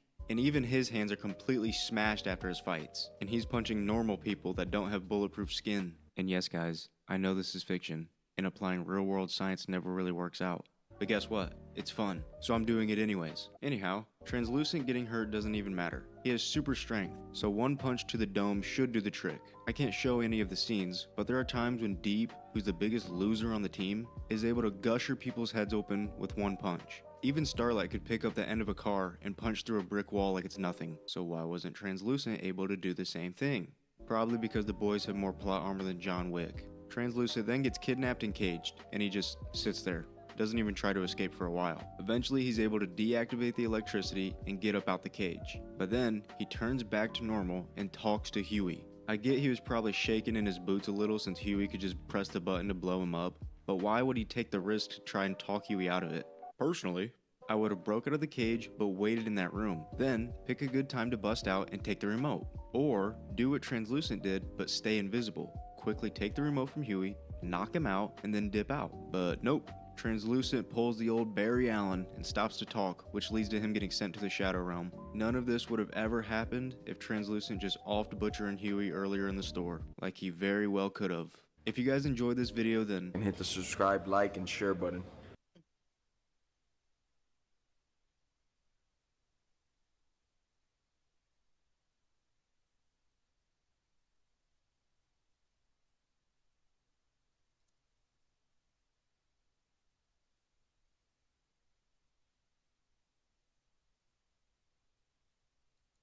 Alright, another day, another video of me going over a dumb scene from The Boys. I promise I like this show. The scene in question is in Season 2, Episode 3, when Homelander and the Seven rolled up on the boys in the sewers and couldn't get the job done. As a matter of fact, the boys made them look stupid. But let me quickly get you caught up on the lore that led to this before we go over it. The boys are wanted men. Butcher was framed for packing up Stillwell at the end of Season 1, and so he's been in hiding as well as Huey, and Frenchie. Now alongside this, there's been multiple soups going around and wreaking havoc, including this gentleman who seems to have some sort of telekinesis powers. Butcher has a meeting with Grace Mallory, and they come to an agreement that if Butcher and the gang can bring in one of the soup terrorists or super villains, she'll get the CIA to scrub their records clean and they'll be off the hook. Sounds easy enough. Later that night, they roll up on the telekinesis dude's location and they get the drop on him. Turns out, it's actually Kimiko's brother. Butcher doesn't care though. He tries to smoke him but gets stopped by Huey, and the soup throws them away, brings down the whole damn building, and dips out. Later on, we learn this guy's name is Kenji. Him and Kimiko talk for a little bit, but it's obvious they have a different stance on life, and they get into a little bit of a dispute. And we also get to see a little more of Kenji's powers. He throws Kimiko into a car and runs away, and when Kimiko catches up, he's able to lift her up in place and throw her into a building. But as he flees, he makes the dumbass decision to stop and look around, so Kimiko jumps him and pins his hands down so that he can't use his powers, and she chokes him out like a Dagestani wrestler. The boys then pull up, tie him up, and take him. Now, we know that telekinesis is an OP power, just look at the bros from Chronicle. But unlike the bros from Chronicle, Kenji can't move things without using his hands. He also can't fly using his powers, and he can't make himself nearly invulnerable by imagining a barrier around him. But he can do everything else as long as his hands aren't restrained. Let's remember that. The boys duct tape his hands and tie him up in a room while they wait on a yacht for Mallory's people to arrive to take him. And here's what happens next. Kenji's able to somehow work his finger free and then turn and bring a can to him to cut himself free. While this happens, the one time rolls up on the boys because, of course, Butcher is using a stolen bow. Not gonna lie, I'd steal it too. My big wet dream is a fire name. I am the captain of my big wet dream. Butcher tries talking his way out of the situation, but Kenji comes out and tries to take him out. But right before he can do so, Kimiko pushes him, which causes him to take out the helicopter instead. So that fixes that problem, and they're able to tackle him down and tie him up again. So far, everything looks good. You might be thinking, what's the problem? Well, just wait. The team flees the scene, and the Deep, who is kicked out of the Seven at this point, gets the scoop on their location and situation. At Vault Tower, they catch wind of the situation as well. So Stan Edgar tells the Seven their mission is to get out there and catch Kenji. Homelander even stands up and gives this long motivational speech talking about, "We've got to be great today. There is no I in team. That. This isn't even a team. This is a family. So let's get out there and put a stop to this." This shit had me ready to run through a wall. Surely they don't go out there and look like a bunch of JV losers against the powerless boys and Kimiko and Kenji, right? We cut back to the boys who are trying to get to the new meetup spot. Out of nowhere, a school of sharks roll up and start smacking the boat around. So much so that the boat loses power. Butcher goes down to check and the boat is filling with water. I'm like, oh shit, this is about to be some Jaws, Sharknado type of situation. They jump ship and take off in a little speedboat, and this scene is f***ing terrifying. Just 100 sharks hot on your cheeks in the middle of the ocean. Pretty scary stuff. They head for a storm drain, but from the depths, a massive whale jumps out from the water, and we see the Deep riding that bad boy like an avatar. How did he get there so quickly? I don't know, but that doesn't matter. The Deep docks the whale and strikes a pose, but Butcher rams the boat into the whale and the Deep falls off and gets knocked out. This is the same guy who in Season 4 took juicers from Starlight, who we've seen can punch through walls and lift cars. He was also able to eat this from A-Train running full speed, and we've seen what A-Train can do just by running into you. He also ate a few super speed juicers to the lips without getting knocked out, and he survived getting absolutely mauled by Starlight, who also slammed a 45-pound plate onto his face for dessert. But yeah, him falling off a whale knocked him out. And not just knocked him out for a few seconds, the gang got out and took like 5 minutes to go into the sewer area, and bro's still out cold. The Seven pull up tardy to the party and see my boy Deep in shambles after the death of Lucy, which was the whale. They then head into the sewer. And I would be pissed about the speedster not finding the boys instantly in the tunnels, but he had that heart problem in Season 2, so he's taken out of commission after trying to search. That's That's actually decent writing to limit a speedster. I can't believe it. Unfortunately, not everything in this episode is that well written. Homelander can fly at super speeds, Stormfront can fly at super speeds. Why the f don't they search the sewers instantly? Why are they all walking through it slowly like Michael Myers? Whatever, it doesn't matter. Huey comes out of hiding when he sees Starlight and completely fucks himself. Starlight blasts him while he's talking because she doesn't want her cover blown. Homelander sees this and tells her to finish him. Pack him up or get packed up. And obviously, Annie isn't going to do it, so she beats around the bush for a little while until Homelander says if she doesn't do it, he'll just murk both of them. You kill him, or I'll f***ing kill you both. And Butcher and the boys see this going down. Now, this eats up a lot of time, and there are 7 members of the 7. Where the f*** are the other members? Noir is a ninja. Where's he been? Stormfront can fly. The Deep is just chilling outside. He's not doing anything, actually. But nobody else but the boys have pulled up to the scene. They're in like a storm drain sewer thing, where you can probably hear everything. How has no one else pulled up? Anyways, before Annie finishes the job, Butcher comes out and breaks it up. William? What a surprise! Please don't just stand there and talk. Please don't just stand there and talk. He's just standing there and talking, not doing anything. Kenji comes out, and Homelander has a solid 10 seconds to do something, but he instead decides to continue to just stand there and do nothing. Are you serious?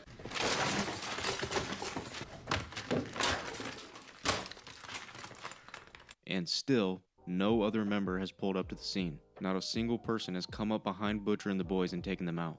Kenji takes the floor out from under Homelander, but Homelander can fly. Maybe he should also fly at Kenji, but no, let's continue to do nothing. And then Kenji drops a bus on his head, which takes him out. Homelander, the nearly invulnerable JV Superman, gets taken out by a bus. You know what? It's fine. He's probably gonna pop back up like it's nothing in like 2 seconds. No. He was out of commission for the next like 20 minutes, and still, no other members show up. Kenji dips out and Kimiko goes after him, and finally, Stormfront shows up. Why was she not in the sewer searching? I don't know. Was she just chilling outside for the off chance that Kenji might somehow overpower Homelander and escape? I don't know. It's fine though, Kenji's fine. He has one of the strongest powers of all time. Never mind. Stormfront then slowly walks him down, and he never once uses his powers to, I don't know, lift her up and hold her in place. Yeah, she's super strong. Good thing that doesn't change her weight. She's probably still only like 120 pounds. He could lift her up just like he did Kimiko and either launch her into space or throw her across town to give himself a little extra time to get away. And if she comes back, just rinse and repeat the process. It's not that difficult. Where the f*** is Andrew? Andrew would come up in here and handle business. Oh yeah, by the way, Homelander's still nowhere to be seen. Broski's still MIA. Kimiko throws Stormfront away, and Kenji and her flee the scene. They get to the rooftop, and Kenji jumps to the other building effortlessly, so maybe he can use his telekinesis to fly. Maybe the budget just isn't fat enough for that. Stormfront starts working Kimiko, and so Kenji decides to be a hero, and comes back to save his basically immortal sister, who doesn't need any help, and instead of attacking her from a distance with his powers, he decides to get into close range and tackle her. Yeah, so she grabs his hands and breaks them off so he can't use his powers, and then she packs him up. And obviously I can't show you that, so just believe me. It's honestly hard to feel bad for him though. Yo, he what's made up, Freaky? the worst decisions that you could possibly make. Why is your name the girl Freaky from the Doodoo? 7th Friday the 13th film, who had the same powers as Kenji, made better choices, and she was in a literal horror movie. It's crazy. Yeah, everyone else somehow escapes the sewers and makes it back untouched, because why not? The episode started off hot and ended absolutely terribly. They should have subbed Homelander out for a bag of chips. The chips probably would have done more than him, and subbed Kenji out for any of the main characters from Chronicle or the chick from Friday the 13th. But yeah, let me know your thoughts on this in the comments below. Also, let me know what videos you guys want to see next. But that's all I've got for you guys today, so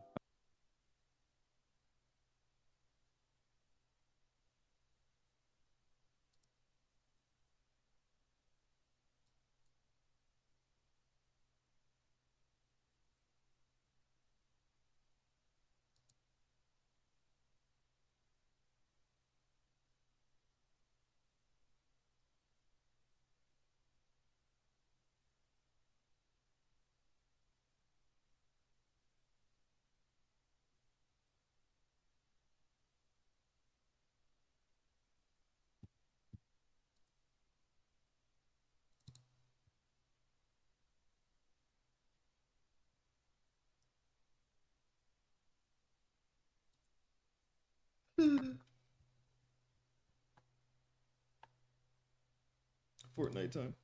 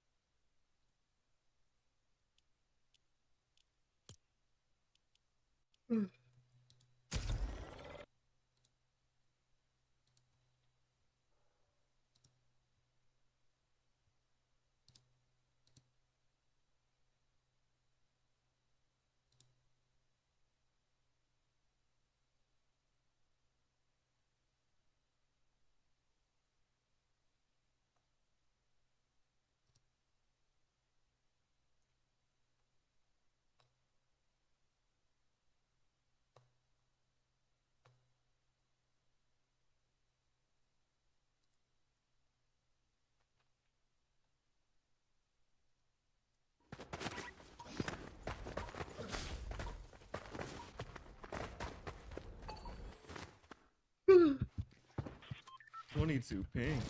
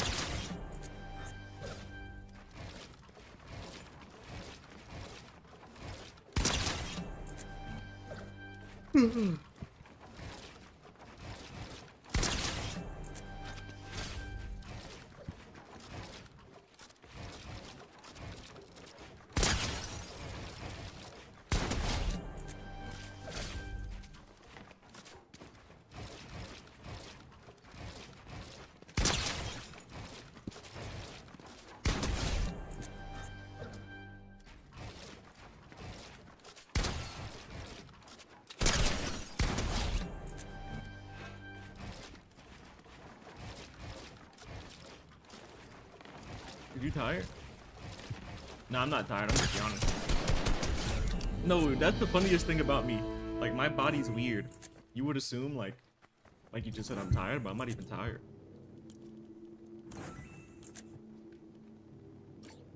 Bro, I feel like I'm on Easter.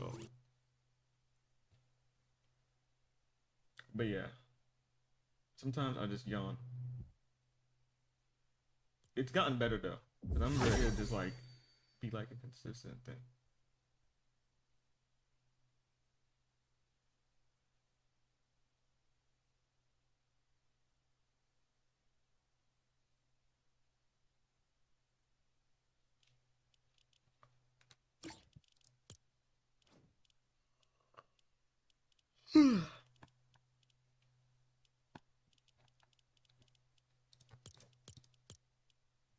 Yeah, I'm on Central. Is something downloading?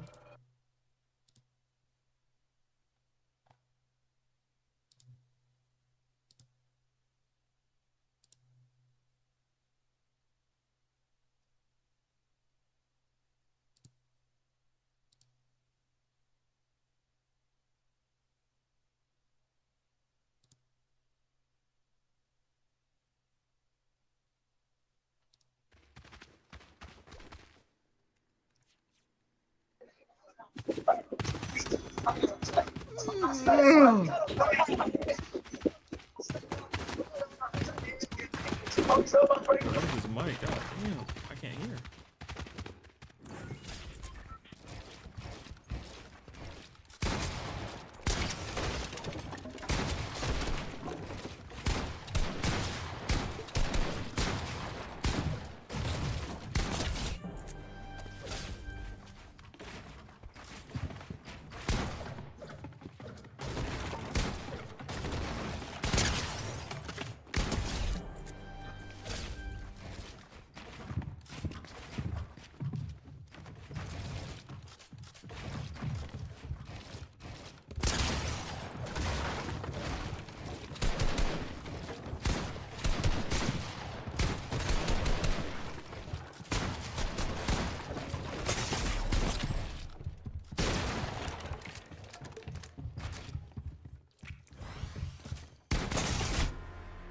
This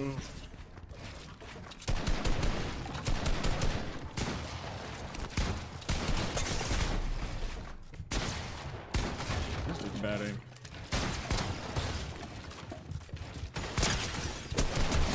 This is just horrible aim. Am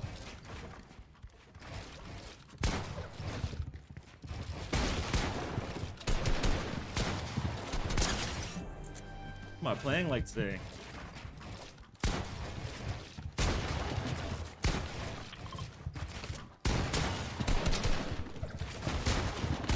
Yeah, I'm time for you to get off. Yeah.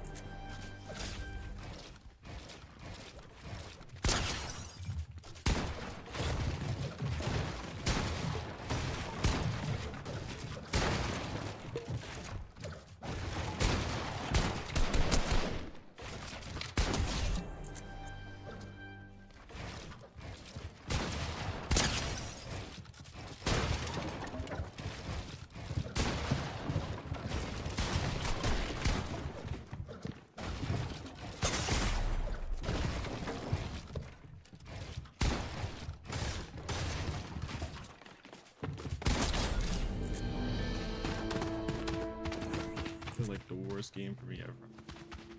That was just like such horrible aim.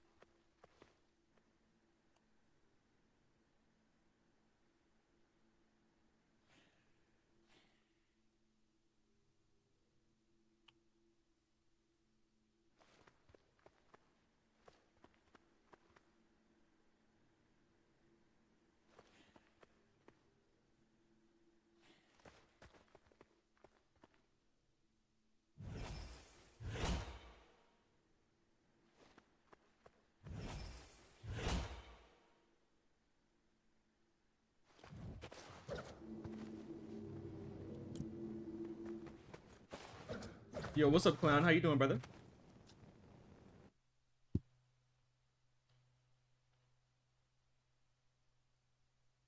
How you doing? I'm just grinding to him.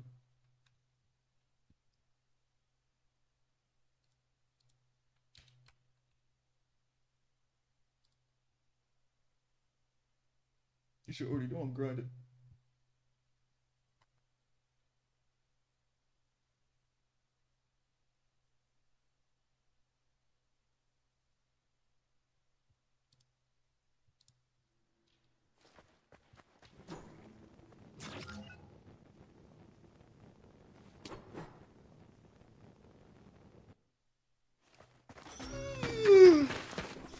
gotta stop yawning.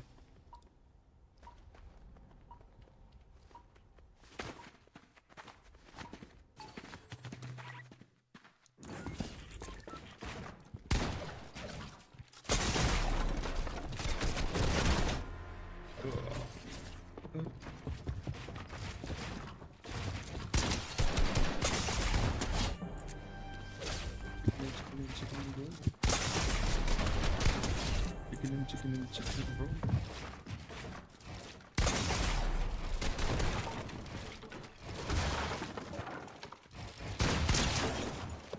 Whoa. Front back.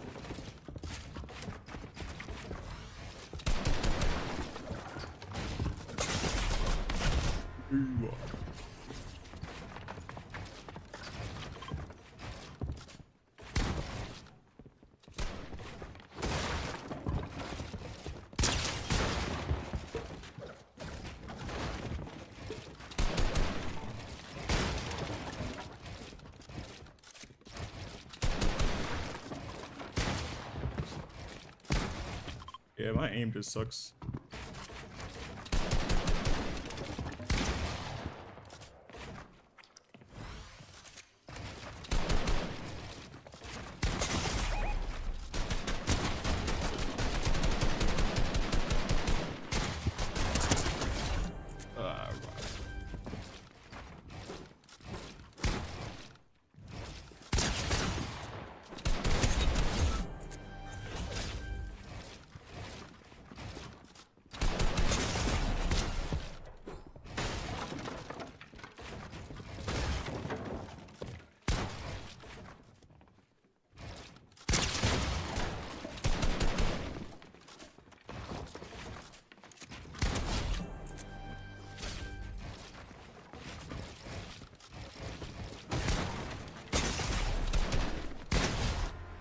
Blinks.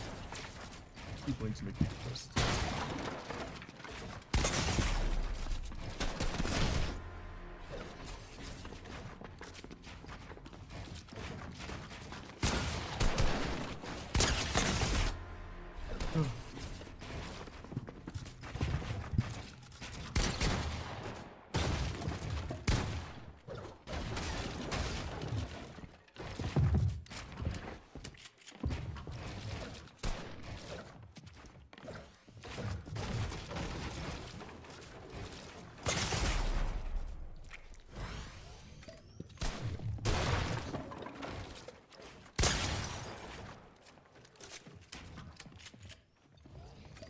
Chicken.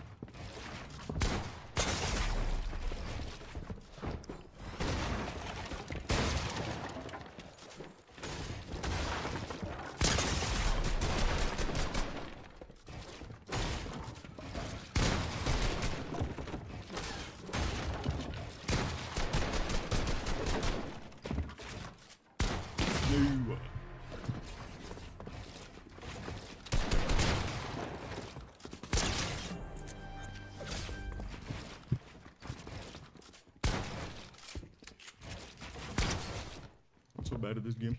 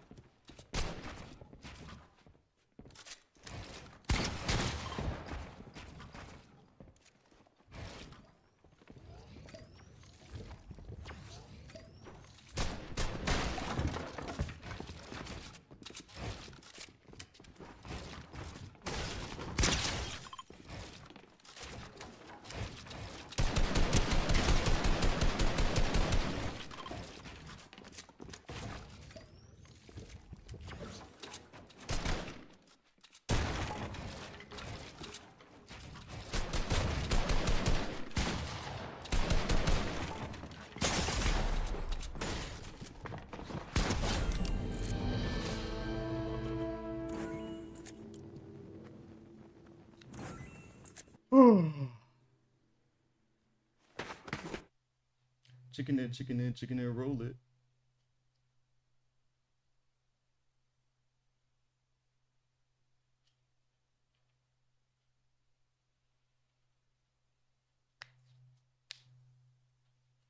This ain't Roblox. I need to go back on Roblox.